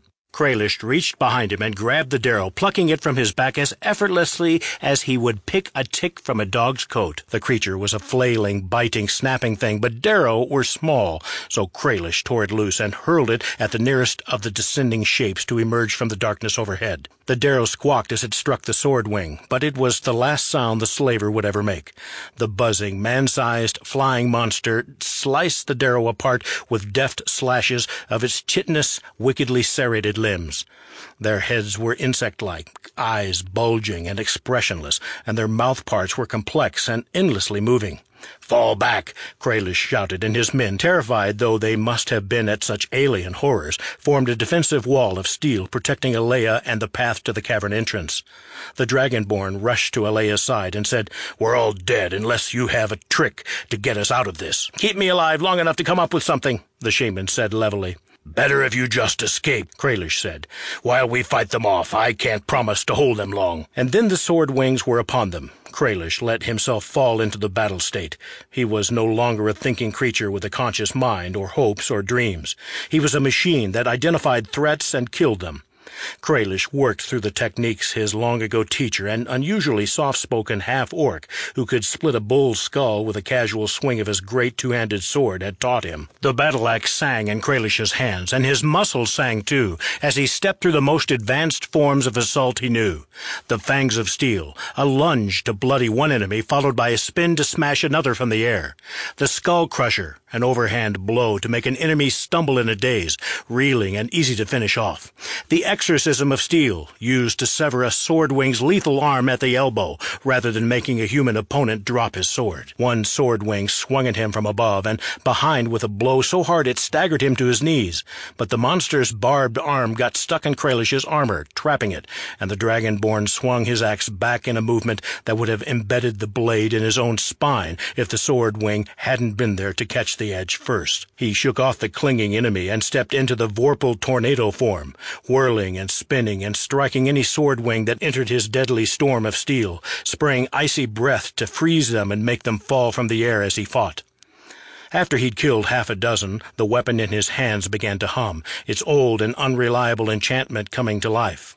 Kralish grinned. The axe's magic only manifested when it was well soaked in blood, or apparently the black slime swordwings had in place of blood. But that was, after all, usually when Kralish needed it most. The axe was sometimes called Thunder's Edge, and he swung it in a hard, flat arc in the direction of a group of hovering sword wings. The blade didn't touch them, they were too far away, but a wave of concussive force flew from the axe and sent them tumbling through the air and smashing into their fellows. Being in the heat of battle again after so long working as, essentially, an exterminator, killing jungle vermin, was a thrill.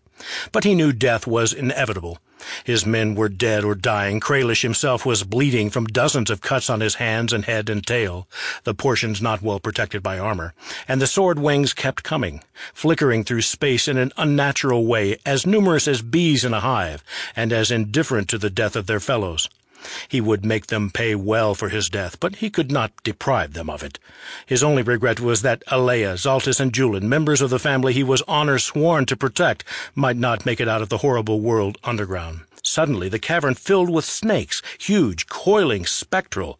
Their bodies passed through Kralish, suffusing him with strange energies. Suddenly he could move with the speed of a striking snake, and he redoubled his efforts to drive back the sword wings. And after a few moments his whirling axe found nothing to bite. The sword wings were occupied fighting the surging snakes that roiled all around. They might have been only spirits, but where their jaws closed, the sword wings were devoured or snapped in two, and there seemed as many snakes as enemies. Kralish paused, dazed, and then Alea touched his arm. "Come on," she shouted, and rushed toward the place where they'd entered the cavern. He looked around for his men, but the snakes had appeared too late to help any of them, and all were lost. Kayleigh's head nearly severed by a sword-wing strike. Hemmingwood face down and unmoving, surrounded by the limbs of enemies. Fallon transfixed by a spear jutting from a tower of junk. Morris's upper body some feet away from his lower half. Kralish muttered a brief thanks in case their spirits lingered, and then hurried after Alea. The agility the spirits had given him was sufficient to allow him to sprint, quite a trick given the weight of his armor. They made their way through the crack in the wall where the treacherous Darrow had led them away from the causeway. "Stand back," Kralish growled, facing the crack in the wall. Thunder's Edge still hummed in his hands, and he swung, aiming its destructive force at the stone before them. The wall collapsed in a pile of black stone, sealing the entryway. Kralish sagged to his knees, the spirit's strength draining away, his injuries catching up with him. "Never seen anything like that before," he murmured. "I've never done it before," Alea said, touching his arm. "Probably the second most powerful magic I know. My teacher called it the Sea of Serpents." She shook her head. "I don't much like snakes, even if they aren't real snakes, exactly." "Those snakes saved your life," Kralish said. "Both of our lives," she corrected. "I'm not so sure," the Dragonborn said. He closed his eyes, sinking into a warm and enveloping inner blackness that no weapon he'd ever studied could combat. Chapter 14. Julin had heard drowning was actually a very peaceful way to die, second only to dying of exposure in a snowstorm, where, as he understood it, the snow actually began to feel soothing and warm, and you simply dropped off to a sleep from which you never awoke. He'd never actually seen snow, so he couldn't speak to the pleasantness or unpleasantness of such a death, but he felt quite qualified to state that drowning was, in fact, a truly horrible way to die. Drowning while chained with no possibility of saving oneself through heroic physical effort was even worse for being more psychologically debilitating. Drowning while chained in the crushing blackness of the Underdark, while also failing to help the cousin you were in love with, seemed to him perhaps the worst way to die of all. He tried to hold his breath at first, of course, hoping the Darrow would save him somehow. Julin was supposed to be a slave, after all, a valuable commodity, and letting him die in a pool of water seemed irresponsible. It was certainly bad business. Julin thought fleetingly that a member of the traders would never allow such wastage, which was a point in their favor. But Darrow were mad. Maybe his captor had drowned as well, or simply been distracted by a passing prey animal or a shiny stone and forgotten all about his prisoner. Holding his breath was hard because the shock of hitting the icy water had driven the air from his lungs, and he felt the need to suck in air almost immediately. After what seemed an hour, but was probably no more than a minute, blackness began to creep into the edges of his vision. That surprised Julin because the bottom of the pool was already black, utterly lightless, but there was a greater blackness encroaching. Then a new sensation began, like his chest being squeezed in the hands of a giant, and his eyes prickled and burned, and his brain felt hot in his skull. And he couldn't hold his breath any more. He sucked in a breath, and water filled his nostrils and his throat. After that it was actually rather peaceful, though only because he lost consciousness. The peace didn't last long. Someone struck him hard on the back, and he vomited water, no longer ice-cold, but warmed from being inside his body. Julin gagged, shuddered, and convulsed, the muscles of his abdomen clenching and unclenching painfully, and he stared at the puddle on the stones before him. He was on his belly, still chained, in a not entirely dark cavern, and he was alive, though he felt like he'd been turned inside out, and every breath was like a rasp being drawn across his innards. "Good, strong boy," his Darrow captor said, and smacked him on the back again, hard. "You'll make a good worker. You died a little there, I think. See anything interesting in death? Any secrets? I like secrets." "A snake," Julin said, remembering as he spoke. His voice was a serrated croak. He couldn't think of any snake gods, though his aunt the shaman had mentioned a world serpent once or twice, some kind of primal spirit he gathered. Was that what he'd seen? It seemed rather darker than that, and insofar as he'd been able to read its expression, the creature had seemed amused by his death. A malicious pleasure, not wise understanding. The vision he'd seen was more like a snake made of shadows, not unlike the one Zaltys had killed and he'd skinned. Perhaps it was simply that snake's ghost waiting beyond death to take revenge on Julin's own spirit. Happy thought. The snake in his vision had been a lot larger than the shadow snake, though, and it had looked much smarter and more hungry. "Snake. The Darrow continued, thumping him on the back, though less violently.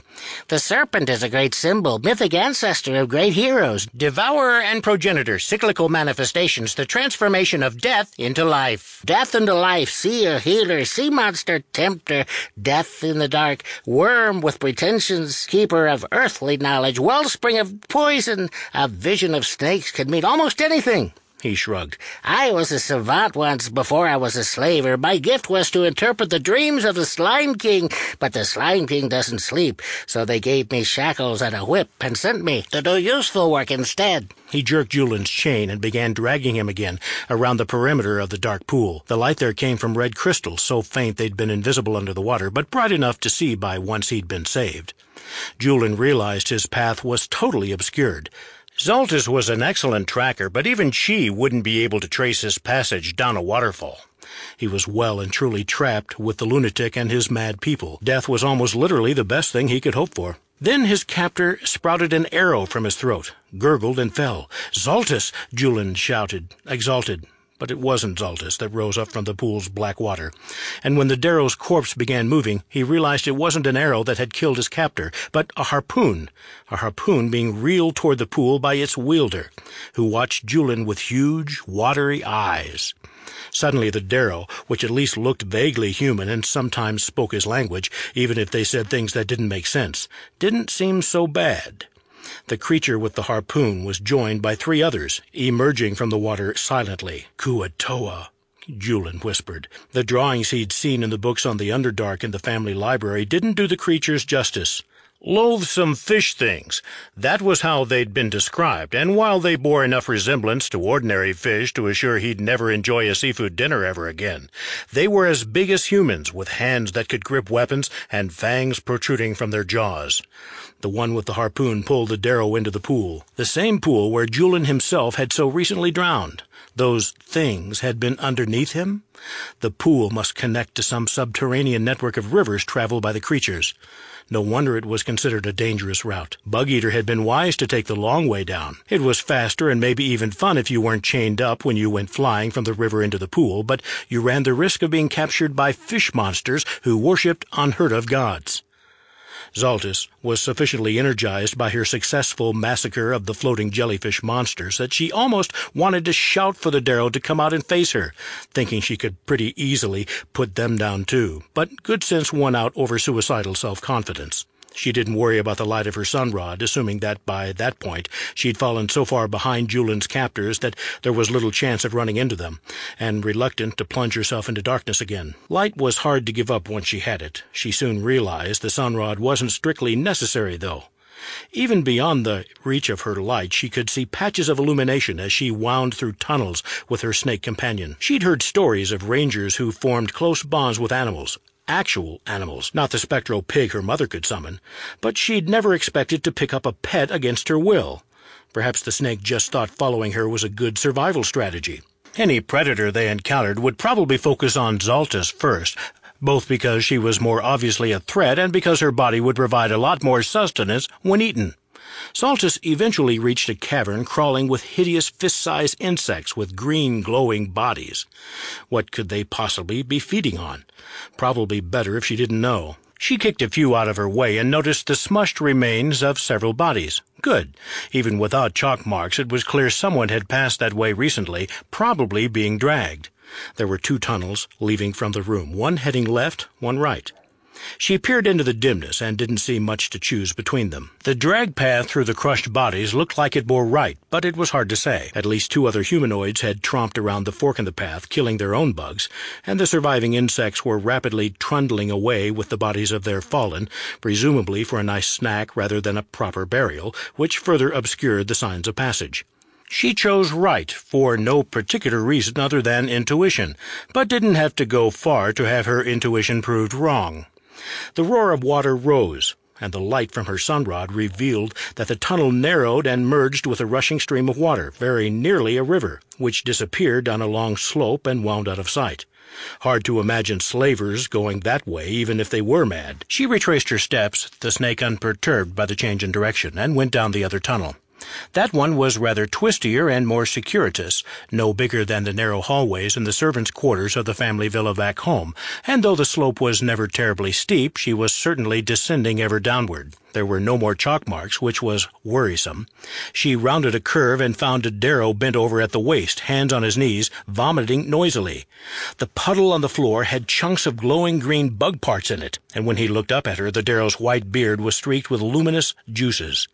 His eyes, permanently wide anyway, widened farther. Zaltys was too close even to fire the hand crossbow, so she stepped forward, spun on the ball of her foot, and smashed him in the face with her elbow. The Darrow's head snapped back and bashed against the stone wall, leaving him dazed long enough for Zaltys to sweep his feet out from under him. After he hit the floor, she snatched the iron shackles from his belt and snapped them onto his wrist, where they magically tightened. But she had a problem. She could kill him, but something in her balked at murdering a humanoid that was unconscious and chained. The jellyfish things might have had a rich culture and vast intellects, but they looked sufficiently inhuman that she hadn't hesitated to slay them. The Darrow, on the other hand, looked almost like a child, and even knowing he was a sadistic, cruel slave-taker who'd stolen her original family, couldn't sufficiently steel her to put a dagger in his eye. She could try to wake him up and force him to tell her where his people lived, as she'd originally planned, but knowing how mad the creatures were, how could she trust anything he said? If she just left him there, though, one of his brethren would surely discover him eventually and raise the alarm, and since she was in the caverns of the Darrow, they'd surely find her no matter how skilled she was at melting into shadow. Better to stash him out of sight somewhere, so if he woke up no one would find him for a while. Surely there was a useful dark hole she could stuff him into, even though she hadn't seen any branch paths at all along the winding tunnel. Continuing forward was dangerous. What if he'd been part of a larger group that had moved on when he felt the need to empty his guts of bug meat? They might be back soon. She sighed. She could think of one place to take him. After disarming the Darrow and burdening herself with his weapons so they wouldn't be found littering the tunnel, she bound his bootlaces together to make a handle and started dragging him by the feet behind her, back the way she'd come. The weight of the 2 packs she was carrying was bad enough, but she also had to drag someone who, though small, didn't weigh that much less than she did. All those hours roaming the jungles were time well spent, and she was up to the physical task, but it was exhausting. Looking back once, she saw the albino snake had climbed onto the Darrow's chest and lay coiled there, apparently asleep.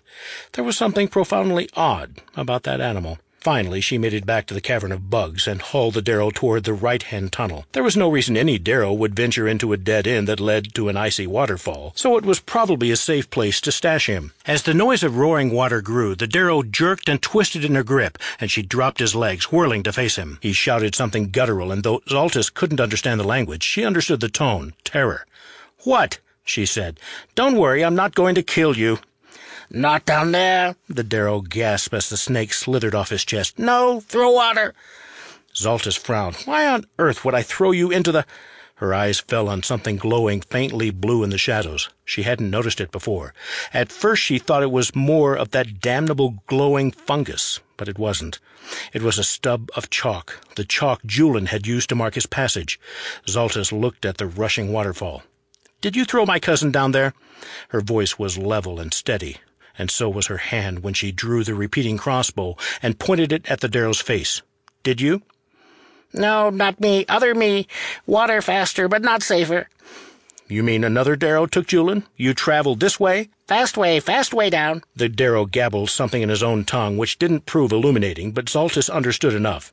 She considered putting a bolt through one of the creature's wide, white eyes. The terrible cold fury and howling emptiness she'd felt when she thought the Darrow had drowned Julian for sport still lingered.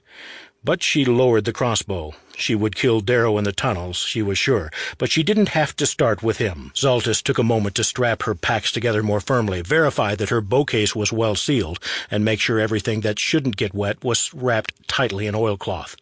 Back in Delzimmer, there was a grassy hill behind the main villa, with a steep slope covered in long grasses, and some of the Surratt children would take mats of woven reeds out and use them to sled down the hill, laughing as they reached tremendous speeds. Zaltys had always found that fun. Maybe the river would be fun, too, except wetter and colder and descending into unknown depths, and then there was the matter of the bug-eating Darrow saying that way was not safer. Safety was fairly low on her list of concerns, though. With a last check that her equipment was secure, Zaltys climbed down onto a stone outcropping and lowered herself beside the water, just where it came rushing out of a crack in the rock. She reached down, putting her hand in the water, cold, and feeling the stone beneath, which was at least worn refreshingly smooth. Tearing herself open on a sharp outcropping would be no fun at all. Holding her packs in front of her, with the straps tied around her chest, and the sunrod clutched in one hand, she slipped into the water. That part of the slope was almost flat, which meant she'd have to launch herself forward deliberately. She took a breath, hoped there'd be a soft landing at the end, and scooted forward, consigning herself to gravity. At least she'd finally be rid of that unusually clingy snake. Just before she was well out of earshot, the Darrow shouted something. She wasn't entirely sure the word was in her language, and it didn't seem to mean anything in particular, but it rang in her head as she rode the river down deeper into the dark. The word had sounded like fish meat. Chapter 15. The trio of Kuatoa came crawling out of the pool, hauling their repulsive, shimmering bodies onto the stone floor of the cavern. Yes, Julin thought, I've eaten my last seafood dinner. Nothing but meat and greens and fruit for me from now on, and the livelihood of the hard-working fishermen of Delzimmer be damned. The Kuo-toa seemed more curious about him than openly aggressive, though who could say for sure? They had the heads of fish. Their expressions were the very definition of inscrutable. Still, the best-case scenario was they'd ignore him and leave him to starve to death. It seemed far more likely they'd murder him outright or try to enslave him, though how would they drag him through their underwater tunnels without him dying in the process? Presumably, they had some magic to address the problem. Pondering such things helped him keep the paralyzing fear at bay, more or less, though what did it matter if he were paralyzed? He was chained, which was almost worse. Someone came hurtling over the waterfall and landed in the pool with a titanic splash. Could it be Bug-Eater, having changed his mind about taking the scenic route, come to rescue Julin from slavery in order to press him into another flavor of slavery? From his angle on the cavern floor, next to the bloodstain that was the only thing left of his dream-interpreting captor, he couldn't see much at all to prove his hypothesis. The Kuo-toa all turned, though, not so much whirling on the balls of their finned feet as dragging their bodies around in a half-circle to face the pool. They were obviously amphibious, but their bodies were clearly made more for moving underwater. They'd probably be graceful swimming around under the surface of some horrid, lightless sea, but on land they moved like fish with legs, and it wasn't a pretty sight. Someone came gasping to the surface of the water and started splashing toward the edge of the pool, and Julin couldn't help but feel envy. He could have made a decent showing when he fell in the water, too, if he'd been unbound. The Kuo-toa grunted and squealed and raised their weapons, and the person dragging themselves up out of the water looked up and saw them, and looked past them and saw Julin. It was Zaltys. She was dirty even after her dunk in the river, and so loaded with supplies that she looked like a human pack mule, and her hair was wet and plastered to her face, and her eyes were wide, and if they weren't terrified, it was only because they hadn't yet finished looking surprised. She'd never looked more beautiful to him, not even in his dreams. The Kuo-toa hurled harpoons at her, and she promptly vanished. A nice trick, doubtless courtesy of her fancy new armor. The harpoons splashed harmlessly in the water, and as the Kuo-toa reeled them back, peering into the depths to see where their prey had gone, they started to sprout arrows from the backs of their heads. Julin looked up, and Zaltys was standing over him, having emerged from the shadows of the cavern, dropped both her packs at her feet, and drawn her weapon. Her bow seemed no more substantial to his eye than a twist of black smoke against the twilight sky, but the arrows looked precisely like what they were, spinning shafts of death. The Kuo-toa thrashed, exactly like fish caught and tossed to the floor of a boat, gradually going still. They didn't stink like dead fish, yet, but Julin assumed it was only a matter of time. "Nice to see you, cousin," he said, the casual tone he tried for rather spoiled by the croaking sound of his voice. He wasn't thirsty, precisely, given the gallons of river water he'd swallowed, but the strain of expelling all that water from his body had torn up his throat. "Good to be seen." Zaltys kneeled, tugging futilely at his shackles. "Magical chains," she said. "I have no idea how they work. There's not even a keyhole." "I noticed. A shame I lost my pack. There was a knife inside." Zaltys held up a pack by its sodden shoulder straps. "This pack?" She opened it and drew out the sheath. "This knife?" Drawing the blade, which flashed green in the dim light. "Where did you get this, anyway? Borrow it from your father's desk drawer?" Julin shook his head, rattling his chains. "See if it's magical enough to cut through these, would you?" As Zaltys slipped the blade into the link of a chain, he explained that he had a secret benefactor who'd left the blade and a source of fresh water in his pack, among more mundane supplies. "Any guess who it might be?" "No idea. No one knew about my plans." She jammed the blade in and began twisting the hilt. "Then how did you find the pack?" "Attached to a dead darrow in a tunnel," she said. "The labyrinth man," Julin murmured. Zaltys ignored him. "How did you come to find me, then?" "Another darrow, a live one. He told me you were down here. Well, he didn't tell me exactly, but I inferred." "Did he have glowing bug guts in his beard?" "The very one," she said. "I gather you two met." She grunted and gave the dagger a final hard twist. The link holding his wrist shackles to his ankle shackles gave way, and Julin stifled a scream as he was finally able to stretch out his limbs. The agony of releasing his cramped muscles was simultaneously horrible and delicious. Zaltys ignored his contented, pained moans and broke the links closest to the shackles on each ankle and both wrists, carefully coiling up the remaining chains and stuffing them into a pack. Julin's pack, he noticed. Well, that was fair. She'd been carrying a lot of extra weight. It was his turn. "In case we can use them for something later," she said. "Not sure I can do anything about the shackles themselves, unless you want me to risk jamming this knife between your wrist and the metal. No, I thought not." Julian stood up, continuing to stretch and bend and work his protesting muscles. "It's fine. Chunky metal bracelets and anklets are all the rage among the fashionable youth in Delzimmer this season. So what now, retrace our steps and flee with our lives?" "Oh, I don't know," she said. "We've come this far, might as well see it through, otherwise we've just wasted a lot of time." "If you insist." He shouldered his pack and looked toward the dead Kuatoa, wondering if they should rifle their bodies to see if they had anything worth stealing.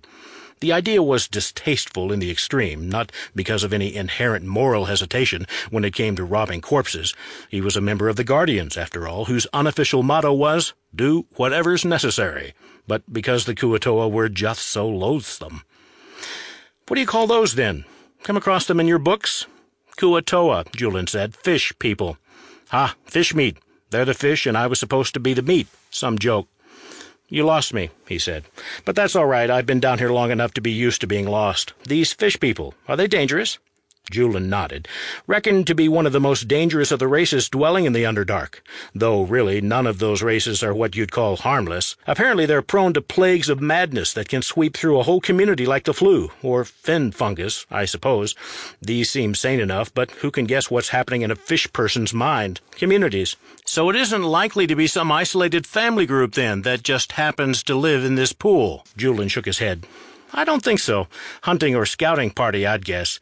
The pool is probably connected to a bunch of subterranean tunnels." Zaltys sighed.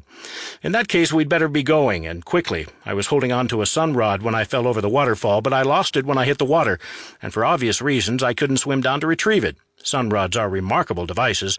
Did you know they go right on glowing even when they're submerged in water?" Julian whistled. "Creatures down here seem to be fairly sensitive to light." "Yes, we've left a handy beacon for any fish folk that come swimming by, which will lead them to a trio of their murdered kinsmen." She put her booted foot on the back of one Kuatoa's neck, grasped her arrow, and pulled it free, shaking the slimy tissue off the arrowhead before putting it in her nearly empty quiver. She retrieved the other 2 arrows, humming tunelessly as she worked. Julian counted. "Do you really only have 9 arrows left?" "Yes, I do have extra bolts for these horrid little hand crossbows, but I ran into a little trouble and spent several arrows I couldn't recover." She nudged a Kuatoa with her foot. "Shame none of this lot were archers. I'd take their harpoons, but I don't know how to use them, and I'm already clattering when I walk from carrying all this excess ordnance," she yawned. "Now that we're together, we'd better find a place to eat and take turns getting a little sleep before we try to find the slaves. I imagine it's daylight up above by now, and this running around all night is starting to wear on me, and I could do with drying out. This magic armor sheds water nicely, but I'm soaking otherwise. I need to get this stuff off me and air out my skin a bit." Julian, distracted by the thought of Zaltys removing her armor and, things she wore underneath, swallowed hard. "I don't suppose we dare to build a fire. The smoke would choke us anyway," she sighed. "At least it's not cold, or hot either. The Underdark has that advantage over the jungle. I napped a bit while I was being dragged. Very refreshing. So once we find a nice bolt hole, I'll take first watch." They moved away from the pool, their way lit faintly by the glowing crystalline structures on the walls, picking their way around tumbled heaps of rocks, moving along the slight but discernible downward slope. Zaltys produced Julian's piece of chalk with a grin and handed it over. Every 100 yards or so he left a mark on a stone or stalagmite so they could find their way back. Although, come to think of it, there wasn't much point. They couldn't very well climb up the waterfall. They'd have to find another way to the surface. Presumably the Darrow went up and down all the time, so they could hunt for slaves. Perhaps they'd put up some useful signpost. "Thank you for saving me," Julian said more seriously than he usually spoke to his cousin. "I thought I was done for, several times. Finding you was my only priority," Zaltys said, patting him on the shoulder in a depressingly sisterly sort of way. "But now that I have, and you haven't had bits of yourself lopped off for a Darrow stew pot, it's back to my original mission. I'm happy to have your help." Julian pointed at a ribbon or curling whiteness in the cavern. "Look at that snake. It's almost like it's walking along with us." "How in the world?" Zaltys said, and then swore rather inventively. "The damn thing's not even wet." She's a strange one, Julian thought, but it's all right. She's stolen my heart, and I owe her my life, so she can be as strange as she likes. I'm all sewn up. Kralish woke with a gasp from a terrible dream. He'd been in the Underdark, all his men massacred by a creature from a treacherous race, Alea without a proper defense. Ah, yes, that was all true. Alea stroked his scaly brow and said, "Shh, it's all right." She paused. "Actually, it's all terrible. We're trapped miles below the surface, and I have no idea where my daughter is, but you're not going to die." "My injuries." He sat up, noting his armor piled in a rather disorderly heap against the far wall of the small, low-ceilinged cavern. The only light came from the faintly glowing body of the spectral boar, but it was enough to see by. He touched his arms and legs, and though they were sore, the skin red with raised welts and crusted with dried blood, there were no gaping wounds, no shattered bones. "I am a shaman," she said. "I couldn't do much for the dead men we had to leave behind, but I was certainly capable of treating the worst of your wounds. You won't die right away, at any rate. The hardest part was getting you into this side tunnel. The boar helped me drag you, and we're still too close to the Swordwing's lair for my comfort, but at least I can't hear buzzing. I doubt we're safe, but we're probably in less danger than we would be out in the open on the causeway." She yawned hugely. "And now that you're awake, I'm going to get some sleep. I have no idea if it's even day or night, but it's well past time I got some rest. While I'm out, you can formulate a brilliant plan to rescue my daughter and my nephew and get us out of this place alive." Alea curled up on her side with her cloak bundled for a pillow and promptly began to snore. Kralish stood up and tested his body, moving through a battle kata that used nearly every muscle he had, but only going at half speed. There were a variety of new aches and pains, complementing the old familiar twinges and injuries from long ago, but he was still in relatively sound working order for a dragon-born 2/3 of the way through a life of adventuring. This past few decades serving Alea and her family had made him soft, but he hadn't forgotten all his training and experience. The Darrow's betrayal had surprised him. Most intelligent creatures would try to save their own lives, unless they were particularly honor-bound or fanatical. But these mad slave-takers couldn't even be counted upon to act in their own self-interest. Kralish sat and brooded over the dark turn the journey underground had taken while Alea got her rest. Because doing useful work was the best medicine, he scouted down the corridor. He could understand why Alea had ducked into the first safe-looking side tunnel, but he disliked being backed into a place with only a single exit. About 50 yards down the corridor, it took a sharp turn left before returning to the causeway. A figure robed and cloaked in dusty gray-black cloth sat cross-legged before the entryway to the tunnel. Its face was obscured by an equally dark hood, and it held a squirming rat the size of a pheasant in its hands. With a deft twist, the figure snapped the rat's neck in its gloved hands, then pressed the rat into the shadow where its face should have been. Kralish expected horrible sounds of chewing and slurping and cracking bones, but there was only silence, which was somehow worse, as if the intruder had eaten the rat whole in a single swallow. "Enjoying your stay?" the figure asked, and the voice was male, Kralish supposed, though it was mostly just whispers and a rasp like a dagger on stone. "I have mixed feelings about this place myself. I have a certain proprietary interest in darkness and treachery, which suit the Underdark, but there are other forces down here that are more or less inimical to me." "Who are you?" Kralish said. He'd encountered a god once, or rather its avatar, while adventuring decades earlier, and though that had been a relatively benevolent being and this one struck him as rather more malevolent, he felt the same sense of outsized presence, as if the being before him were the fin of a shark protruding from the water, the true extent of his form hidden in unfathomable depths. "Are you the Slime King the Darrow mentioned?" Kralish didn't think gods made a habit of directly smiting those who killed their subjects, but perhaps the deity of an insane race would be similarly unpredictable. He gripped his axe, though attacking a god with Thunder's Edge would be as effective as attacking a great red dragon with a soup spoon. The god laughed, like silk cloth rustling. "The Slime King? No. Really, rather, no. I'd be offended at the suggestion of my people weren't whisperers and keepers of secrets. It's only right you don't know my name. You don't need to. I'm here, or not here, but briefly projecting a fragment of my consciousness here to tell you where to find your wayward child. Zaltys and Julin," Kralish said. "Zaltys, anyway. The other doesn't interest me. Do you see this serpent?" A long, pale snake slithered out of the god's sleeve and coiled around Kralish's feet. "Follow it. and it will lead you where you need to go." Kralish frowned. "The last time I followed the directions of a stranger, I was nearly killed by a hive of sword wings. Why should I believe this time will be any different?" The god shrugged, one shoulder moving higher than the other, as if he were hunchbacked. Was he deformed under those robes? Which gods appeared in crippled forms? Kralish had never spent enough time listening to clerics. "Stumble in the dark and die, then. I don't mind. Zaltys may succeed without you, but your assistance would certainly help, if you can reach her before something down here kills you. Providing a guide for a while is about as much help as I'm willing to extend to you. And that's mostly because fostering desperate hope amuses me. Forgive me," Kralish said, bowing his head, on the theory that gods appreciated signs of respect. "But with your powers, surely you can make sure Zaltys does succeed?" "Of course I could, but this is the realm of the bloody god Gonador, and where he doesn't rule, Loth, the spider goddess, does.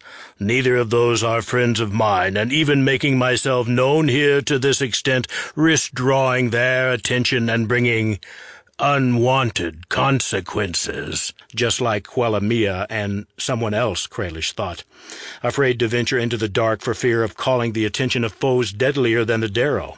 I've never been so glad to be small and unimportant, even if it does mean doing all the work myself. The god's robe rustled strangely. "It is more my nature to act indirectly, biding time until the moment is right, then sending a servant to offer a poisoned cup or slip in a venomous dagger. Never," the god sniffed, "a frontal assault with an axe." The god rose to his feet, assuming he had feet. "Follow my serpent, or don't. Either way, you're unlikely to see the sun again, though Zaltys might." "But why do you want to help Zaltys?" Kralish said. "Why would something like you be interested in her? You really don't remember, do you, what Zaltys truly is? That scion has torn some impressive holes in your mind, but I don't tell secrets, so I won't help you recover your abused memories. I have an interest in Zaltys, in her mission, and in the woman herself. If you help her, you may not earn my gratitude, but at least you won't incur my wrath." The god waved one gloved hand, and the robe collapsed in a heap, dozens of snakes streaming out of the pile and slithering off in all directions. Kralish prodded the cloak with the shaft of his axe, thinking the garment of a god might be useful to Quellamia. But it just deteriorated into clumps of gray cobwebs. The god hadn't really been there, then not exactly. It had fashioned a body of serpents and spider webs to deliver its message. And its guide, the pale snake, remained, slithering around and around Kralish's boots like a house cat nuzzling its owner's ankles. "I am not bound by contract or duty to take orders from a god," Kralish told the snake. "I'll tell Alea and let her decide." Chapter 16. "Yes, all right," Zaltys said. "I know it's probably not technically morning, but we woke up and we had breakfast, so we might as well call it morning. I think it must be closer to mid-afternoon," Julin said, peering up at the ceiling of the tunnel as if he might see the sun if he squinted hard enough. "I know it doesn't matter, but I've got a pretty good body clock, and—" Zaltys suddenly pressed her body against him, flattening him against the tunnel wall. She was a bit taller than he was, so her neck was pressed right against his face, and the scent of her, even sweaty and streaked with cavern dust, was intoxicating and somehow exotic. Her body was pushed against his, and though he couldn't really feel anything, she was in snakeskin armor, after all, with padding under that and clothes under that. The proximity made it easier to imagine feeling her body against his more vividly than had ever been possible before. Mustn't kiss her neck, he thought. For one thing, she would slap him, or be quietly horrified, or be amused, and any of those outcomes was worse than the consequences of inaction. Plus, he knew they were probably quite close to dying at the moment, since the only reason she'd flattened him against the wall with her own body was to hide him in her shadowy aura, and the only reason to do that was to avoid being seen by something horrible, probably a monstrous enemy armed with weapons that had far more barbs than necessity dictated. He did his best to peer over her shoulder, noting that although he could see just fine through the cloak's shadow of concealment, the world was drained of color and rendered in the stark blacks and smudged grays of a charcoal drawing. He could see the Darrow coming down the tunnel well enough, shock of white hair, enormous white eyes armed with a fishing pole? Admittedly, it appeared that the pole was fashioned from the thigh bones of humanoids and baited with a chunk of bleeding organ meat. But still it was just a fishing pole. He went past them, muttering to himself in deep speech, and once he followed a curve and disappeared out of sight, Zaltys slid her body away from his, and color, what color there was down there, where the only light came from clumps of glowing crystal, returned to the world. "If people are just wandering around going on fishing trips, we must be close to their settlement," Zaltys said, voice in a low whisper. "Can you imagine fishing in the pools down here, or eating what you caught?" Julian mimed, gagging. "I've only had trail rations 2 meals in a row, and already raw cavefish don't sound bad to me," Zaltys said. "We'll have to go carefully now." She uncased her bow and strung it in a few quick practice movements that Julian couldn't entirely follow. She bent at the waist, hooked one end of the bow on the outside of her ankle, trapped that end with her other foot, bent the whole bow practically inside out with her hands, and somehow slipped the string over the top end. The result was a relatively compact bow with graceful and sinuous curves his eye couldn't entirely follow.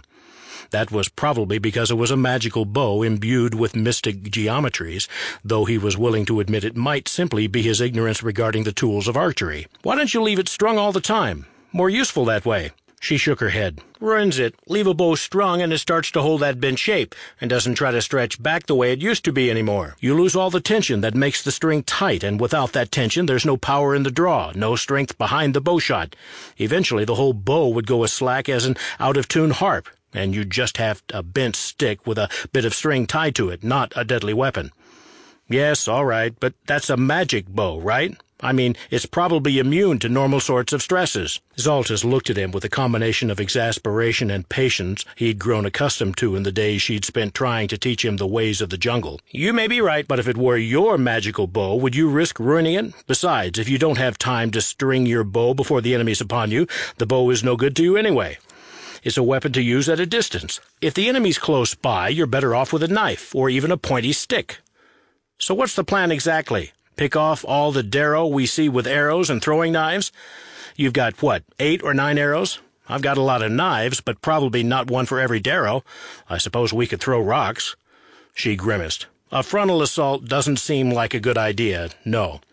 I guess I imagined there'd be a big sort of cage, maybe made of bamboo, with my family locked in it, and I'd just go untie a bit of rope and open the door, and we'd sneak out before anyone noticed us. Maybe there'd be a guard or two to subdue first. Do you suppose it's going to be like that?" He shrugged. "Can't say. As I told you, there were a few things about the Darrow in the books I read. They're mad. Sunlight causes them excruciating pain. They're hated by everyone but aberrations, and they're obsessed with some place called the Far Realm.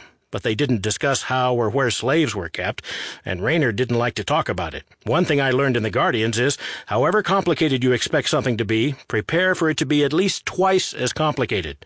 Maybe it won't be, but in that case you'll be pleasantly surprised. It's better to be over-prepared. Ha! We've got a magic bow, a few arrows, some crossbows made so badly they might tear themselves apart just from the strain of firing, a green knife, and a lovely crystal decanter of clean water.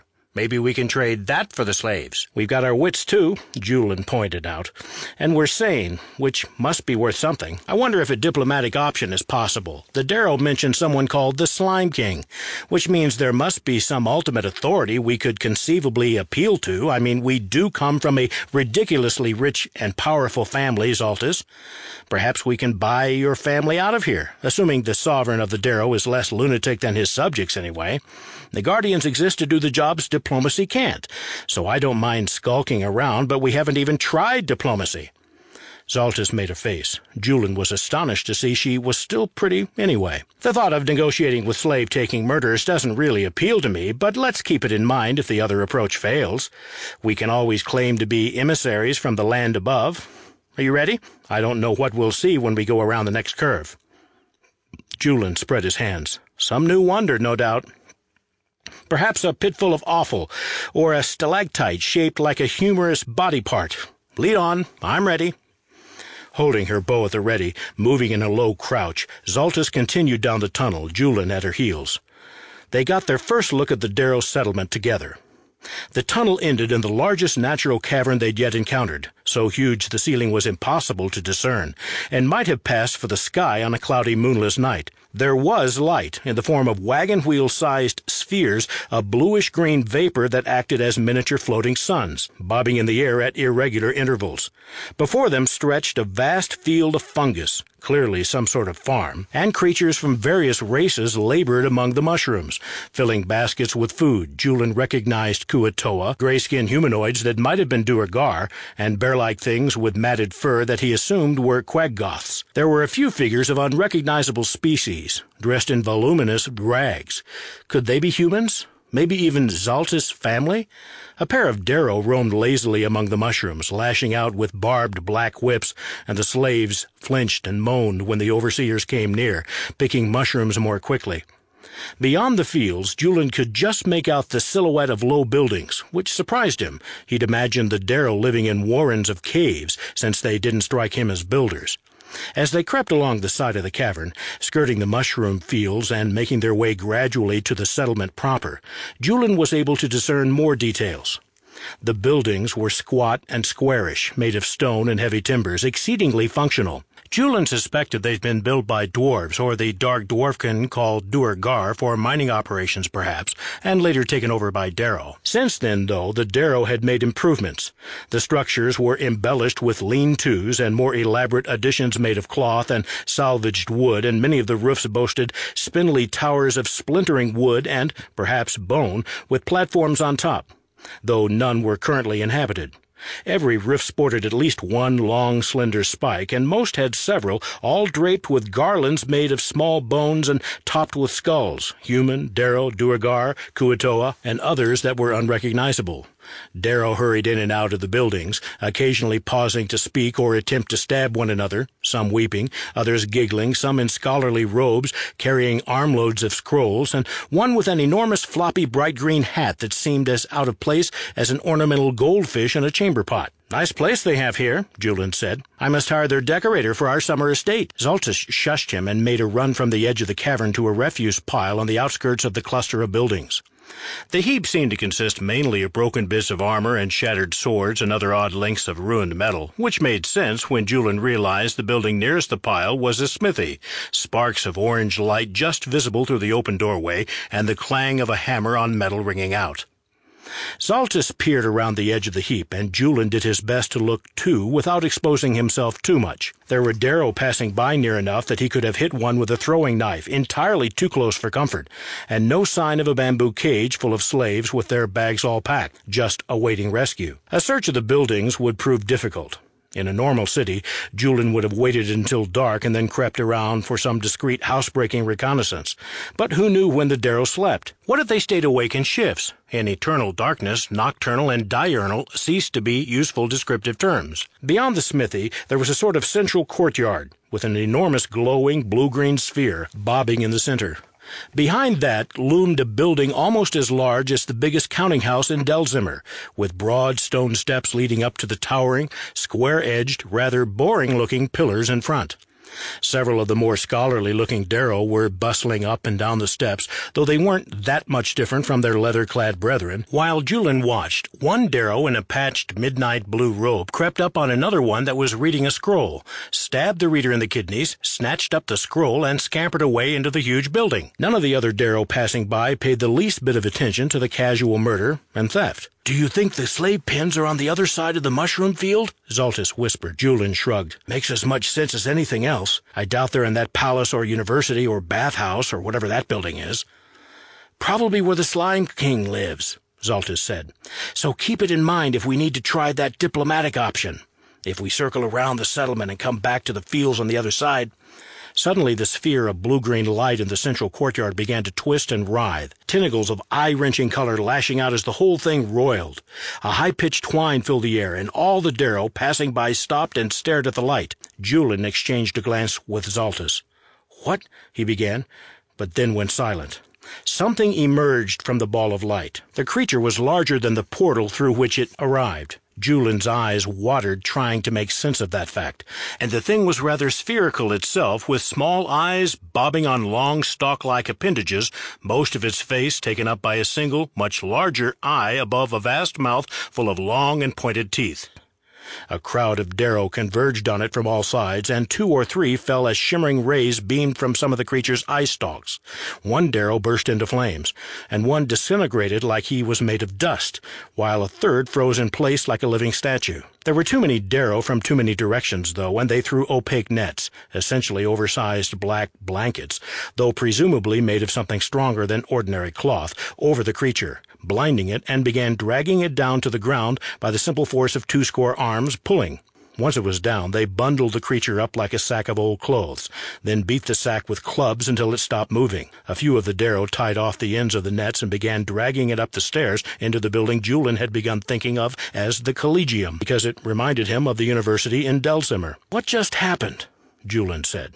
Zaltys stared at him. "You're the expert. Tell me what we saw." Julian shook his head.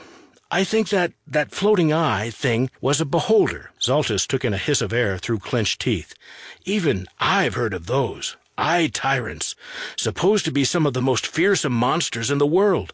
And these Darrow brought it down like it was a routine occurrence." "Maybe it is," Julian said, looking around the cavern with growing horror. "It came out of that bobbing ball of light. What if it's not just a magical lamp? Darrow can see quite well in the dark, and most of their slaves can too. So what would they want with lights in their town? What if the light is a sort of side effect?" "They're portals," Zaltys said, which rather spoiled Julian's plan for a grand reveal of that speculation, but he nodded. "Not wide-open portals, I'd guess, or we'd see more traffic streaming through them, but at least places where portals sometimes open. But portals to where?" "The far realm," said a voice behind them. Stupid not to set a guard, Julian thought. But if it's just one of them, maybe we can... He and Zaltys turned.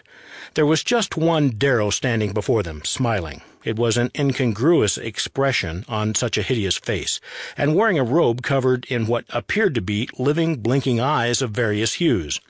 Zaltys thought the Darrow was female, though she didn't look noticeably different from the males, a trifle shorter perhaps, but mostly the difference was in the higher pitch of the voice. The Darrow woman wasn't even armed, unless the obviously magical robe counted as a weapon.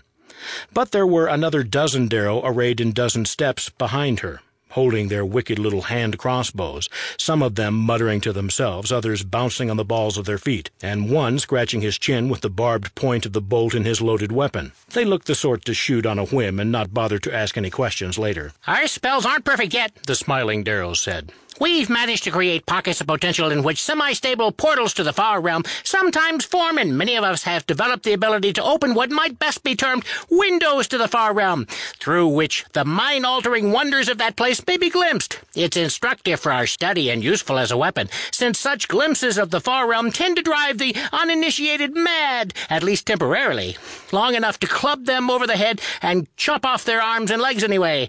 Would you like to see? No? Very well. Then if you don't think we should drive you mad and experiment on you, what should we do with you instead? Armed invaders don't often make it this close to our settlement, and I'm curious why you've come." Julian was fairly certain that was a trick question, so he was glad when Zaltys spoke up, because it meant he didn't have to. "We are emissaries from the surface, with a proposal for the Slime King." The Darrow in the back began to murmur among themselves, the points of their crossbows wavering but not entirely moving aside, shifted enough that their shots would probably maim rather than kill, which was small comfort. The smiling Darrow took no notice. "I am a savant of the people, sometimes called the Slime Clan by the lesser races, and I am in personal service to the Slime King. You may give me any message to pass on. I'm sure by the time I have an answer for you, you'll still be alive, though possibly not in exactly the same body you started out in." "The message is to be delivered personally," Zaltys said firmly, "or we'll simply leave, and your king won't ever know what we have to offer." "Leave? No, that's not likely." "Wait here, Julian, while I show them what we can do," Zaltys said, and faded from sight like a shadow disappearing in the sun. Wait here, Julian thought, like I have any choice. It was a bold bluff, no mistaking. He was sure his admiration for his cousin's bravery would be a great comfort to him if he died. Zaltys reappeared a moment later on top of one of the spindly towers nearby, bow drawn, arrow unmistakably pointed at the savant, who'd finally stopped smiling. "This is a good sniper position," Zaltys said. "If you had any sense, you'd have bowmen of your own posted here." "Yes, fine," the savant said. "You could make yourself very nearly invisible in dim light. We're all very impressed. But didn't you notice my robe is covered with eyes? I can see invisible things, girl, which might hamper your escape." "Oh," Zaltys said, nonplussed but quickly recovering. "Not if I put an arrow through your eye, it wouldn't." "A point," the savant said. "Now come down from there. Don't make me open a portal and drive you mad. Playing with your food is slightly less fun if the food's too mentally distressed to realize it's being eaten. I'll take you to the Slime King. There may even be a reward in it for me, like getting to watch you be consumed by something with more eyes than tentacles and more tentacles than teeth. Asking to meet with the Slime King is like a fish asking to be hooked and gutted and worn like a hat." "You wear gutted fish like hats?" Julin asked. "Only on fish day," the savant said impatiently. "Now come down from there, Archer." Zaltys faded from sight again and reappeared beside Julin. Most of the guards wandered off when it became apparent there would be no immediate killing, but a couple of others trailed along as the savant led them toward the Collegium, including one with glowing green smears in his beard. "I know you," Julin said. "Me too," Zaltys said.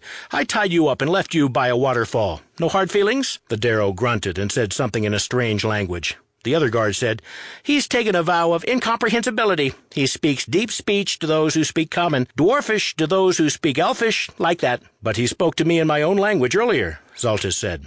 The guard shook his head. "Impossible. Must have been someone else. We Darrow are nothing if not rigorously consistent." "So what did he say just now?" Julin asked. The Darrow shrugged. "I respect his vow, so I choose not to understand them." "Oh," Julin thought for a moment. "What's Fish Day?" "No idea," the Darrow said. "Never heard of it. Savants are all lunatics if you ask me, so be honest. Are you the agents of Zentarum here to kill the Slime King and allow me to ascend to the throne?" "No," Zaltys said carefully. "That's not us." "Ah, well, they'll be along soon enough, I'm sure. My sister's skull, I keep it in my sleep hole. It told me my time of glory is nearly here, and I just need to bide my time. So that's me. Here I am. I'm biting." Bug-Eater said something and laughed. "Truer words were never spoken," the other Darrow said, and wandered off just as they reached the broad stone steps. The Darrow who'd been murdered in front of the Collegium earlier was completely naked, his clothes all stolen, and another Darrow in a filthy white apron crouched by his head and methodically shaved off his hair with a rust-speckled straight razor. "The inmates are running the asylum," Julin thought. "The Slime King is quite deep in the chambers below," the savant said, pausing between two massive pillars. "I can't be responsible if you're killed by anything along the way. Are you sure you don't want to tell me your message?" Zaltys shook her head. The savant sighed. "Fine, then, let's go." Bug-Eater said something that sounded as if it were meant to be reassuring, but followed up by pointing his crossbow at them meaningfully, so Zaltys and Julin went after the savant. "Welcome to the center of Darrow innovation and magical science," she said. "Mind your step. Some of the puddles down here will melt your feet off and feast on the slurry left behind." Julin glanced down, instinctively looking for such deadly puddles, and noticed the pale snake was still with them, slithering along unnoticed in their wake. Definitely something strange going on there. But compared to the mysteries and oddities he'd encountered in recent days, it barely rated a mention. Chapter 17. "We're following a snake," Alea said, "and as far as I can tell, it's just a snake. I'm fairly well attuned to the primal whispers of the natural world, and they tell me ordinary cave snake lives on bugs and rodents, no particular intelligence. And yet, you'd think a normal cave snake would want to avoid a heavily armed dragonborn instead of behaving like a frisky kitten." Kraelish's head moved in a constant side-to-side sweep, his senses alert for the possibility of ambush, with Alea holding the sunrod aloft. They were back on the causeway, a broad avenue of blood-smeared stone smashing straight as an arrow shaft through caverns large and small. The snake led them along at a steady but not punishing pace, and Alea's spirit boar acted as their forward scout. "I doubt that snake's afraid of us," Alea said. "If it lives down here, it's dodged significantly worse things. It's probably just leading us to its favorite mousehole." "I doubt that. A god set it on this path." Kraelish skirted one of the smears of dried blood. "So you said. I believe in the gods, of course, but I've never had much use for them. I revere the wild, and the wild was here before most of the gods, and it will outlast them. It's hard to imagine a god taking any interest in our situation, though, especially one as unpleasant as you describe." "You've never doubted one of my reports in the 30 years we've been together," Kraelish said mildly. "Is there a reason you doubt me now?" She scowled. "All right, I believe you saw what you say you saw." He started to object, and she held up her hand. "And I suppose I believe your interpretation of what you saw, too. A god. A god who made a body out of snakes, who takes an interest in Zaltys, who loves secrets and whispers. I find the idea rather troubling. I don't want to believe it.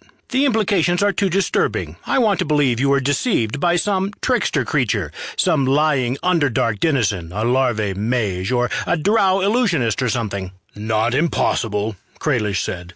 "But we're lost in the Underdark, and the snake, at least, gives us something to follow." "Last time we followed something down here, it led us into a trap," she grumbled. The snake slithered toward the jagged opening of a tunnel leading off the causeway. "A change of direction," Kralish said. "A hopeful sign." "Mark my words, we'll find nothing but a nest of newborn rats, which might make a nice change from these trail rations.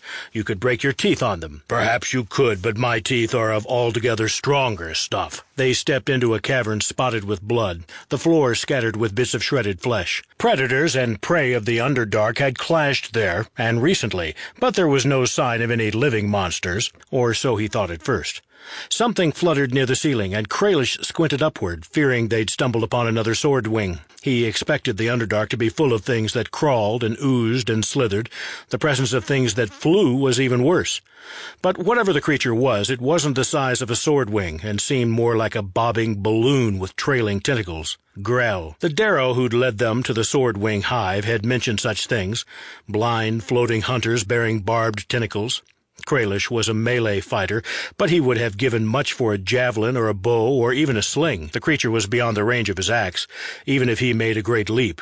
He exhaled his icy breath upward, hoping to stun the creature and make it fall to the ground, where he could make short work of it with Thunder's Edge. But the creature floated aside with surprising agility, and Kralish's breath just limed a few stalactites in frost. "Kralish, what?" Alea said, but then a great pain burst in his head, and black flowers blossomed in his vision, and he fell to his knees. His mouth filled with the taste of copper and rotten meat, and Alea was shouting, but he couldn't answer. He couldn't understand. There was something in his mind. He stood up, though not because he willed it. His vision took on a reddish tinge. "The Grell is controlling me," he thought, terrified as he raised his axe. He tried to fling the weapon away, but the effort was futile. Gods, the horrors of the Underdark were unending. He tried to tell Alea to run. Even with her powers, he might be able to strike her down, especially because she was looking at him with concern, asking if he was all right. She hadn't noticed the Grell floating high in the cavern like a puppet master pulling Kralish's strings. If she didn't try to defend herself, he could split her in two with one blow of Thunder's Edge. And what greater horror could there be for one such as himself, who held honor sacred above all else? To murder the woman he'd spent the past 3 decades trying to protect? Kralish raised his axe high. "This is the center of Darrow learning and civilization," the savant said. "So it goes without saying it is the most learned and civilized place in the world." Bug-Eater said something cheerful and began pointing to various objects, grunting as he gestured, the world's worst tour guide.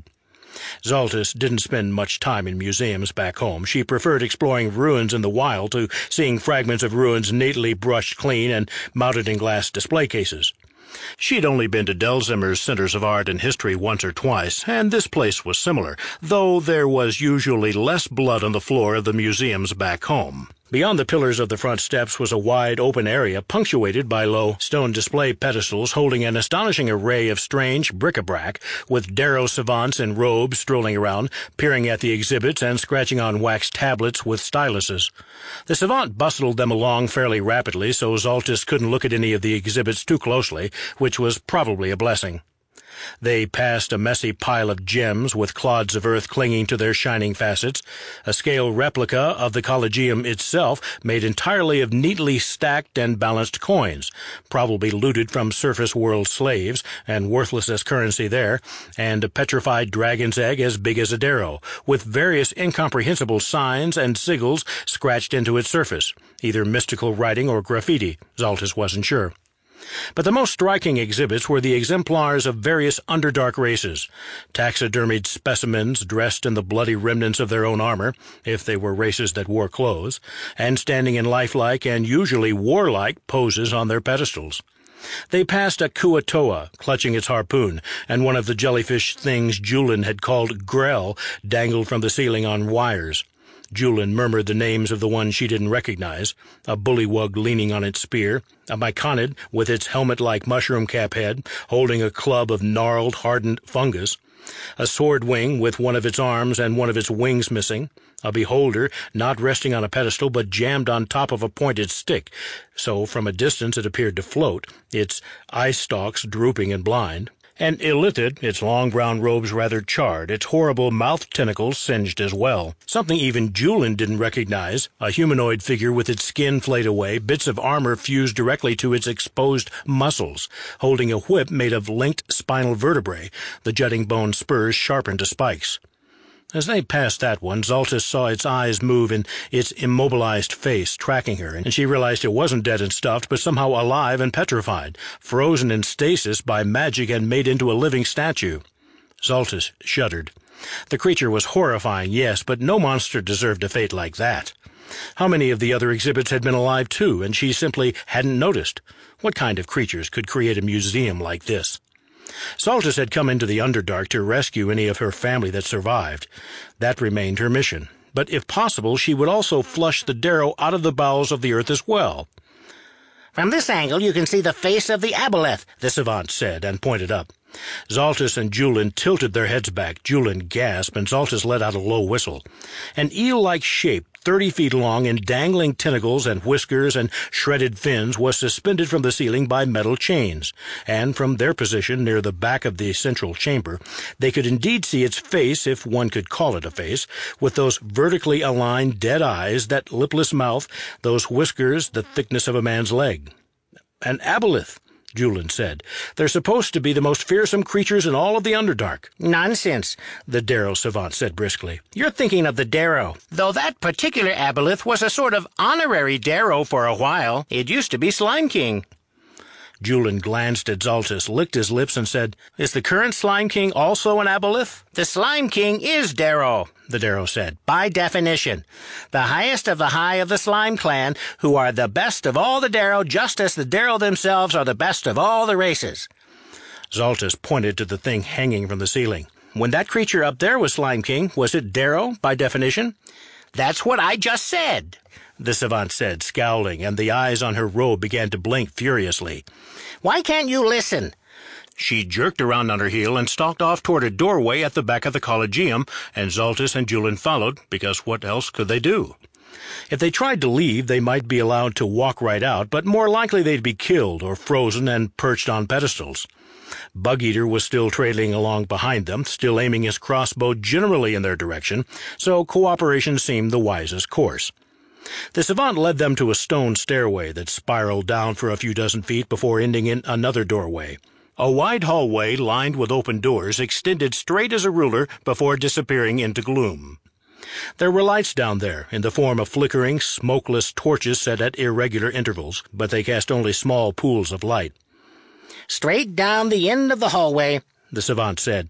"And mind you don't stray into the side rooms. They are sovereign micro-kingdoms, each populated and ruled by a single Darrow, doing particularly interesting experiments, and if you pass over their thresholds, you are subject to their absolute rule, which means in practice that horrible things would happen to you. As long as you stay here in the hallway, which is subject to the Slime King's rule, well, horrible things will probably still happen to you, but not as quickly." Zaltys couldn't resist looking into the first few doorways they passed. What would a sovereign micro-kingdom of the Darrow look like? The first just had a naked Darrow, body covered in a calligraphy of scars, snoring on a pile of inexpertly skinned pelts, flies buzzing around him. In the next, a robed Darrow sat at a work table, furiously sketching on pieces of thin hide with a chunk of charcoal grasped in his fist, and he would have looked like any scholar anywhere if not for the fact that one of his arms was missing, replaced by a long, ropey tentacle that lashed and twitched and writhed seemingly of its own accord. The third chamber was one that made Zaltys turn her face resolutely forward, focused only on the hallway in front of her. All curiosity burned out of her. A Darrow in a blood-stained apron worked in that room, a pair of long metal tables set up in the center of his sovereign space. On one table lay the partially dissected body of a beholder, perhaps the same one they'd seen captured in the square earlier, and the Darrow chirurgeon was snipping off its eye stalks with a pair of large shears. On the other table lay the body of a hairy humanoid figure, perhaps a quaggoth, also partially taken to pieces. But the dead quaggoth had beholder eye stalks attached to its head, and the stalks were moving, waving lazily like underwater plants undulating in the current, and when one of the eyes looked at Zaltys as she passed, she could tell it was horribly aware. Zaltys couldn't imagine seeing anything more disturbing, until, abruptly, she did. Just be glad you didn't see a human on the table, Zaltys thought. It could have been one of your kin, unless they were all killed long ago. The hallway finally ended in another doorway and another stairway spiraling down. The savant seemed to notice Bug-Eater for the first time. "Do you want to go down there, too?" Bug-Eater shook his head firmly, bowed rather elaborately to Julin and Zaltys, and strolled away, not down the hallway, but into one of the open doors of the side rooms. Screams immediately emerged from the room, though whether they were Bug-Eater's screams or the screams of the Sovereign Darrow inside, or the screams of some other entity entirely, Zaltys didn't know. The savant took no notice, leading them down the stairs. "We could take her," Julin whispered to her. "They never even bothered disarming us." Zaltys nodded. "I'm not sure killing her does us any good, though." "True, but I don't mind telling you, cousin, I'm pleased to have the option." The option didn't last long.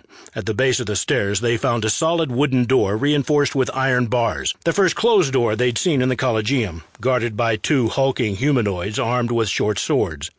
It took Zaltys a moment to realize they were Darrow, since they were taller than she was and almost as broad across the shoulders as Kralish. But they had the spiky white Darrow hair and the long faces and pointed chins Zaltys had grown all too accustomed to seeing. The distinctive Darrow eyes were hidden by blindfolds made of strips of dark cloth. Zaltys wondered what they were. Experimental subjects made more strong by the dark arts of Darrow chirurgeons? Merely Darrow heads attached to the bodies of larger humanoids? And why the blindfolds? The last question was answered quickly. The savant drew a long needle from the sleeve of her robe. The eyes all over her garment stopped blinking, and stared at Zaltys and Julin fixedly. "Now then," the savant said, "you're almost ready to meet the Slime King. I just need to remove your eyes first."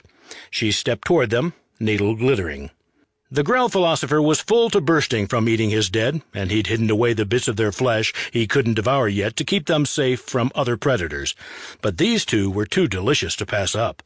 A scaly thing and a hairy thing, and he was under no orders from an interloper god or a mob of Darrow scum to give these two safe passage.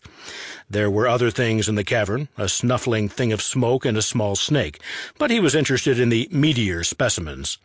The scaly thing was big and strong, and the hairy one was small and weak.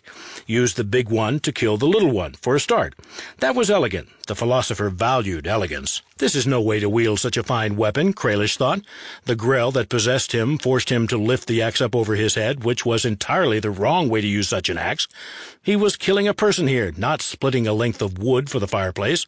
It was no surprise that a floating, tentacled brain would lack proper martial technique, but it was an additional dishonor to be used as a tool by something so incompetent. Not that his poor form would save Alea's life. She would be split by the axe, if not as neatly as a length of wood might have been. The worst part was, Kralish couldn't even close his eyes as his arms began to drive the axe down. But his poor form provided enough warning for Alea to react. She dived aside, and the blow fell half a foot from her, the blade of the axe ringing loudly on the hard stone floor. Kralish staggered with the swing, the weight of the axe pulling him off balance and making him fall to the floor. Alea's spirit companion rushed toward him, head lowered, snorting and pawing at the stone, but it didn't attack, merely stood guard. Kralish's body tried to stand, but the Grell was a creature of many limbs and weightless flight, and seemed to have some difficulty maneuvering Kralish's mere 2 arms and legs and his great weight. Alea, meanwhile, was scanning the cavern, and she said, "Aha!" quietly looking up. Her spirit companion lifted his head too, and snorted mildly. Motes of white fire emerged from its nostrils, floating up, and a blazing light ignited near the upper reaches of the cavern. The burning Grell lashed its tentacles wildly, then dropped with a heavy wet thud to the cavern floor. It writhed and tried to crawl away, and Kralish heard a great drawn-out screech, though he soon realized the scream was echoing only in his mind, not in his ears. He regained control of his limbs and stood up, unsteadily, then prodded at the corpse of the burning Grell with the handle of his axe. "Foul thing!" he said, spitting as if he could spit out the flavor of the creature's mind in his own. Took control of me, used me the way I'd wield a sword, but less skillfully. An aberration. Elia's voice was thick with disgust. Say what you will about the Darrow, they are horrible creatures, but they belong in this world. But things like that come from elsewhere, and their very existence poisons reality and sickens nature. They are a tumor in the body of the world, everything shamans and druids stand against. Just as cancer turns healthy flesh into sickness, so these aberrations seek to turn the natural world into a reflection of their own mad homeland. She hugged herself. And these caverns are full of such things, I'm sure. Would that we could burn them all. We may have the chance to burn a few more, Kralish said, but we should keep looking for Zaltys, if we can. He looked around. Where is the snake? Alea frowned. It must have slithered away during the fight. Kralish swore. Lost without a guide, then.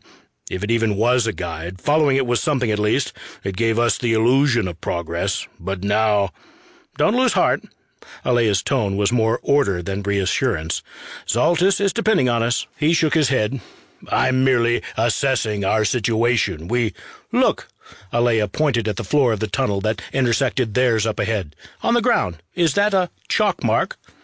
Kralish investigated, kneeling and attempting to smudge the faintly glowing blue smear without success.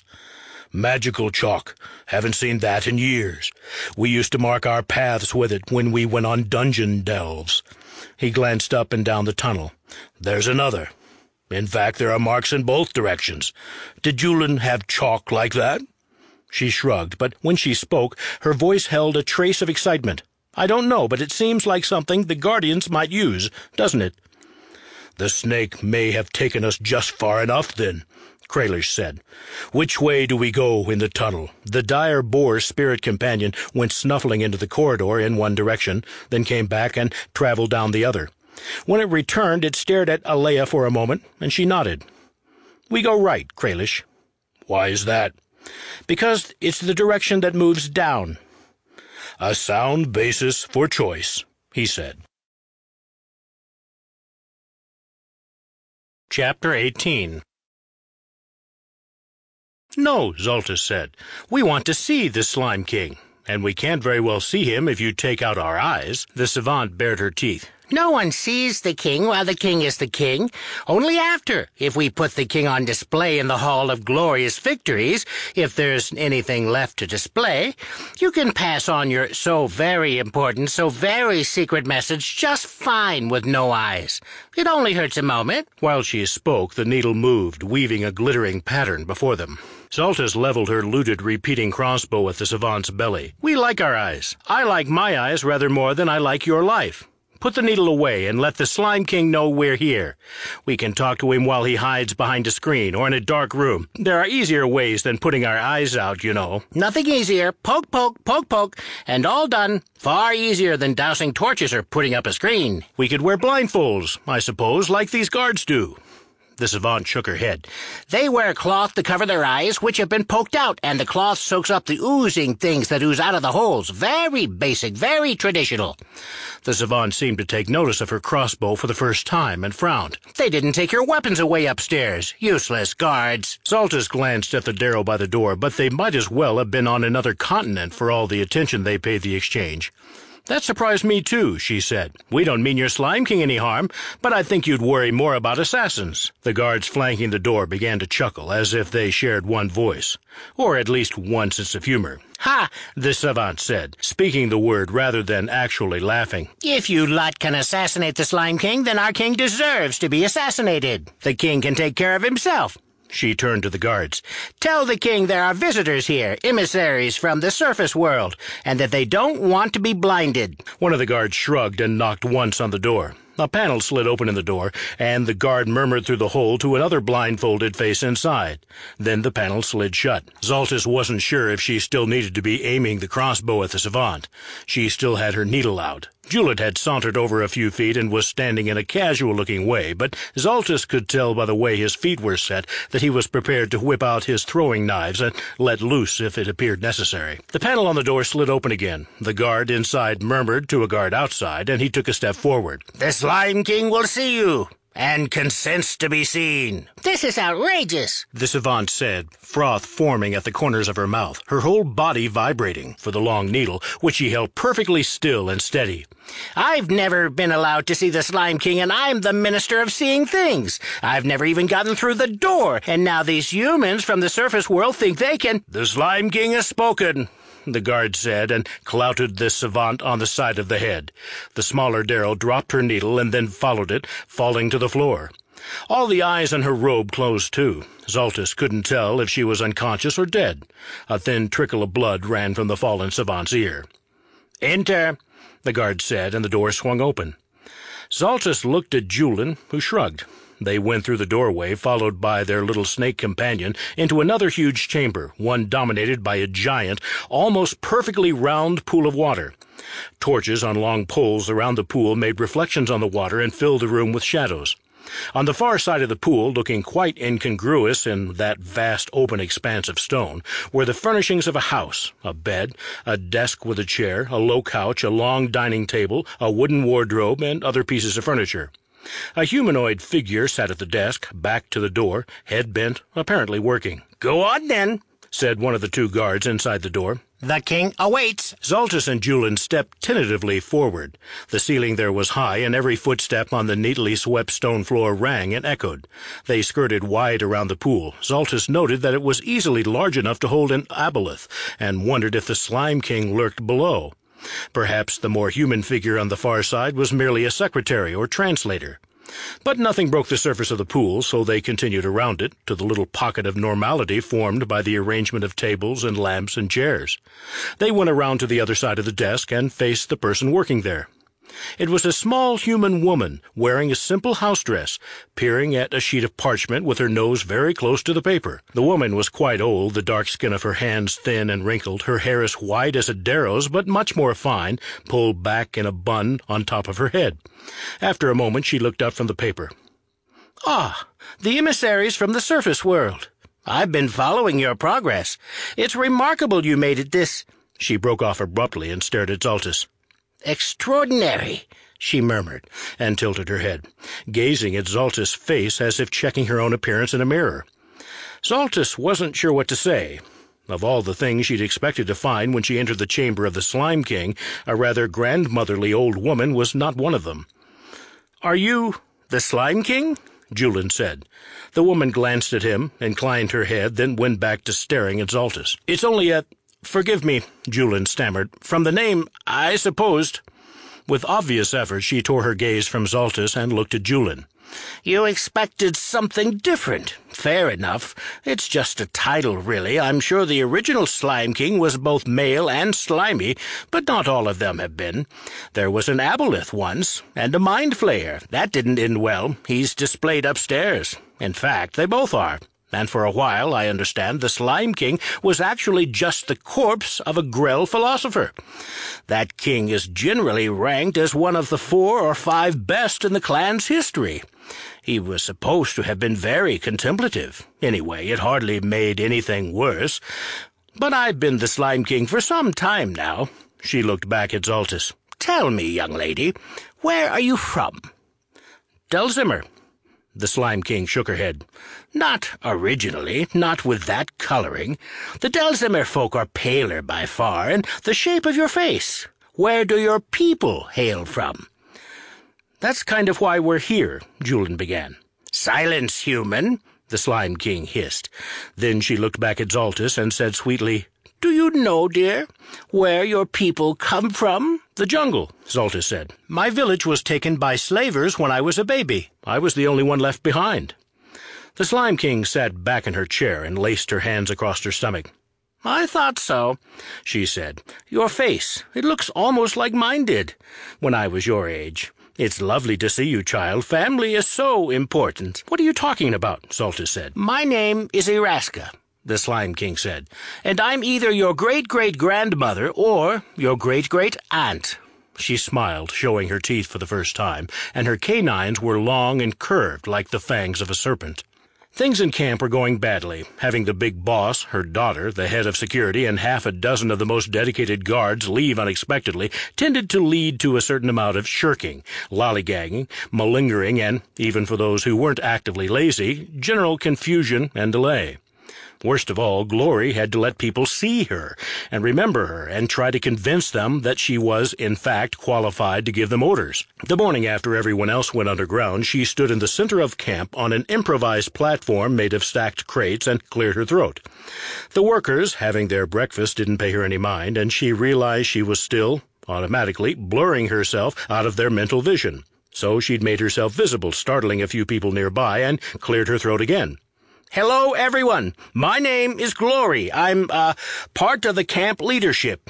Alea and Kralish are off on an important errand, so they've put me in charge and—" "We've never seen you before," one of the cooks shouted, the outburst followed by general muttering, including some, unfortunately, from armed men eating their breakfast alongside the laborers. "I keep to myself," Glory said, "but I'm here now, so if there are any problems, you can bring them to me. Otherwise, things should just proceed as—" "She's a tiefling," a guard said. "You can't trust them. She's practically a devil, probably sent from some cult of Asmodeus out in the jungle to seduce us all to destruction." He sounded somewhat hopeful on that last point, and Glory wished she'd worn something a little less revealing.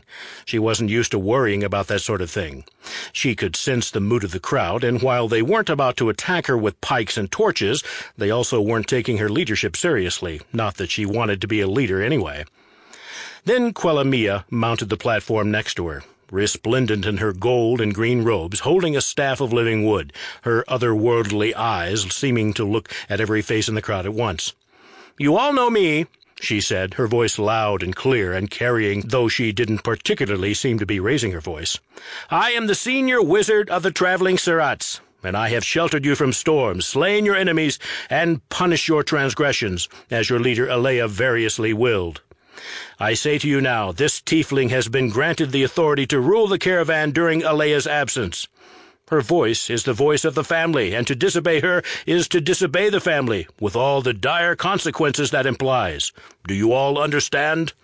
The crowd shouted affirmation, and Quellamia nodded to those assembled, nodded rather more curtly to Glory, and descended the platform again, going about her business. "Okay, then," Glory said. "As I was saying, if you have any concerns, you can come to me. Otherwise, just go about your jobs. You all know what to do." Before she could come down off the platform, people began shouting at her. The cooks complained that the hunting parties weren't bringing back enough fresh meat.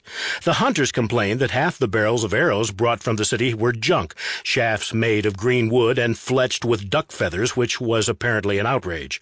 The interim guard captain, appointed by Kralish, had some question about guard rotations, which Glory couldn't even begin to comprehend. The laborers wanted to know if they should go back to the same terazul vines they'd been harvesting yesterday, or move over to a more promising patch on the other side of some particular ruins, with the caveat that if they were supposed to go there, they'd need more guards, not to mention some men to go in and clear out some kind of poisonous bush first. The scouts wanted to know if they should take men to destroy a troop of guardian apes they'd noticed, though they were about half a mile outside the official perimeter, just in case the apes came over to make trouble later. The guard who'd worried she was here to seduce them all wanted to know why he hadn't seen her around camp before, and let her know he had a flask of some fine liquor if she was looking to unwind and.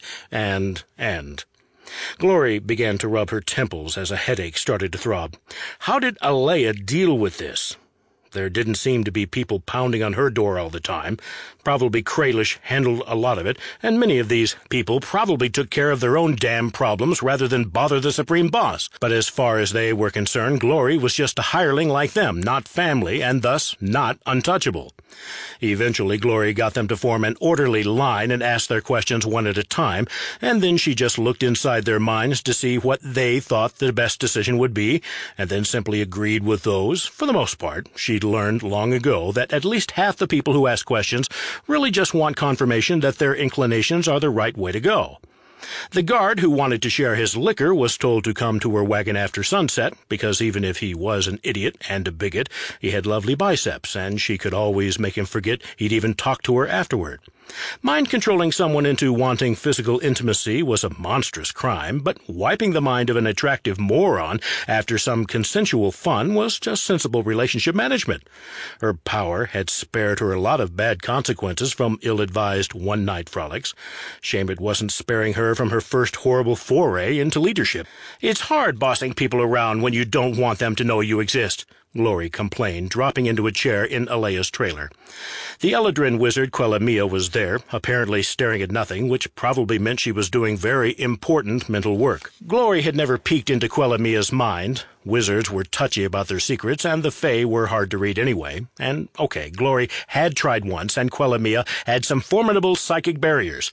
But she wondered, sometimes, what it was like inside that cool and aloof head. Green and tranquil, quite unlike Glory's own fiery red and char-black thoughts. Feel free to, jump in and tell people what to do out there in camp any time. I'm not cut out for managing people, at least not that way. Making people do stuff is one thing. Telling them to do things is a whole different proposition. I don't like it. "Do you believe in evil?" Quellamia said. She didn't look at Glory, but the Scion decided to assume the question was meant for her. She pointed to her horns. "I'm a tiefling. I've got evil in my ancestry. Of course I believe in it. Is this about Zaltys again?" "But many call their enemies evil," Quellamia said, "even if they are not so different from themselves. Some would call the Serats evil. The effects of terazul are often terrible, and without the family's trade that poison would be far less widespread. And how many evil creatures consider themselves evil? There are some, certainly, degenerate races and dark gods and undead wizards and ancient dragons that revel in cruelty, but I'm sure many of them don't actually consider themselves evil so much as superior, more important than anyone else, and willing to do terrible things to further their own interest, no more concerned about the deaths they'd cause than Kralish worries about stepping on ants. Some of those creatures are simply mad. Is madness the same as evil? Are the evil, by definition, also mad? Even when they seem cold, calculating, and sane? Believing you're more important, more real than anyone else, Glory said, and acting on that belief, that's a pretty good working definition of evil. Then most thinking creatures are evil, at least sometimes. Quellamia finally looked at her. Most beings are selfish. True altruism is the province of rare holy ones. Or the mad, Glory offered. There's a thin line between holy and crazy, just like there's a thin line between evil and crazy. Another question, then. A simpler one. Is it evil to commit evil acts in pursuit of good? Betrayal, murder, lies? Are these still crimes if they're done for a just cause? And if that cause is won? Pretty much every king in the world would say no. Sometimes you have to commit horrors to prevent worse horrors. Every war that's ever been called a just war operated on those terms. Glory yawned. Working for a living was exhausting, and she definitely counted managing as working. Why the philosophical musings? Perhaps the only real evil is that of aberrations, Quellamia said. Outsiders from other realms, the far realm, creatures that don't belong here, creatures who poison reality itself by their very nature. Entities which are toxic to nature, and rationality and beauty and loyalty and love. Is that possible?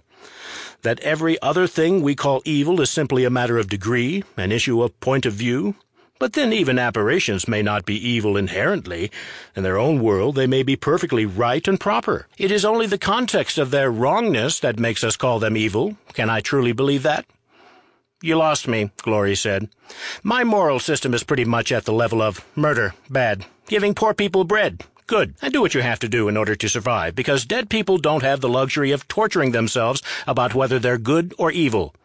You're right, Quellamia said. There's something to be said for pragmatism. She touched Glory's shoulder, hand as light as a dried leaf. We do what we must. What more can be expected of us? So, is this about Zaltys? You think we should have gone into the Underdark with Alea and Kralish? Because I have to admit, I do feel guilty about that, but I think I'd feel even more guilty about letting my brain get eaten by a mind flayer. I made the right choice, the Eladrin said, rising. I believe that. I must. And you must make peace with yourself about your own choices. She swept out of the room like a queen taking leave of her court, and Glory had never been more tempted to try to knock down Quellamia's mental barriers and read her thoughts. She was a little bit afraid of what she might find out if she dared. Chapter 19 "I can't believe you convinced me to ride down a waterfall," Alea said, wringing icy water from her long hair, drops pattering the corpses of Kuatoa. "And I can't believe you were right." "Going down the waterfall was the obvious path forward," Kralish said. "There were clear signs that a body had been dragged down the tunnel, and no sign of it being dragged back out again. So where else could it have gone? I can't be completely certain Zaltys was here." He rose from his examination of the dead fish creatures. "But these were definitely killed by arrows, not crossbow bolts, but arrows. And the only archer I know of down here is Zaltys. These broken links of chain on the ground are from the shackles the Darrow use on their slaves. I think Zaltys managed to catch up with the Darrow who took Julin and saved him.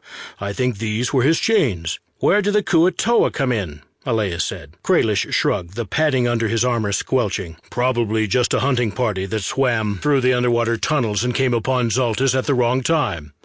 He went to the edge of the still pool and peered down. He'd very nearly drowned coming down the waterfall in plate armor with his massive axe in his hands. The weight of arms and armor had dragged him to the bottom of the pool, and he'd had to use all his strength to climb up the rough side of the pool under water and haul himself onto the dry cavern floor. He was lucky he hadn't had to unhook his armor and leave it rusting at the bottom of the pool. If it had been a little deeper, he would have. Meanwhile, Alea's magic robe hadn't even gotten wet, water sliding off it like rain from a duck's feathers.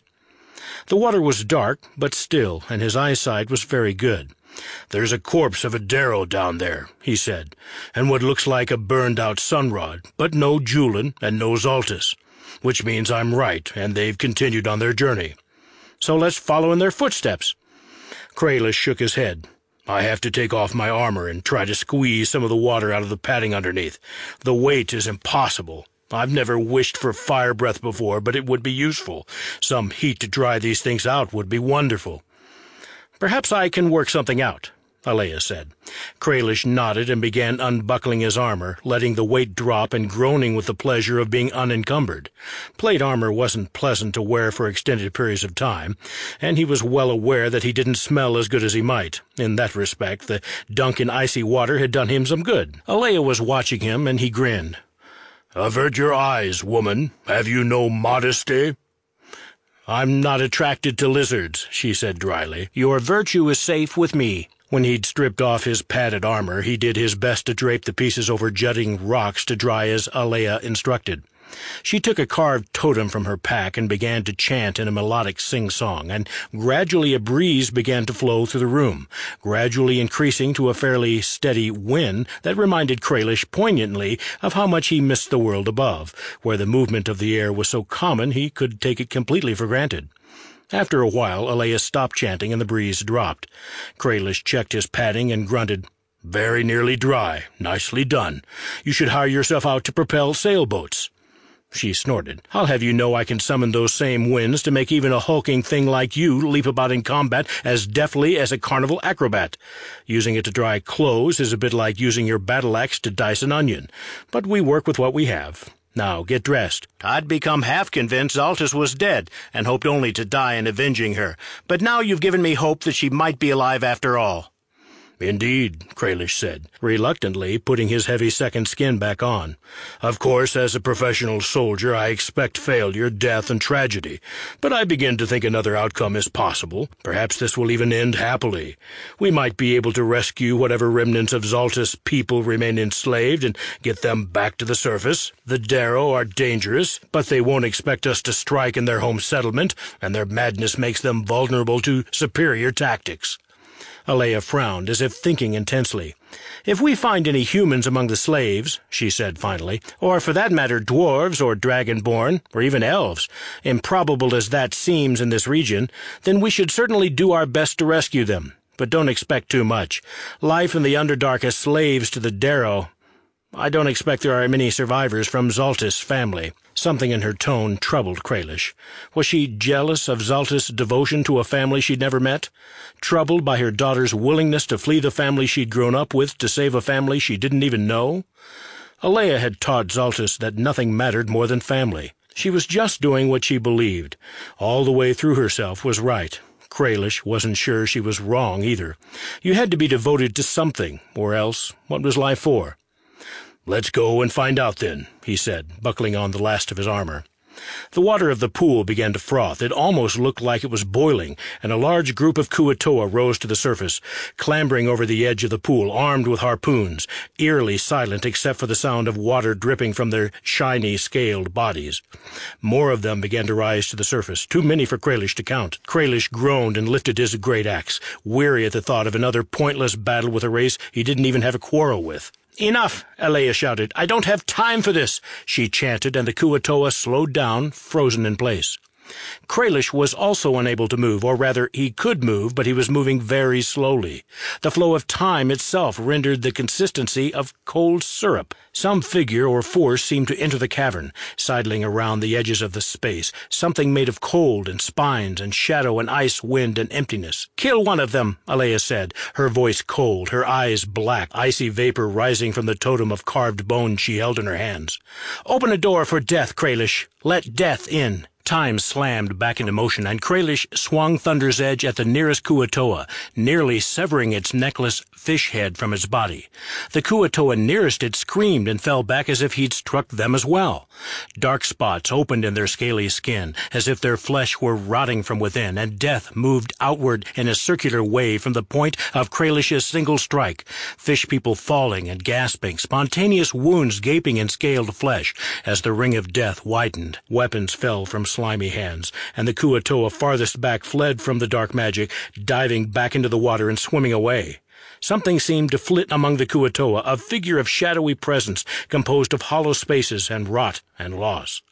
When the last of the Kuo-toa were dead or fled, the presence receded. Alea dropped the totem from her hands. Her eyes remained black for a moment, only gradually clearing. "I've never seen anything like that," Kralish said. "Odd. It was like contagious death." "The death spirit," Alea said, her voice hoarse, her hands trembling. "A powerful summoning. I wasn't sure I could bring it or control it once I did. It's a dangerous thing to call upon, because it is both patient and insatiable, but well suited to this place. The primal forces in the Underdark are merciless, Kralish, and angry. Something down here is wrong, unnatural, not just the grell or other aberrations. Something more profound, a deeper wound, a more profound threat. The natural world is twisted, and the source is not far from here." "Some say the Darrow were a great race once," Kralish said, "that they had cities and an empire and lived above ground, but they dabbled with unnatural things and brought about their own downfall.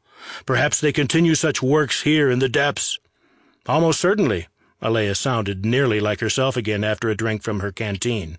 She looked bleakly at the dead creatures surrounding them. "There's a story shamans know about the world serpent. They say the Darrow opened portals to the far realm, a plane of madness, when the world was young. Their actions risked destroying the integrity of reality itself, and so the world serpent, the great primal force that encircles the world, made itself manifest and dragged the cities of the Darrow underground, consigning them to live in the depths of the Underdark, among things almost as horrible as themselves." "So the world serpent is an enemy of the Darrow?" Kralish said. "Then perhaps the thing I thought was a god was an emissary of—" "No," Alea shook her head. "Ouroboros, the world serpent, is an ancient primal spirit. It shifts its coils and the earth shakes. It doesn't appear in a cloak and make jokes and threats and send little snakes to lead us places. That's the sort of things gods do, you're right. But serpents are complicated, Kralish. They can be ancient, wise creatures, or they can be poisonous, unexpected death in the night. Some shamans revere the world serpent, but there are darker forces that assume the form of snakes." "You mean the serpent god, Zahir," Kralish said. "But Zahir is a god of the yuan-ti and a few mad human cultists. What would it care about Zaltys? Why would it help us find her? Why would an evil god want to make trouble for the Darrow, an evil race?" Alea opened her mouth, then closed it, and shook her head. "I don't know. I don't care to find out." "But," Kralish said, "please, let's just go and bring Zaltys and Julin out of this place and hope we're never troubled by gods or unnatural things again." She stormed off toward the cavern's only obvious exit, kicking the arm of a dead Kuo-toa out of her path, and Kralish had to hurry to keep up. "You're from my village?" Zaltys said, staring at Eraska's teeth, her fangs.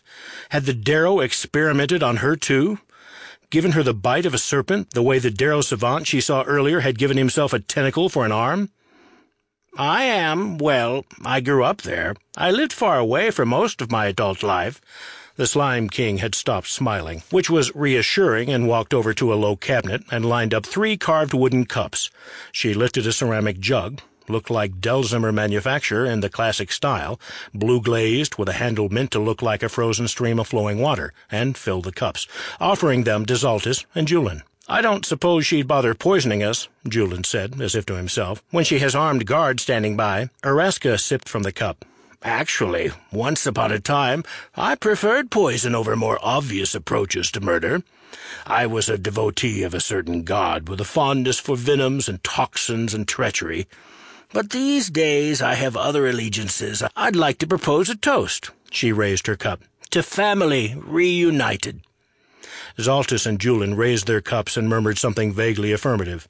The water was icy cold, almost as pure and delicious as the water that poured from Julin's magical crystal bottle. Eraska strolled over to the edge of the pool, her back turned to them. Julin leaned in close to Zaltys and whispered fiercely, "Did you see her teeth? Do you think the Darrow did that to her? Do you think she wanted them to?" "I don't know," Zaltys said. "I don't understand this at all." "Don't worry," Eraska said, gazing at the still water at her feet. "I don't dip my drinking water out of the pool. It's from a private spring, very clean. This water, well, I can't confirm that aboleth shit as other creatures do, but if so, this pool must assuredly be filled with it." "I'm sorry," Zaltys said, putting her cup down. "I'm not very good at talking in circles and implying things and letting silences speak louder than words. My mother, my adopted mother, says it's a good thing I'm not part of the traders, or I'd be demoted to swineherd, because only pigs are as tactless as I am. So I'm just going to say, I don't understand what's happening here. I came to save my people from slavers, and now I find out they're your people too, but you're the king of the slavers." Eraska turned. She had moved farther from the torches, and the light reflecting off the pool of water cast her in additional flickering shadows, making her look older and younger by turns. "Did you really? Come on a mission of mercy and salvation? Whatever possessed you to do that?" There was genuine interest in her voice, but also amusement, and Zaltys was almost sure something like contempt. She didn't know how to respond. Julin cleared his throat. "The people that adopted Zaltys, we Surats, hold family sacred. We grow up knowing that nothing's more important than standing by your kin. We have our feuds and our rivalries, and I have aunts and uncles who haven't spoken to each other in years over slights no one can even remember. But those uncles would kill or die to defend those aunts from outside threats and vice versa. We have a saying in the Guardians, 'Trust nothing, save for family.'" He shrugged. "Zaltys just carried the idea a bit further than most of us do. If family is all important, and some of her family is trapped underground, then she had to go and save them." "Extraordinary," Eraska said. "I mean that. But if you're the leader of the Darrow," Zaltys said, "then it doesn't make sense that my village was taken as slaves by the Darrow, because it's your village too. Or were you not leader then? Were you taken by the Darrow as well, and somehow became leader later? Does that mean my family is all right? Do they live down here with you?" "As a theory," Eraska said, "it has much to recommend it, not least of all the prospect of a bona fide happy ending. Alas, the virtues of your premise do not extend to accuracy." "Do you mean they all died?" Zaltys said. "Or—" Eraska held up her hand for silence. "Let me explain the best way I know how. It may be a trifle roundabout. I ask you to bear with me. Have you ever heard the parable of the turtle and the serpent?" "I don't think so," Zaltys said. "That's a shame. I shudder to think what you learned from the apes who raised you. Creatures who huddle together for warmth suck milk from one another's bodies." She turned her head and spat. "This is a story everyone in your real family learned when they were children. A useful story. One day a turtle came down to a river, planning to swim across and go about his turtleish business. Now it so happened that a snake was sunning itself by the riverbank, and it, too, wanted to get across the river, but it didn't know how to swim. Because it was not a water snake, but instead the sort of snake that twines itself around tree branches. So it said to the turtle, You and I are much the same. Indeed, we're practically cousins, both reptiles, both cold-blooded. Why, if I had a shell in arms and legs, you and I would be almost indistinguishable in poor light. Could you do me a favor, out of family courtesy, and give me a ride across the river?" The turtle considered running away, for it knew snakes of this sort were lethal, but it was slow and the snake was fast, and it was afraid if it ran it would be caught, so it said, "I am a kindly creature and disposed to help others, but your reputation is fearsome. How do I know that, if I let you coil upon my shell, you won't strike me dead as I'm swimming?" "Simple self-preservation," the serpent replied. "If I kill you while you're swimming, we'll both die, you by biting, me by drowning." "Fair enough," the turtle said. "But what if you kill me when I get you to the other side?" "I'm not without gratitude," the snake replied. "I would owe you a kindness in return for your help, and anyway, your blood is cold, and I don't eat reptiles for preference, and why would I kill you except to eat you?" In truth, the turtle was not greatly reassured, but the serpent seemed sincere, and running wasn't an option, so the turtle agreed, and the snake coiled up on his shell, which was almost as good as sunning on a rock, really. The turtle plunged into the water and began its slow swim across the river. When they reached the other side, the turtle said, "Well, here we are." And then the snake, rather lazily bent down, nuzzled the exposed bit of the turtle's neck and bit down with its fangs, pumping poison into the little reptile. The paralysis set in almost immediately, and the turtle went still as the snake slithered off its shell. Just before it died, the turtle cried out, "Why? Why bite me? I helped you." And the snake just replied, "I had no choice. I can't help my nature." Eraska beamed at them like a schoolteacher imparting wisdom to her brightest students. "I've heard that one," Julin said, looking down into the contents of his cup. "But it was a frog and a spider in the version I was told, and the spider bit the frog halfway across the river and they both died. I'm not sure I understand the point of it the way you told it."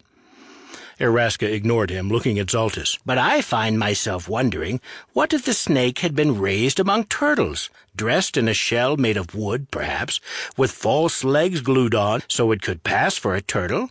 So it could come to believe it was a turtle? Would its nature be changed by its upbringing, or would its true poisonous essence make itself known on the first river crossing?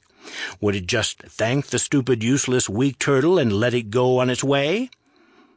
"I don't feel well," Julin said, swaying, one hand touching his forehead. "I should hope not," Eraska said. "The poison in the water should be having some effect by now. It doesn't actually kill you. It brings on a sort of half-death in which you'll be very susceptible to suggestion, which makes it perfect for mushroom-gathering slaves, not so good for soldiers. We can't even use drug slaves as forlorn hopes. That's what you call soldiers sacrificed to break through an enemy's defense, because they move too slowly. Useful stuff, and so much crueler and thus more satisfying than simple death." "You poisoned him?" Zaltys said, as Julin groaned and sank to the floor, pitching over onto the stones. "But why would you do that?" "It's my nature," Eraska said, and showed her terrible fangs. Chapter 20. "There's something about those lights," Alea murmured, gazing at the floating clouds of blue-green haze. "They're unnatural. Just looking at them makes my teeth ache. I think they're points of access to the far realm." She shuddered. "Birth canals for aberrations. What are these creatures doing down here?" "Foul darrow magic," Kralish said. "The sooner we can find Zaltys and Julin and get away from the creatures, the happier I'll be. I thought yuan-ti were the most vile creatures in this jungle or below it, but the darrow are changing my mind. We might petition the Guardians to send a substantial force to wipe out these creatures. I think we can convincingly argue they're a threat to the caravan." Alea nodded. "True, though the losses would be significant. We can always hire mercenaries. The other heads of the family would curse the expense, but I don't see how I can let this go on. Whatever else I may be, I am still a shaman, and the far realm poisons everything. If I tell them the Darrow experiments could harm the terazul blossoms, they'll come around. Let's focus on the current situation, though." "We should avoid the main settlement," Kralish whispered, peeking out from the inadequate concealment of a rock not far from the fungus fields and their plodding laborers. "I doubt they'd keep slaves there anyway. Too smelly. More likely they'd keep them close to the place where they need to work, this mushroom forest." "Fair enough," Alea said. "But there's the small matter of whip-wielding Darrow patrolling those fields, and for all we know, the slaves might call out for guards if they see us.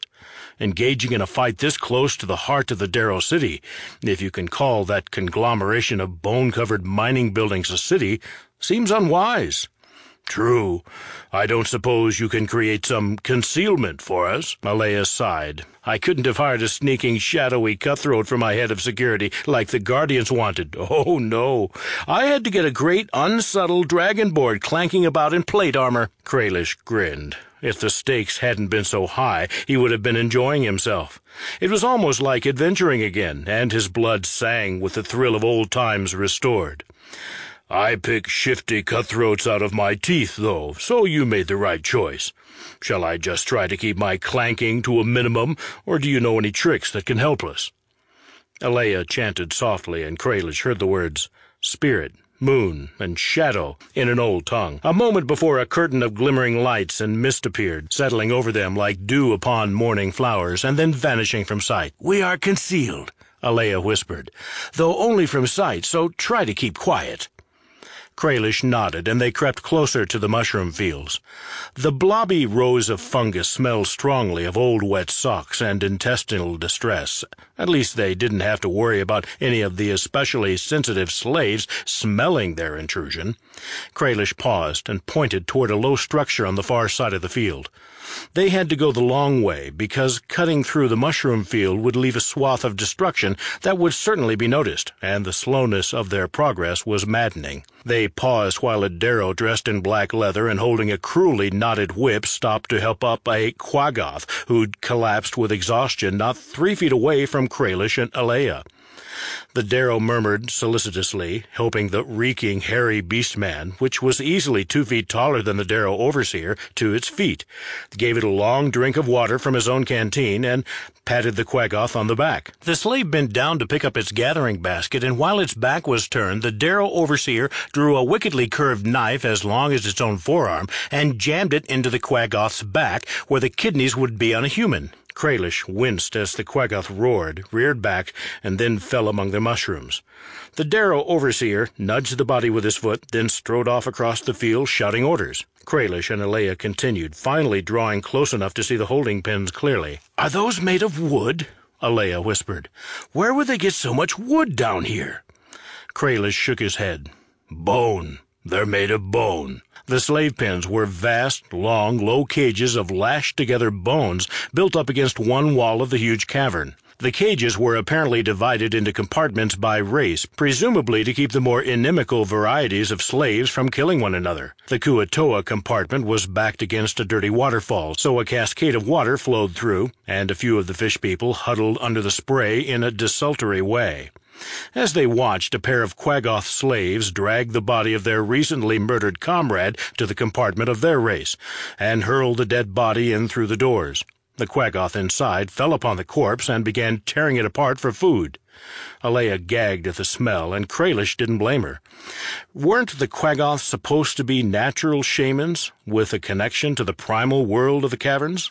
If so, seeing them brought so low and forced into servitude to creatures who venerated aberrations must be especially painful for Alea. "I don't see any humans," Kralish whispered, fearing the worst. What if all Zaltys' family had been killed long ago? Most of these other slaves were natural inhabitants of the Underdark, and probably better suited to the harshness of life there. "I didn't expect to," Alea whispered back. "But do you see Zaltys or Julian? I don't." She paused and stopped breathing, and Kralish looked at her with alarm. "No," she whispered. "No, it can't be." "What?" Kralish said, looking around for an enemy, and seeing none, or at least none that also saw him. "The flowers," Alea murmured, and raised her finger, pointing. Kralish hadn't noticed before, but there were vines climbing up the wall of the cave, vanishing into the darkness above. They were covered in the familiar brilliant blue flowers that formed the foundation of the Surratt family's power, terazul. "But that's good," Kralish said. "If there are terazul vines here, then the Guardians will definitely send a detachment to wipe out the Darrow, just to protect the monopoly." "The roots," Alea said. "Kralish, look at the roots. That would be something to see." No one on the surface had ever managed to pull up a terazul vine by the roots. They simply went too deep. Perhaps because they originated here, and the vines had only wound their inexorable way up to the surface over time. Kralish knew what Alea must be thinking. Perhaps a terazul vine transplanted with the roots intact would be more successful than mere cuttings were, and might be grown in a Dulcimer hothouse without losing its potency. Kralish ran his eyes down along the course of the vines. The spread-out tendrils gradually drew together into a twisted central mass as thick as a tree trunk, which ran along the cavern wall in a roughly horizontal way until finally terminating in one of the blue-green spheres of twisting light. The vines emerged from that light. Wherever the roots took hold, it wasn't in their world. "Terazul are flowers of the far realm," Alea said, and her voice was like the sound of spring ice giving way. "I have devoted my life to spreading poison from a realm of madness." Zaltys raised her crossbow, loading in a bolt, and the guards by the door stirred, but Eraska said, "Wait," in a commanding tone. "You wouldn't shoot me, would you, Zaltys?" she said. "You don't even know if I have an antidote." Zaltys swallowed. She hadn't even thought of it. The instinctive reaction to attack someone who hurt her family had been too strong. Of course, the person she proposed to attack also claimed to be her family, but she felt more loyalty to the cousin who tried to help her than to the multiplied great-aunt who'd poisoned him. "Well, is there an antidote?" "No, but it's hardly necessary." She poured the contents of her cup into the pool. "The poison wears off after a few hours, actually. Usually that's not a problem. We just include doses of the drug in the water rations we give to the especially savage and dangerous crop slaves. We don't bother giving it to all of our field workers, just the ones who have difficulty adjusting to the reality of their lives. Most of our captives are too broken-willed after a few days in the slave pens to cause us any problems." Zaltys looked at the cup in her other hand and flung it at Eraska, who stepped neatly out of the way. The cup fell into the pool with a splash. "You poisoned me, too? I don't feel anything. And you drank from the same pitcher, so why don't you—" She shrugged. "You and I are naturally immune to this poison, and many others. Julian, being merely human, has no such immunities. You see, my dear, you're like me. You're yuan-ti." Zaltys stared at her. "I knew Darrow were crazy. I should have known their leader would be crazy. You say you're a yuan-ti and I am too? Are you sure I'm not a minotaur or a purple dragon? Maybe you're a grell." Eraska returned to her desk, seemingly unconcerned by the crossbow pointed at her. She settled down into her chair and leaned back, gazing at Zaltys. "They call us purebloods, granddaughter. To your human ear, that probably makes it sound like you and I should be exalted. I know, but yuan-ti see things differently. For people so closely related to snakes, being low is a virtue, and being raised high is nothing to be happy about. The most powerful of our race are called anathema, and those called abominations are also highly respected. Purebloods, well, some see us as gifts from Zahir, admittedly, tools of conquest. Others consider us shameful throwbacks. There is human, or anyway, humanoid, ancestry among the yuan-ti, and occasionally that strain is especially strong, and a yuan-ti is born seeming almost human. But there's always some telltale sign, some hint of the serpent folk blood, a forked tongue, slit eyes, something. You've seen my fangs. When I lived among the humans, I had them filed down, but they grew back. How about you, Zaltys? Do you have anything like that? Perhaps a scar where a tail was removed? A patch of scales under your armpit?" Though she didn't consciously will it, Zaltys' hand reached behind and touched the place at the small of her back where her skin was scarred, the place that always itched on her trips to the jungle, the site of the fungal infection that had to be periodically burned by the Surratt family chirurgeons with heated blades to keep it sanitized. "Haven't you noticed an affinity with snakes? If you're with the Surratt family's travelers, which is hilarious for reasons I'll explain once I have you settled in here, then you spend a lot of time in the jungle. Have you ever been bitten by a snake?" Of course not. Because they recognize you, she gave another hideous smile, as family. And if you had been bitten, you wouldn't have suffered any ill effects. The yuan-ti are bringers of poison. We are seldom poisoned. Do snakes, perhaps, follow you around? Look, there's one now. It followed you in from upstairs, didn't it? Zaltys looked at the pale serpent, which was apparently sleeping not far from Eraska's desk. "It can't be," she said softly. "I can't be. Yuan-ti are monsters. They do evil. I'm not evil."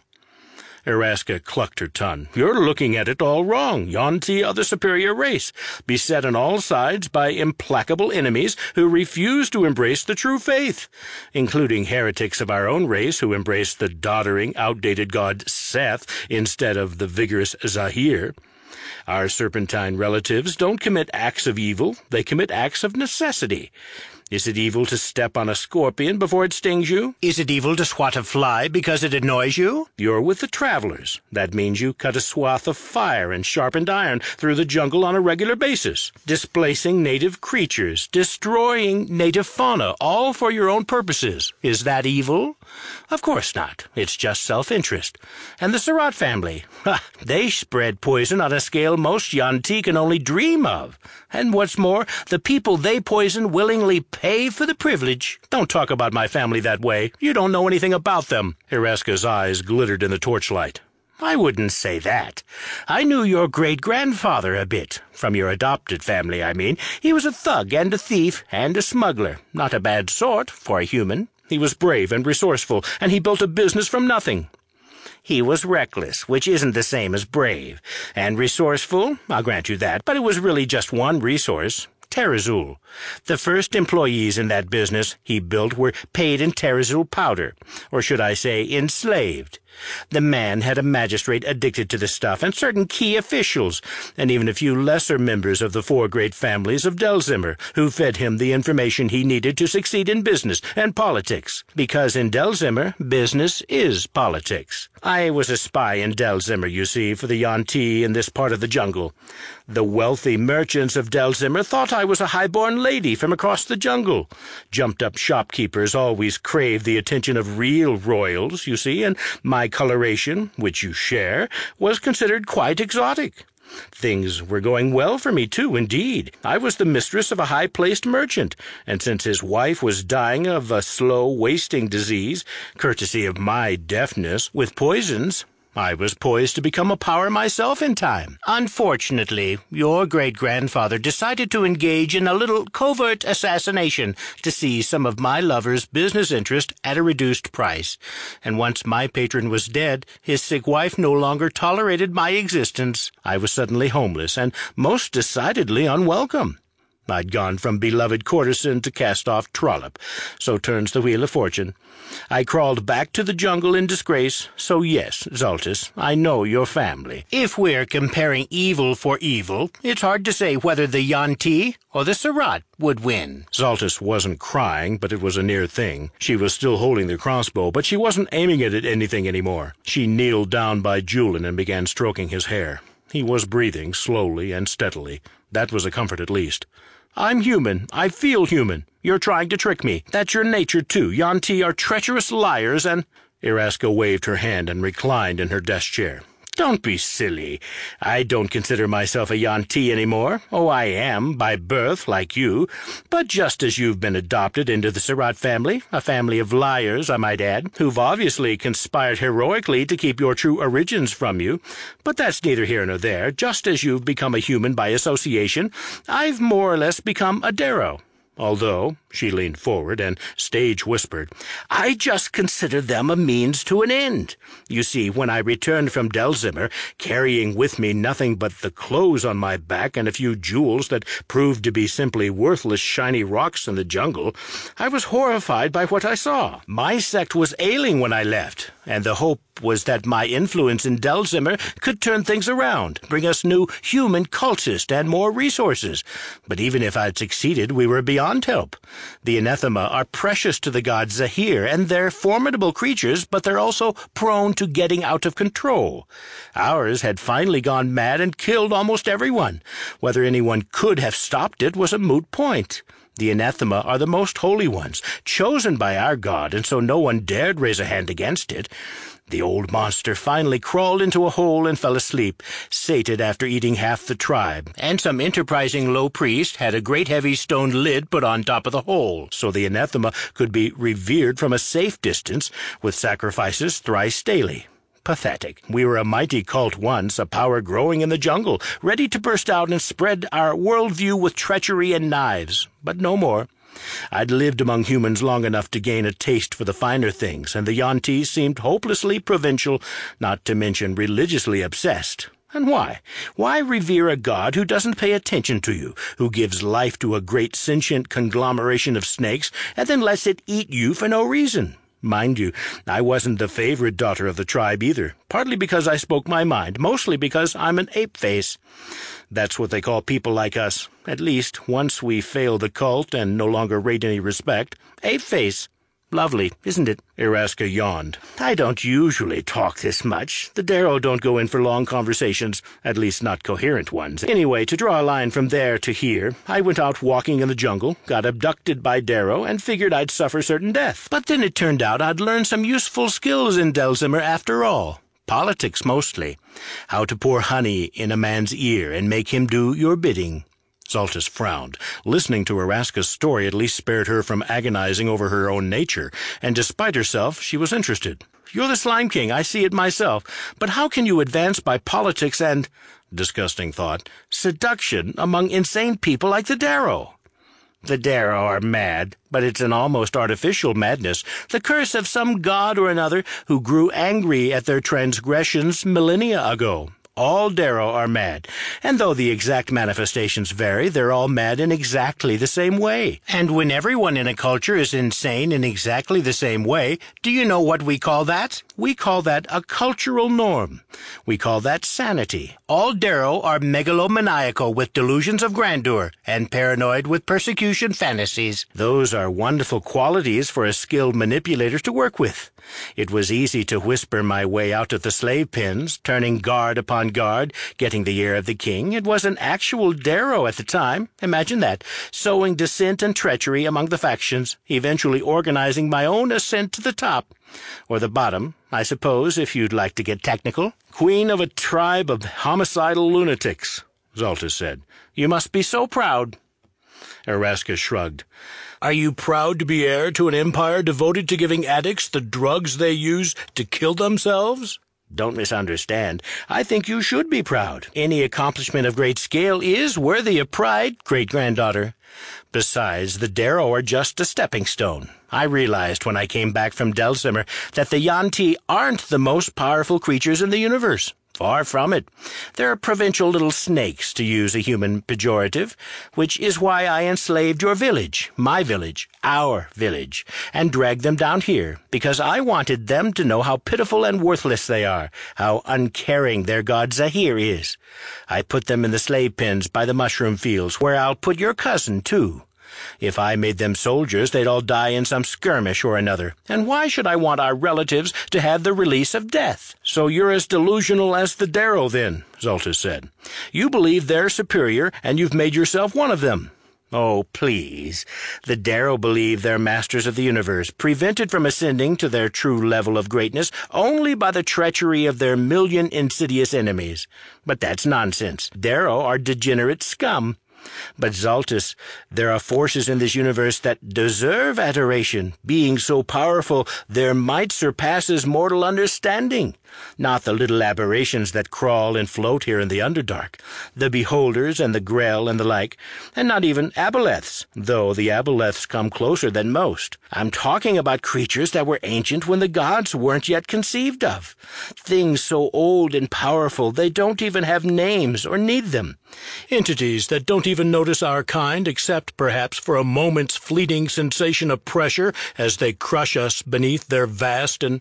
On the far edges of the sky, there are sentient galaxies that watch us with hungry eyes made of suns, things the size of our entire world, the continents of their bodies studded with malevolent eyes, gigantic serpents, made not of flesh and blood, but the substance of stars, capable of poisoning reality itself with their venom, conglomerations of singing tentacles and lashing pseudopods that can entangle the substance of time and space itself.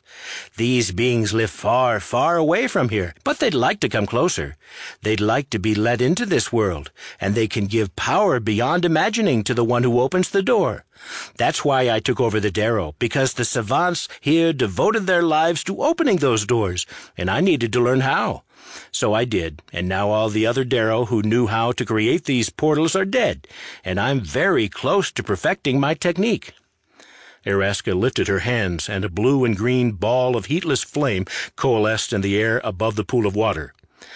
"Those beings of power live in a place called the Far Realm," she said, her voice distant and dreamy, "and I am their herald." Since her great-grandmother was busy staring up at a portal to a plane of infinite, unimaginable horror, Zaltys took the opportunity to shoot the old woman in the neck with a crossbow bolt. Chapter 21. Despite the lousy construction of the Darrow crossbows, the bolt flew true and straight and should have pierced Eraska's windpipe, hitting her with enough force to knock her out of her chair.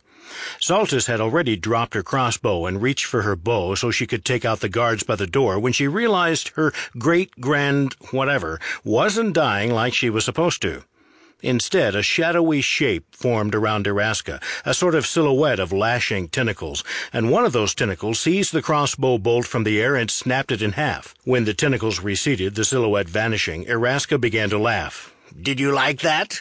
There's a creature called a Balhanoth that lurks in the tunnels, a blind stalker and ambusher with lashing tentacles and a mouth big enough to swallow a Darrow whole. An aberration, of course, that slithered over from the Far Realm." She touched the necklace at her throat, and Zaltys noticed that her bracelets matched. They were bone, wound with dark strips of leather. "This jewelry is made from the body of that Balhanoth and imbued with certain enhancements, and grants me some measure of the dead monster's abilities. Not just tentacles, but invisibility and teleportation. Not so different from the powers your little dead snakeskin gives you, though more potent, of course. You need shadows to disappear into." She raised her hands, and the torches in the room flared into greater light, banishing all shadows from the room and making Zaltys turn her face away from the brilliance. "I have no such limitations. Let's not fight, Zaltys. I know I've given you a lot to think about. You're confused and distraught, so I forgive your little attempted murder. It would be a shame to make you into a slave when you could be so much more useful to me in other ways. Will you listen to my proposal?" Zaltys nodded, but kept her arrow nocked on the string, though she didn't draw. The bow was magical, its arrows capable of avoiding obstacles to strike what the bow's wielder tried to hit. Would it be able to thread its way through those phantom tentacles? If she tried that and failed, would Eraska simply kill her? "I propose," Eraska said, "that you return to the surface with those few humans I still have in my slave pens. I use them as frontline troops when we fight with other races down here, so there aren't many alive, but I think I have a few lying around the armory. Take them with you. Say they're your family, your fellow villagers. The humans will believe it, and they'll revere you for coming to save them.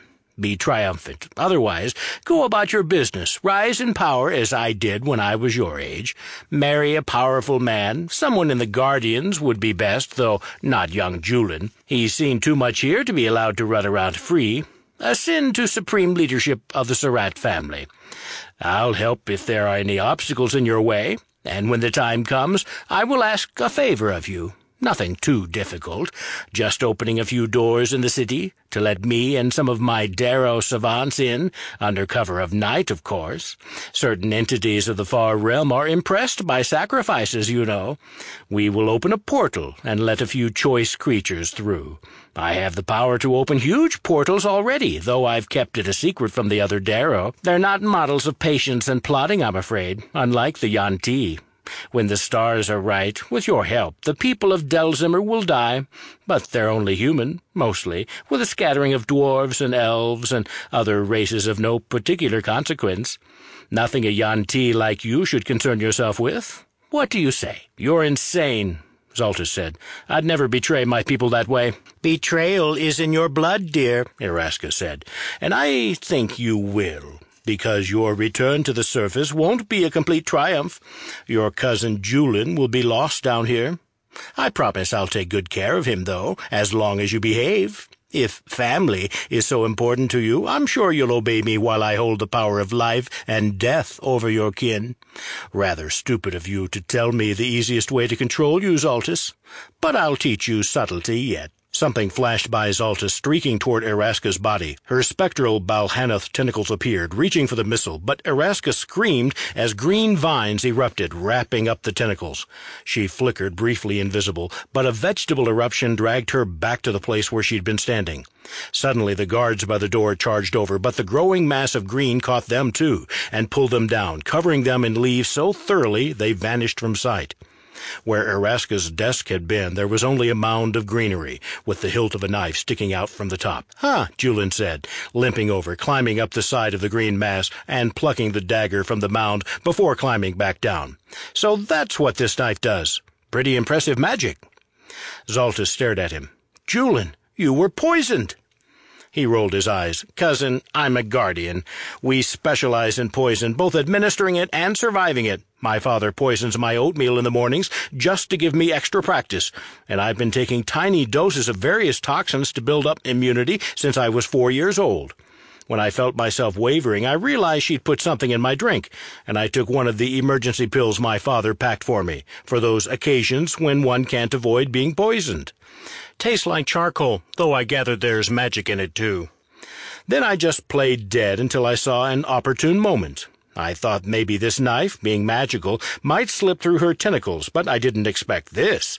He prodded the mound of leaves with his foot. "Now I wonder even more who gave the dagger to me." "So you were awake," Zaltys said. "You heard everything," her hope of somehow escaping and keeping the secret of her true nature drained away. He shrugged.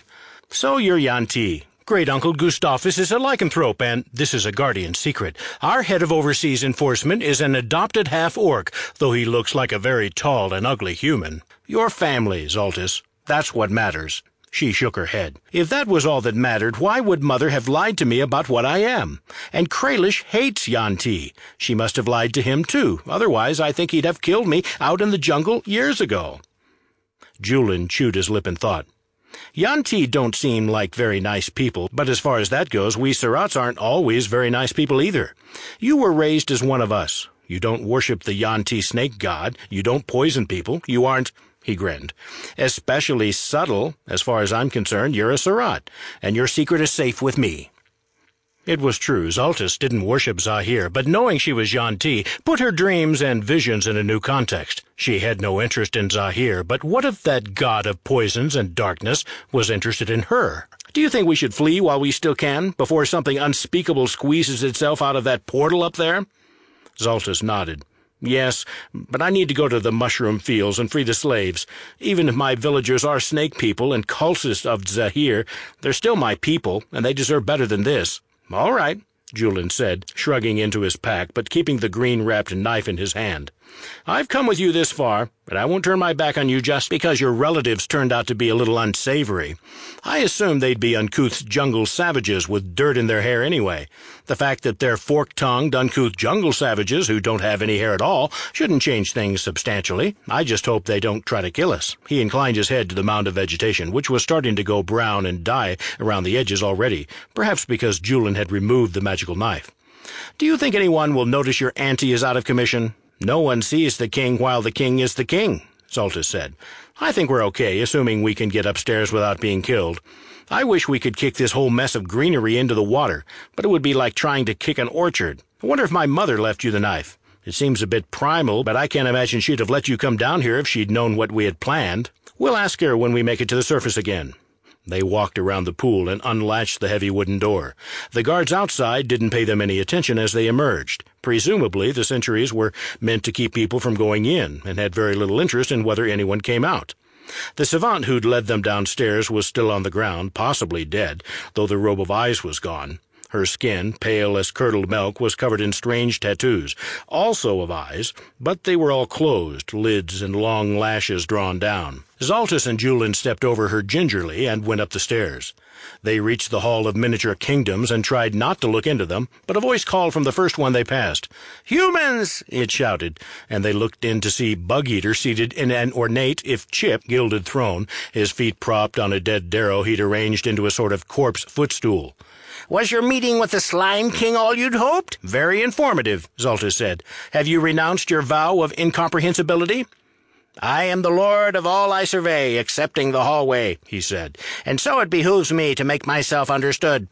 Would you like to come in for dinner? There's a crack in the wall, swarming with beetles. They taste a bit like gecko, and a bit like bat, and a bit like human." "Thank you. Perhaps another time." Zaltys gave him a little bow, which Julin hastily copied, and Bug-Eater waved at them in lofty dismissal. An array of screams and grunts and the scrape of metal on bone emerged from the other rooms, but none of the other little kings called out to them as they went past. They ascended the far staircase without incident and emerged into the Grand Museum Hall, which was strangely deserted. As they hurried among the exhibits, they saw why. One of the portals to the far realm, near the forge, was birthing a monstrosity of lashing tentacles, and all available darrow had gone to man the nets to drag it down. "If Araska reveres things from that place so much, why does she capture them?" Julin said. Zaltys shook her head. "I think Araska is after something bigger. She mentioned something the size of a world with eyes, and she seemed to have contempt for these other aberrations. Didn't you tell me aboliths are possibly the oldest things in the universe?" "So I've read. Do you think Araska's just insane? That she's trying to open portals for something that doesn't even exist?" "Maybe," Zaltys said, "but it's not something I'd care to risk. I wish there was a way we could close these portals. It's a shame they didn't close when you killed Araska." Julin frowned. "Did I kill her, though? She was wrapped up in vines, yes, but is that enough to kill something as old and powerful as she seems to be? Or did we just trap her?" "That's a happy thought," Zaltys said. "Let's hurry and free the slaves and get out of here before we find out whether she's dead or only inconvenienced." "All right, we're probably looking for something near the mushroom fields, but those were vast. They fill almost this whole cavern, so where do we start?" The pale snake came slithering down the steps, curled around Zaltys' feet, and looked up at her. Zaltys stared at it. "Ah," Julin said after a moment. "Are you talking to the snake?" "No," Zaltys said. "I can't do that as far as I know. I'm just thinking. Trying to figure out whose pawn I am, exactly, and how I can be sure the next move I make is my own." She flicked her fingertips at the snake. "Go on, then. Show me the way to my family, or go away forever." The snake lowered its head and began undulating across the square, and Zaltys and Julin followed. "I don't understand," Kralish said, staring at the portal and the terazul vines. "The plants, they come from another plane?" "A plane so alien that just a glimpse of it strips sanity from the mind like corpse beetles tearing flesh from a dead body," Alea said. She was sitting on the ground, and her spirit companion appeared to be asleep, two things that made Kralish profoundly uneasy. "And we've been selling people potions and powders made from a flower rooted in that plane. The visions people have when they take terazul tinctures, the energy and strength they feel when they ingest the powders, the madness that certain addicts fall into, the ones we call weak, the ones we're so careful to blame for their own downfall, they're all gifts of horrors from the far realm. What if the vines aren't plants at all? What if they're the tentacles of some ancient slumbering creature drifting through the infinite layers of the far realm, and the flowers are something like hairs or warts or fingernails? What if we're strengthening the power of aberrations in this world?" Alea drew her fingers down her cheeks so hard her fingernails drew blood, so it appeared she was shedding red tears. "What have I done, Kralish? I'm a shaman, defender of nature, servant of the primal world, and peddler of poisons from a place inimical to everything I thought I believed in." "I'll chop through the vines," Kralish said, lifting Thunder's Edge, though practically speaking the problem was more difficult than that. The portal through which the plants emerged hovered near the cavern wall, some 20 feet up, and he wasn't sure he could climb that high, as the wall was distressingly smooth. "No," Alea said sharply. "Kill those vines and you reduce our family's fortunes by half at a single stroke. If word got back that I was responsible for the loss of supply, everyone in my family would turn against me. I would be stripped of my position and even my name, shunned and exiled. You know family is everything to me, Kralish. You can't do this. And with no terazul, there's no need for travelers. What would become of you?" Kralish shook his head. "But you said it yourself, they're from the far realm. We can't let them continue to poison the world." "There's the world," Alea said, with a small shrug. She reached out and touched her spirit companion's head, and seemed to address her next words to the boar. "And there's family. I'm a Surratt. I will always choose family." Her spirit companion stood up, looked at her with wide-eyed sorrow, and shook its gray head. The spirit boar took a step, and then another, and seemed to walk out of reality entirely, leaving no trace behind. The shimmering curtain of sparkles and shadows that covered them abruptly dissolved. "Alea," Kralish whispered, "what happened?" She shrugged again. "I made a choice. As a shaman, I am a defender of the natural world from outsiders and aberrations. Shamans exist, in part, to combat the influence of the far realm. If I can't do that, if I choose not to do that, how can I be a shaman? It's a good thing I'm incomprehensibly wealthy and a skilled administrator, because I'm not a shaman anymore." "What do you mean? The primal world has forsaken you?" Alea laughed bitterly. "The primal world doesn't notice me. It's not conscious. It's just power. But," she made a sad, grasping motion with her hands, curling and uncurling her fingers, "now that power is like smoke, I can still sense it, but it's receding, and when I try to let the power flow through me, it slips through my fingers. I think I've forsaken it. In truth, it's been harder and harder to access my abilities with every passing year. Too much time spent in cities, too much time putting things other than the fate of the world and nature itself first." She shook her head. "And now it's all gone. If we're going to get out of here alive, it will be based on your strength as a warrior." Kralish stood between Alea and the field of mushrooms, because as they were no longer magically hidden, it was only a matter of time before an overseer noticed them. "Or will you turn on me too, as my power has?" Alea said. "Have I shown you the true face of my avarice and disgusted you?"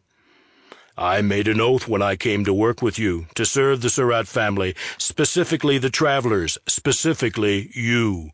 Dragonborn stand by their oaths. I was always disgusted by the family business, though I admit thinking you were mere drug peddlers was better than knowing you were unwitting pawns of the far realm. What if those flowers are doing more than poisoning people? What if they're poisoning reality? Part of some effort to annex our world to that plane of madness. I've heard the stories your family tries to keep quiet about the children of addicts born dead and deformed. Children of drunkards are sometimes stillborn, or born twisted, too," Alea said, but without much conviction. "The children of drunks are never born with tentacles," Kralish said levelly. "But you misunderstand me. I made oaths and I stand by them. I will still serve you, despite everything." "You're a good friend, Kralish." He shook his head. "A good friend would try to talk you out of this, Alea, and convince you to kill those flowers. No, I'm a terrible friend, but I'm an exceptionally good employee. Should we look for Zaltys people, she might be with them." Alea didn't get up from the ground. "Zaltys doesn't have any people, Kralish. Not human ones, anyway. She's not a woman. She's a yuan-ti. Her village was a cult of snake people. She just looks like a human. I don't know why. Maybe she's a mythical chosen one, born once every 10 generations. Or maybe she's a throwback to humanoid stock in the yuan-ti bloodline. I always wanted to believe the latter, but ever since you met that god, I've been afraid it's the former." Kralish lowered his guard long enough to stare at her. "But you mean Zaltys is a spy?" "No, I mean her family are yuan-ti. She was just an infant when they were taken, and she was raised as a human. As far as she knows, she is human, unless she was unlucky enough to find the yuan-ti slaves and learn otherwise. I just hope they can't sense their own, and that they won't recognize her as one of them." "But she could have been tainted by Zahir," Kralish said, horrified by the thought. He'd taught Zaltys to fight, hunt, stalk, kill, and she was a snakeman? Had he given the weapons that might kill him to one of his enemies? "The cultists of Zahir and Seth are subtle, Alea. You've never had to fight with them, but I have." "Our Scion Glory checked out her mind thoroughly," Alea snapped. "Zaltys is my daughter, and you're sworn to defend her too. You're so ridiculous on this subject, it's why we wipe your mind every time you find out." Kralish gaped. You've tampered with my mind?" Alea gave him a thin smile. "Just a little. All legal, of course. Read your contract. When you signed, you gave us permission to protect vital family secrets, and the fact that Zaltys is yuan-ti is one of them." Kralish wanted to swing his axe at her, at Alea, the woman he'd worked for and joked with for 3 decades, the woman he would have called his closest friend, even minutes ago. He let Thunder's Edge sag loose in his hands. "You didn't trust me enough to tell me the truth about Zaltys? Of course it's a shock to hear, but I'm sure in time I would have gotten used to it." "I didn't want to risk that you'd forget your oath and try to kill her, Kralish. Though I depend on you and trust you and care for you, Zaltys is my daughter. I never wanted to hurt you. That's why I had Glory wipe your memories. But I had to keep my daughter safe. I needed you to keep her safe. And I didn't know if you could continue to do that, if you knew the truth about her." Kralish couldn't decide whether to walk away or attack the nearest Darrow overseer or lunge at Alea. The conflicting demands of honor, pride, dignity, and duty pulled him in different directions and paralyzed him. Fortunately, he didn't have to make a decision. He heard shouting, and when he looked toward the slave pens, he saw Zaltys, looking dirty and disheveled, but human, running his way, trailed closely by Julin. His training had him on his feet and racing in her direction before he had a moment to think. He was a protector, and Zaltys and Julin were in need of protection, because they were being pursued by a horror his eyes could not quite comprehend. Chapter 22. Zaltys and Julin were all the way across the square when they heard the shout, "Stop them!" Though they probably shouldn't have, they paused long enough to look back. At first, Julin thought some kind of forest monster was pursuing them, perhaps one of the ambulatory and minimally self-aware conglomerations of carnivorous vines that waylaid travelers in the jungle. But as the green figure stumbled down the steps, fragments of greenery tearing away and fluttering behind, he realized it was Eraska. Shouldn't have pulled out the knife, he thought, but he'd done so automatically. You didn't leave a perfectly good knife sticking in a dead body. You could never tell when you'd need another blade, especially a magical one. The Slime King was bloody and her robes were frayed. The vines weren't coming away easily. They were taking chunks of flesh and fabric with them, but she was alive, and her phantom tentacles were lashing in the air. Most of the Darrow in the settlement were still busy subduing the creature that had crawled out of the portal, but she'd brought 2 blindfolded guards with her, and, worse, all the little sovereigns and some of their creations, including the Quaggoth with the eyes of a beholder wavering on stalks. One of those eyes emitted a reddish light, and the facade of bones on a low building near Julin and Zaltys burst into flames. "Zaltys, vanish! Save yourself!" he shouted, but she just grabbed his hand and pulled him along after her. She'd managed to hide him in her shadow once before, but she couldn't take him with her if she stepped through shadows to escape, and she was apparently unwilling to go without him. That was very thoughtful of her, though it was also a trifle suicidal. They dodged among the buildings as the crowd of Darrow and their furious Slime King pursued them, and sooner than Julin expected, they'd burst out among the mushroom fields. The Darrow behind them were gaining, and the overseers in the field were staring at them in surprise, so Julin dropped his pack to lose the weight and make himself run faster. He had his weapons with him, and losing his food and drinking water and lockpicks didn't rank among his current worries. He pulled his hand away from Zaltys and ran toward the field of mushrooms, shouting, "Split up!" and hoping they could at least reduce the number of pursuers after each of them. "No!" Zaltys shouted and pointed toward the long, low cages made of pale wood, the slave pens, obviously. Dedication to family is all well and good, he thought, but I'd rather be alive than noble. But he couldn't very well yell that sentiment, and who knew, maybe if they freed the slaves, they could escape themselves in the ensuing confusion, assuming the slaves weren't all too cowed or drugged to bother causing any confusion. "Mother!" Zaltys shouted, and Julin thought, aren't we a bit old to be calling for Mommy? Then Zaltys shouted, "Kralish, you heard me call! You came!" And Julin realized she was calling to people there in the cavern. Kralish was there, holding his great battle axe, and Alea was there too, though her ever-present dire boar spirit companion was nowhere to be seen. Julin began to grin. The Slime King was formidable, certainly, but Alea was one of the most powerful shamans in the region, and shamans lived to destroy unnatural things like Eraska had become. He wondered what she would do, summon giant bears to eat their enemies, call up a wind to strip the flesh from Eraska's old bones, summon a priory of ghost panthers to slash and bite and claw. But she didn't do anything. She just stood there, staring at Zaltys, and Zaltys veered off course, running to one of the cages. There were 8 or 10 creatures inside, roughly human-sized, and all more or less snake-like. Some had the lower bodies of serpents, while others had arms and legs, but all had the heads of snakes. As essentially reptilian creatures, they didn't look so terribly different from Kralish, except for the absence of frills on the cheeks and ears, and the fact that they mostly obviously lacked legs. They stared at Zaltys in confusion as she started smashing at the bars of their cage with her magical bow. It was no way to treat such a weapon. Bows weren't clubs and could easily be broken. But then, it was a magical bow, and you could probably use it to smash down a brick wall without breaking the back or the belly or even spoiling the curve. Still, it was surprising to see Zaltys use her bow that way when she wouldn't even risk damaging it by leaving it strung. But desperation did strange things to a person. Kralish rushed towards Zaltys, holding his axe high, and for a moment Julian thought, he's realized she's yuan-ti, he's going to kill her. But instead, Kralish grabbed her, swung her around behind him as easily as Julian would have moved a kitten, and then struck the cage with thunder's edge. The bars splintered and shattered at the first blow, and the yuan-ti started to slither hesitantly out. Julian looked behind him, and Eraska and her terrible retinue were very close, kicking up spores as they charged through the mushroom fields toward them. He drew his green knife again, hoping he wouldn't need to use it, still waiting for Alea to do something suitably shamanic and conflict-ending. Kralish took a stance between the onrushing horde and the members of the Sarat family he was sworn to protect, and the freed yuan-ti, knowing a good thing when they saw it, hurried behind him as well. The other slaves in the pens, Kuatoa and Quaggoths and Bullywugs and who knew what else, all chattered and screamed and shouted and croaked and pleaded for freedom. Zaltys stepped beside Kralish, her magical bow in her hands, her woefully underfilled quiver of arrows hanging from her shoulder. "For family!" she shouted, and knocked an arrow. Then Alea pushed past her and stepped in front of Kralish and said, "Avert your eyes, children."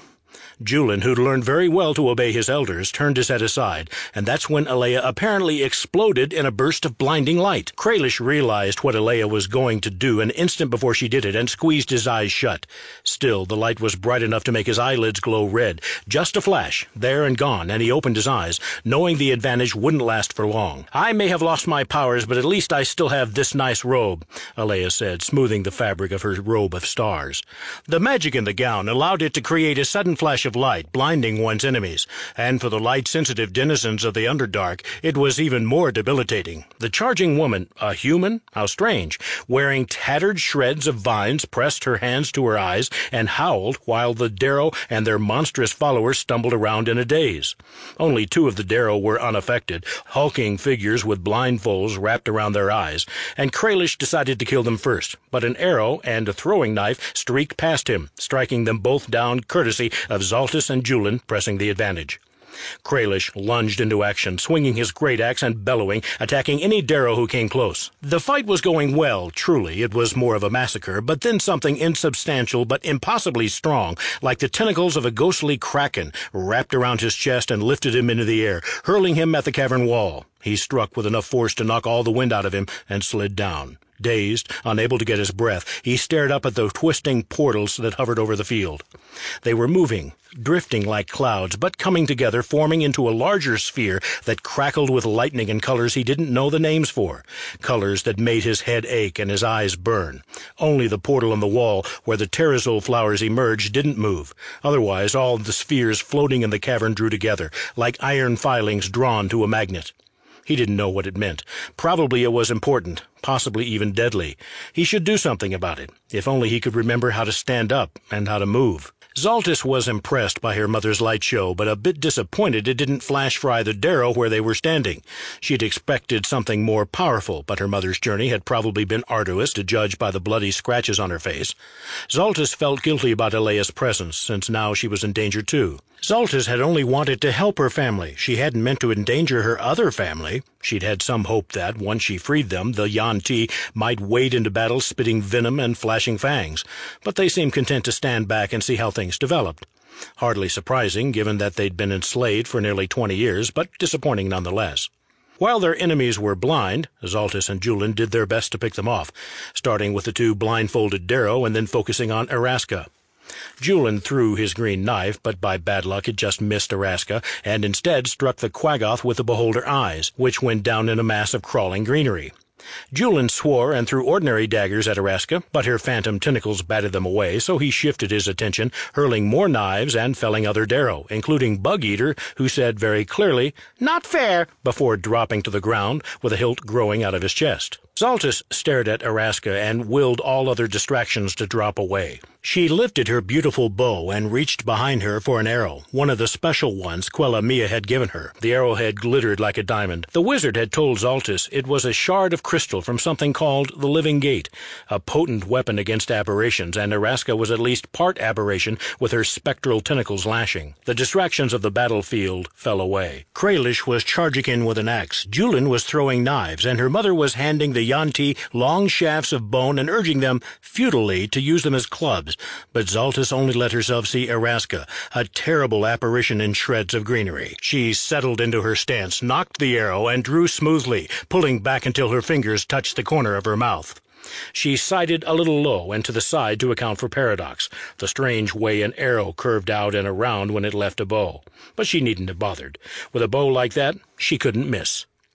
Just before she loosed, Zaltys saw Eraska take notice of Kralish, who was rapidly laying waste to her warriors, who were, after all, mostly savants and mad chirurgeons, not even proper Darrow fighters. Her terrible tentacles lashed out and grabbed Kralish, flinging him against the wall.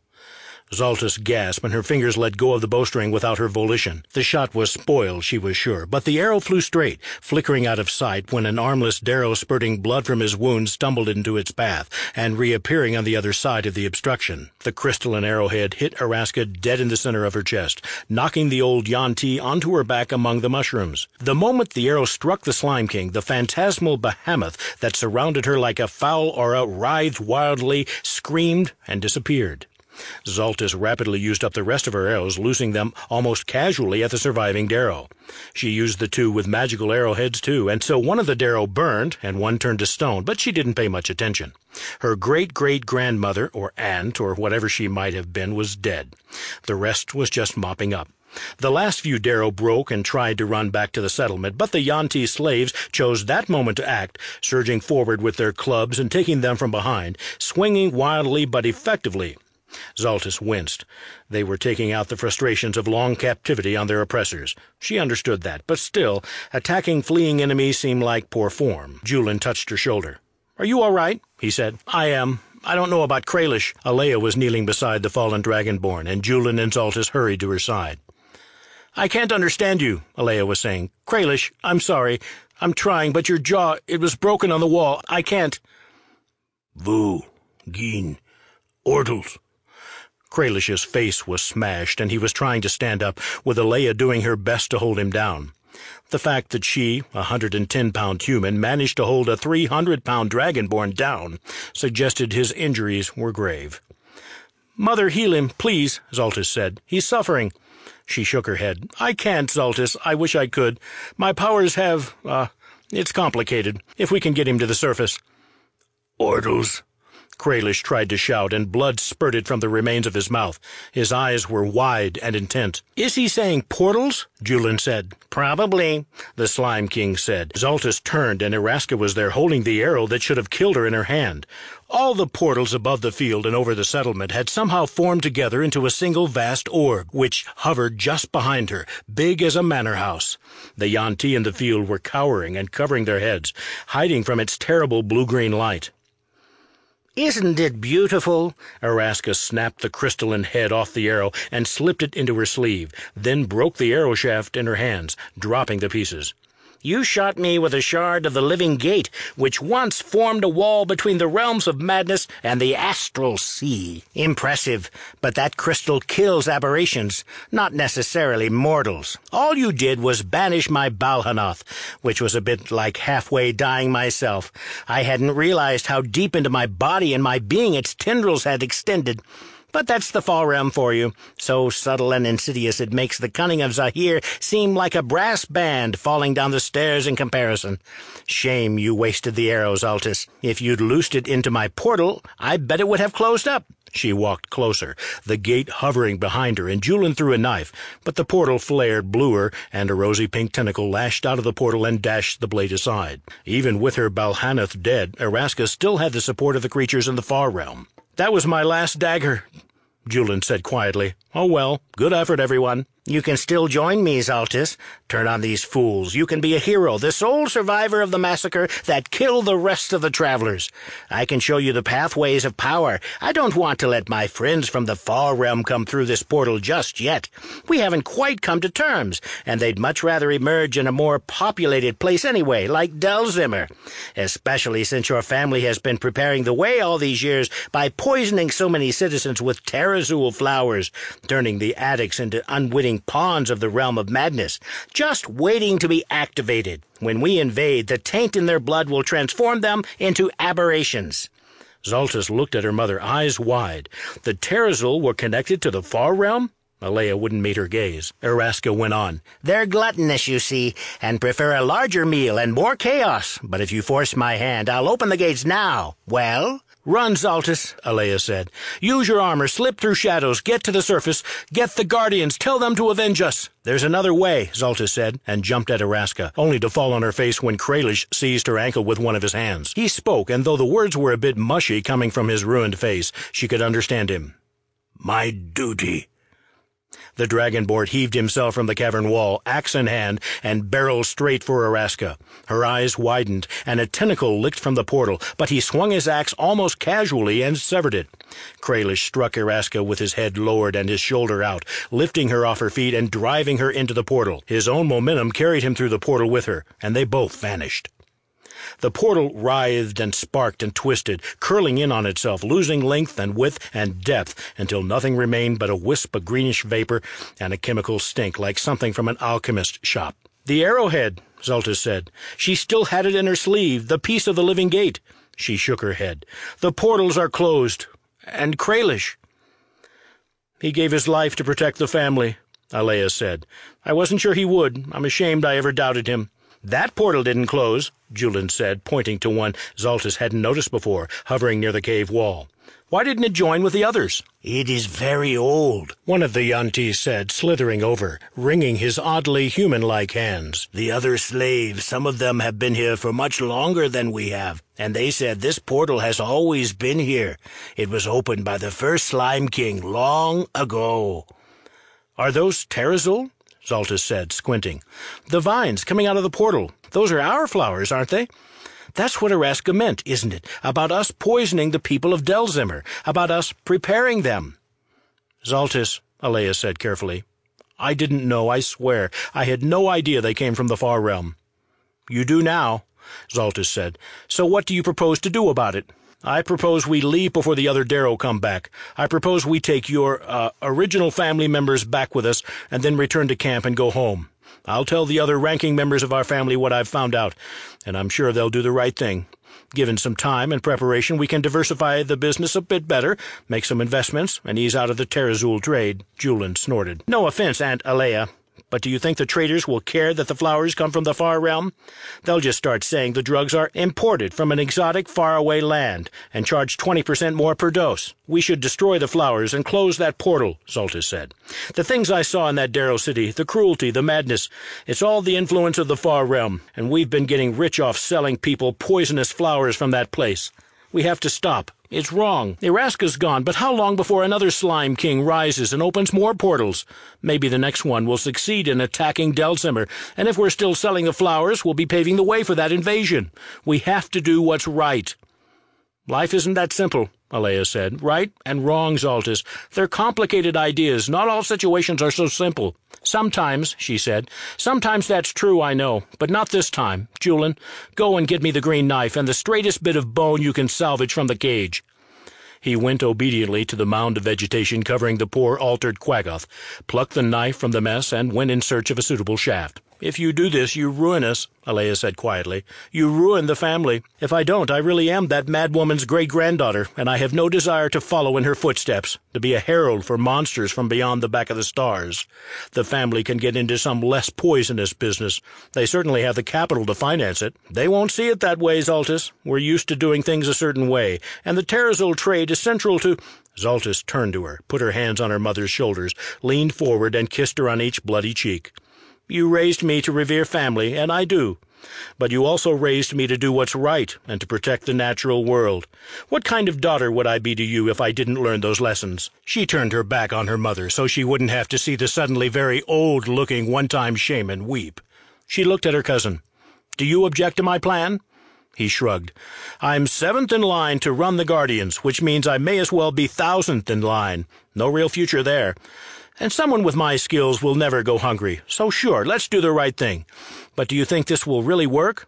He was attaching the end of the green knife to a long, slender shaft of a bone with a bit of leather cord. Zaltys was impressed. He'd figured out what she had in mind. "Someone gave you that knife. It certainly seems to hum with primal power, and primal power exists in opposition to the aberrations of the far realm. I'm a little bit afraid the dagger might have come from, she glanced at the yuan-ti, "a certain god who shall remain nameless. But if it works, what choice do we have? Loose at will," he said, and handed her the improvised arrow.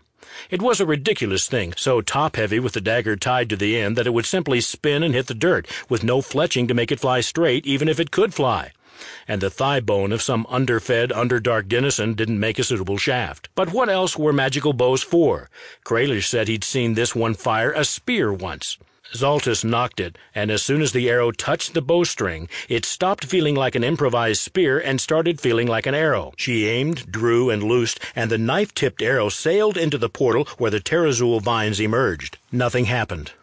"Damn," Julian said. "All right, we can at least cut the vines off from their roots in the portal. I'll see if I can scale the cavern wall." The vines trembled. The portal pulsed. Something pushed its way partly through the portal, and afterward no one could agree on exactly what it had looked like. Zaltys thought it had the head of a fish, while Julian insisted it was more like a bird, and Alea said it looked like the snout of a mole. Whatever it was, it had far too many eyes, and its mouth was open, and the terazul vines came from inside that mouth, as if they were its tongue, which, given the strangeness of the far realm, was entirely possible. The hideous snout was wrapped around with brilliant green leaves, still growing at a ferocious pace, and the creature howled as vegetation choked and bounded. The creature pulled its head back in, and the portal vanished, just as the larger portal had before. The cut-off ends of the terazul vines drooped where they clung to the cavern wall, and the blue flowers began to shower down, wilting and turning brown as they fell. "Done," Zaltys said, and turned to the yuan-ti, who were looking at her with something she uncomfortably identified as awe. "I am Zaltys Surratt, adopted daughter of the Surratt family, natural-born daughter of—" "It's the girl child," the yuan-ti who'd spoken to her earlier said. His tongue, long and forked, flickered wildly. "Zaltys, I am Citheron. I knew you when you were a babe." He turned to the other snakefolk. "This woman, she is the pureblood, the infant left behind when Eraska sent her people to enslave us. She's come back. She's come back to save us." "Now maybe you can save me," Zaltys said. "I don't suppose any of you know the way out." "No," the yuan-ti said, "but I think that snake is trying to get your attention. Perhaps it is a messenger of our great god Zahir, who chose you as the instrument of our salvation." Indeed, the pale serpent was back, coiling and uncoiling itself impatiently, and when Zaltys looked at it, it began to slither away from the fields and the settlement. "Wait," Zaltys said. "Do any of you yuan-ti speak the language of the Underdark?" "Deep speech," Citheron said. "I do." "Tell these slaves we'll set them free if they don't hinder our escape. They are beasts, daughter of Zahir," Citheron said. "Foul creatures who do not keep the true faith. Please, just tell them." Reluctantly, Citheron spoke to the Kuatoa and Bullywugs and Quaggoths and the others, and then returned. "They are impressed by your ferocity. While some hate humans, they hate the Darrow who enslaved them far more, and say they would rather hurt them than you. They wonder, would it be all right if they tried to kill the rest of the Darrow, or do you demand that pleasure yourself? They should do whatever they think is best," Zaltys said. "You know they aren't family," Alea said, "and they might turn on us. You don't owe them freedom." "No one should be a slave," Zaltys said, "to anyone." Julian helped her strike open the cages with clubs made of bone, and most of the slaves, the ones who weren't drugged, emerged, some tending to their sick, others racing toward the settlement. None tried to attack Zaltys. Indeed, they seemed afraid of her. But she had helped kill the Slime King. Did that make her a liberator, or was she herself the Slime King now? Ascension by assassination seemed likely to be the Darrow way. If so, she didn't want the title. The pale serpent still writhed impatiently, so Zaltys lifted her pack, only to have one of the yuan-ti who had legs take it from her wordlessly and strap it on his back. She nodded her thanks, and the creature nodded back, its black, inhuman eyes impossible to read. One of the other yuan-ti handed her a clutch of her spent arrows that he'd retrieved.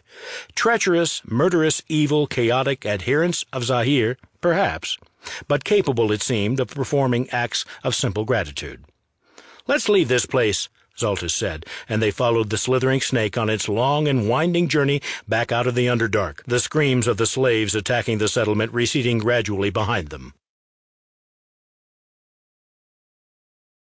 Chapter 23.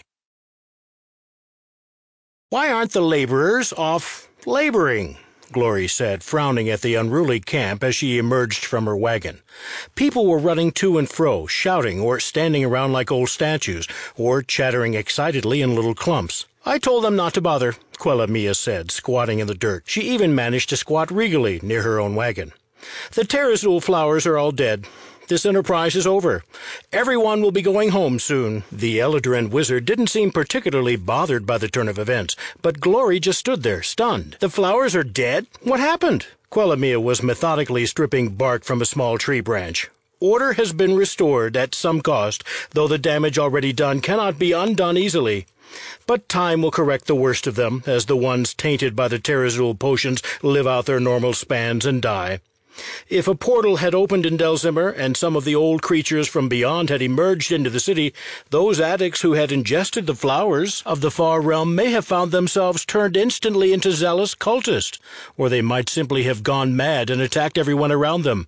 Or the effects could have been stranger. Perhaps the addicts would have sprouted pseudopods or developed horrible psionic powers and attendant manias. Who can say? But now all the flowers we plucked this year have turned to dust, and the potions and powders for sale by the traders may well have lost their potency as well, as the connection to their true source has been severed. The job is done, and any collaborations along the way can be safely forgotten." Quellamia rose with her stripped bare twig and gestured at her living wagon with it. The wheels fell off, and the platform holding the tree dropped a few feet to the ground. The tree settled into the earth as if it had been there forever, suddenly just a part of the landscape, smaller than the surrounding trees, but not otherwise noticeably out of place. The leaves and bark were different from the other trees in the jungle in some way Glory couldn't immediately articulate, since her sum total knowledge of trees was limited to the fact that some shed their leaves in the autumn, while others had needles. "Farewell, tiefling," Quellamia said. "You have full authority over the camp, but don't worry, it won't be for long." Wait, you're going?" Quellamia nodded. "My true mission here has been accomplished, and my ostensible mission to serve travelers of the Surratt family is irrelevant, as the travelers no longer serve any purpose, so I will go. Yes, you'd better tell me what in the blasted ruins of Mulharand is going on here." Glory crossed her arms. "I'm tired of the cryptic I'm-a-million-year-old Fae thing routine. I want answers, and if you don't give them to me, I'll take them." Quellamia cocked her head. "There's no reason it can't be told, though I'm not inclined to stay here and do the telling. The Surratts may be wroth about my role in this, and though they pose no threat to me, I don't relish conflict, so I had best be going. Yes, I think it's better if you take the answers. Reach into my mind, then. I have something to show you."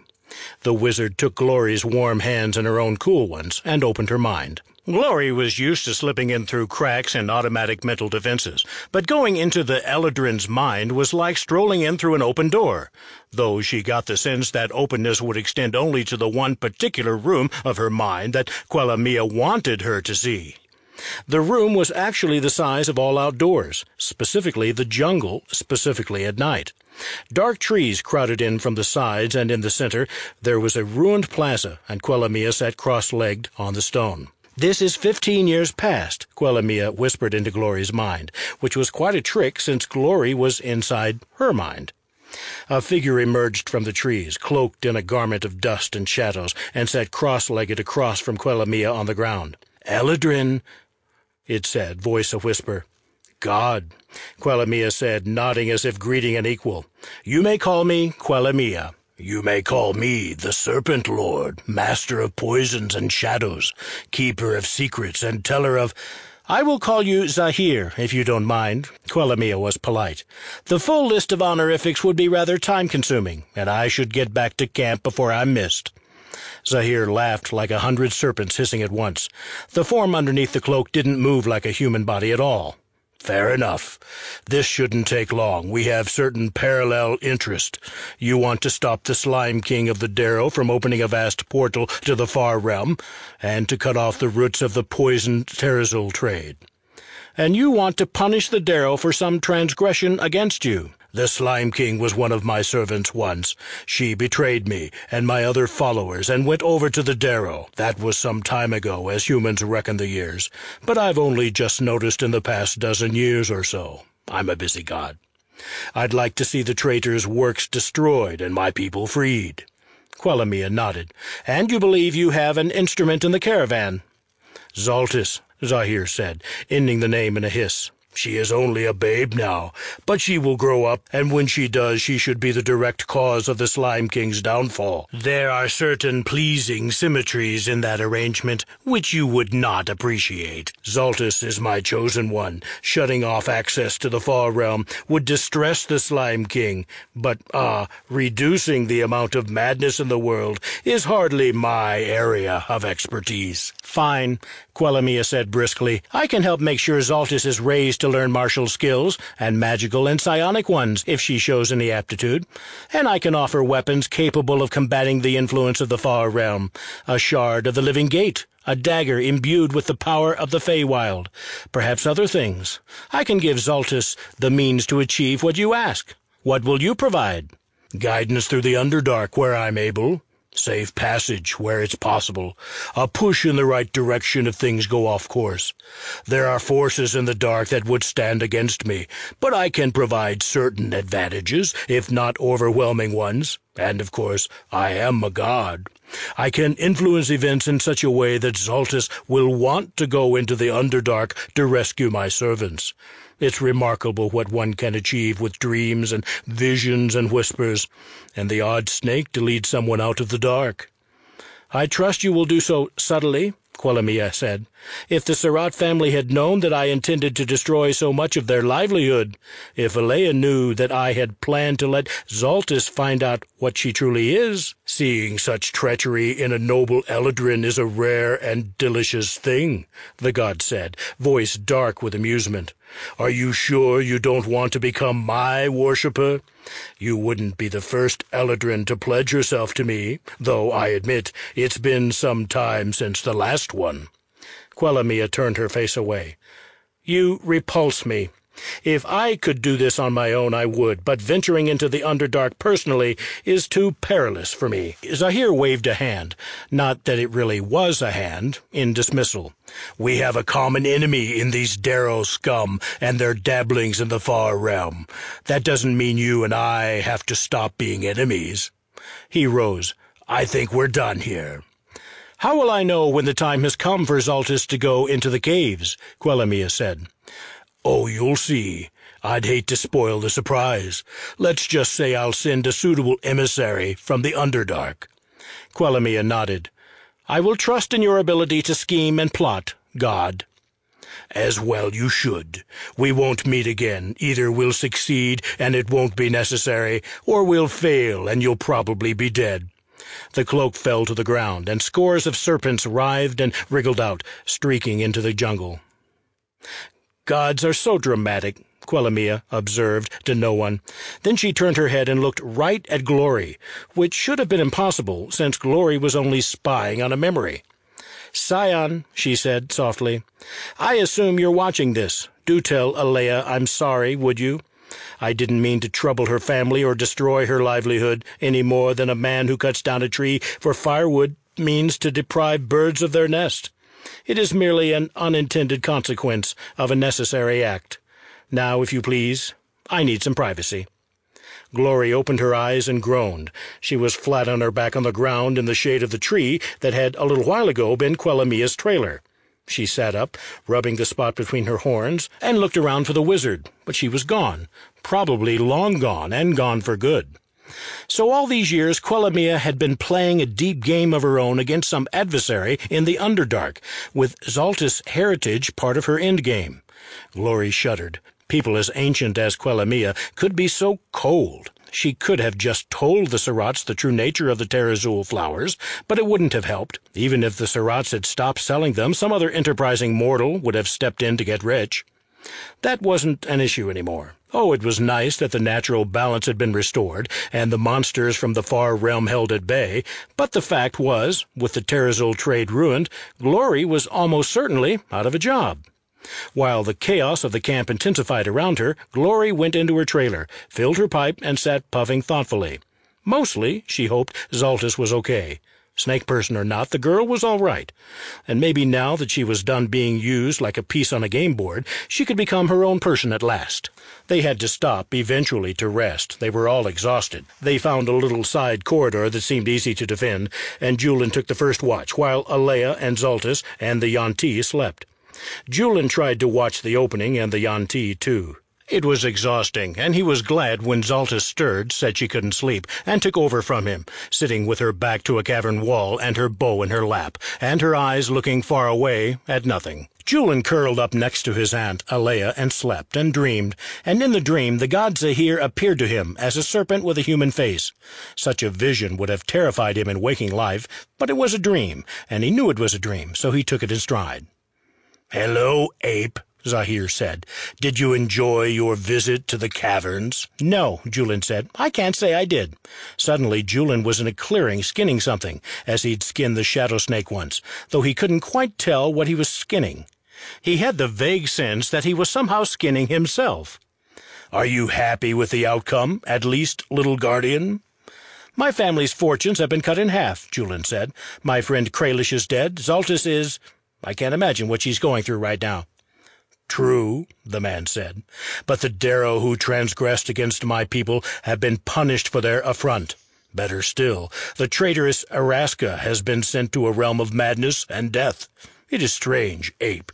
I love treachery, but I despise traitors, at least when I'm the one being betrayed.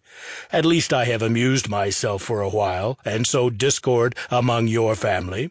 Do you think they'll welcome you back when they find out your part in reducing the family fortunes? The venom you humans generate yourselves, the emotional toxins, are more potent than anything found in the fangs of my serpents."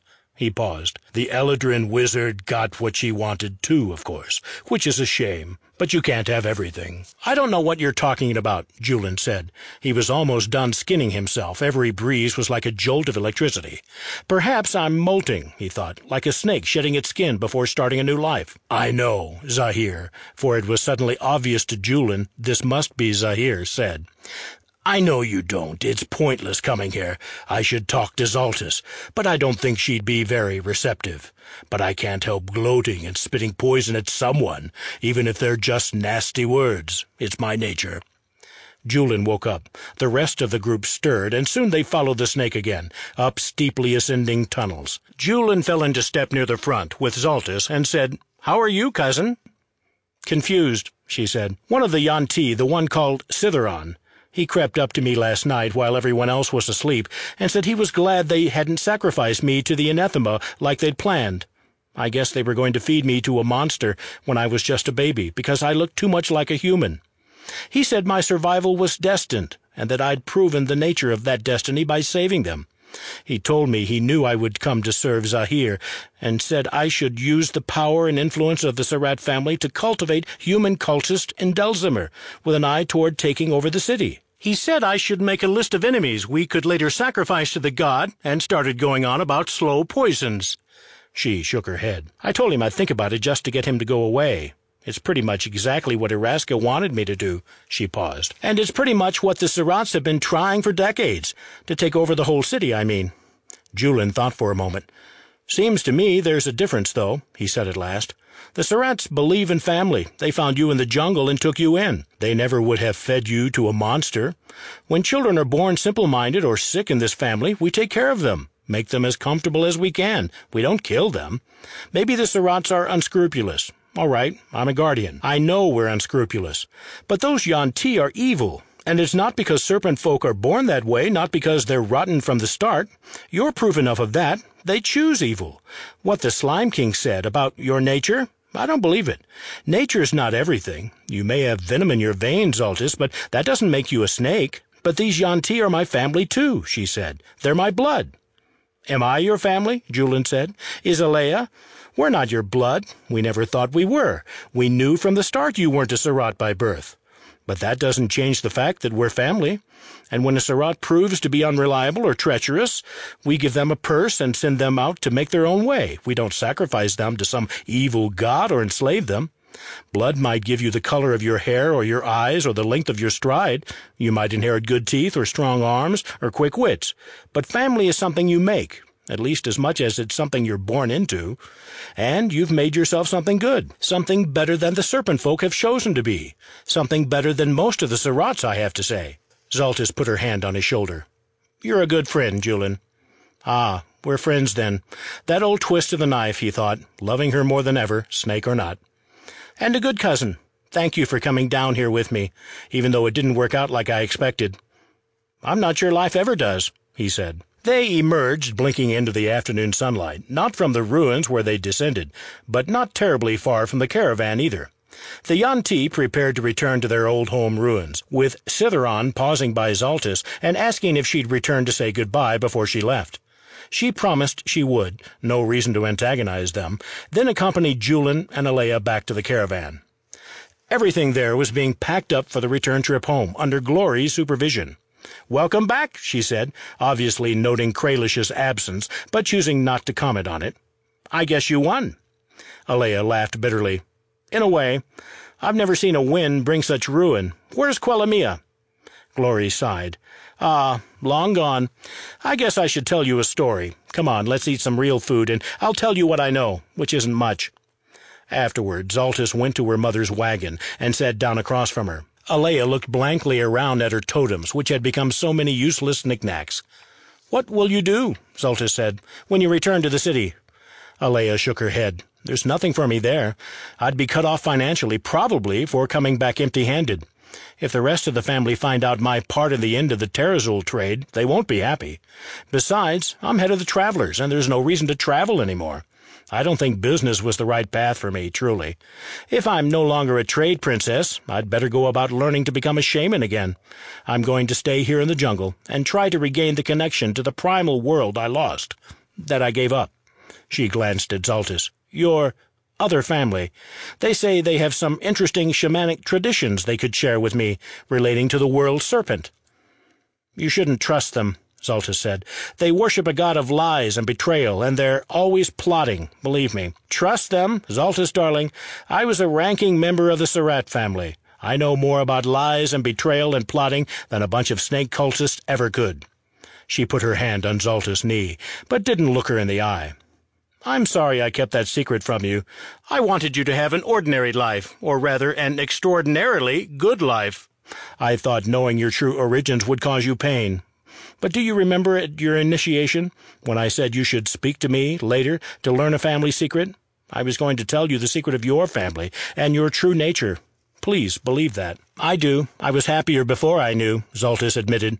"And when I was a child it made sense to keep it from me. But I'm grown up now. It's time I knew the truth. I just have to figure out what to do with that truth." "Will you go back to Delzimmer? I could send a letter and make sure the disgrace falls squarely on me, leaving you blameless." But Zaltys was shaking her head. "I never felt entirely at home there anyway. The travelers were always a breed apart, and knowing how much I really don't belong there now. Besides, it's possible Zahir will keep trying to use me. I'd rather not give him the chance. I think I'll travel. See what's across the Gulf or to the north. Delzimmer is near the bottom edge of every map I've ever seen. There must be so much more out there. The world is a large and dangerous place," Alea said. "Wherever you go, my daughter, my darling daughter, please be safe." Zaltys tapped the psychic ring on her finger. "I'll send you messages and let you know how I'm doing, all right?" Alea kissed her cheek.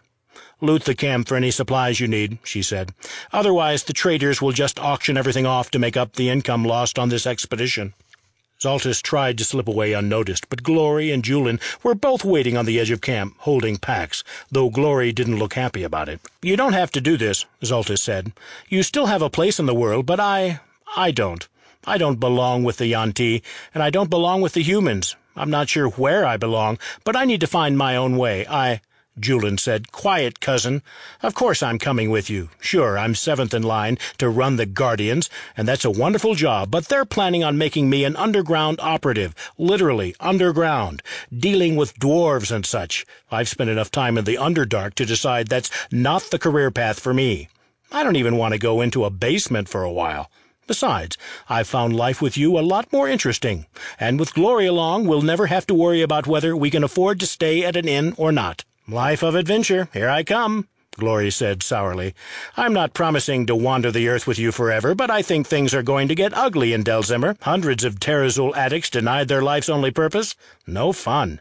And I'd rather not be there when they start rioting in the streets. Even if I make sure they can't see me, I might get trampled accidentally. So I'll stick with you until I find a better situation. Okay? The two of you," she said. They were rather spoiling her plan to walk off nobly into the woods alone to find herself and seek her fortune, but she had to admit she'd enjoy the company, and it was easier to stay alive in the jungle and beyond if you had someone to keep watch while you were sleeping. "I don't know what to say." "You don't have to say anything," Julian said. "We already know. That's the whole point of being family." "Speak for yourself," Glory said. "We're not family. I'm just going along with you so I don't have to dig my own holes to crap in." Zaltys asked them to wait for her near the severed head of the idol where they'd skinned the shadow snake while she said her goodbyes to the yuan-ti. Citheron begged her to reconsider. He offered to make her low priest, which was apparently a kind of high priest, and she politely declined. "Listen," she said, "there's a pit with a stone grate over it. Can you tell me about it?" "The pit of the anathema," Citheron said. His tongue flickered wildly. "We haven't been there yet. We weren't sure if the anathema still lived." "It was alive a few days ago," Zaltys said. "It spoke to me." "Are you sure you won't become our low priest?" Citheron said again. "The anathema is a sort of king and a sort of representative of our god, but it went mad long ago and slew most of our people. We kept the anathema locked away and fed it sacrifices to placate it.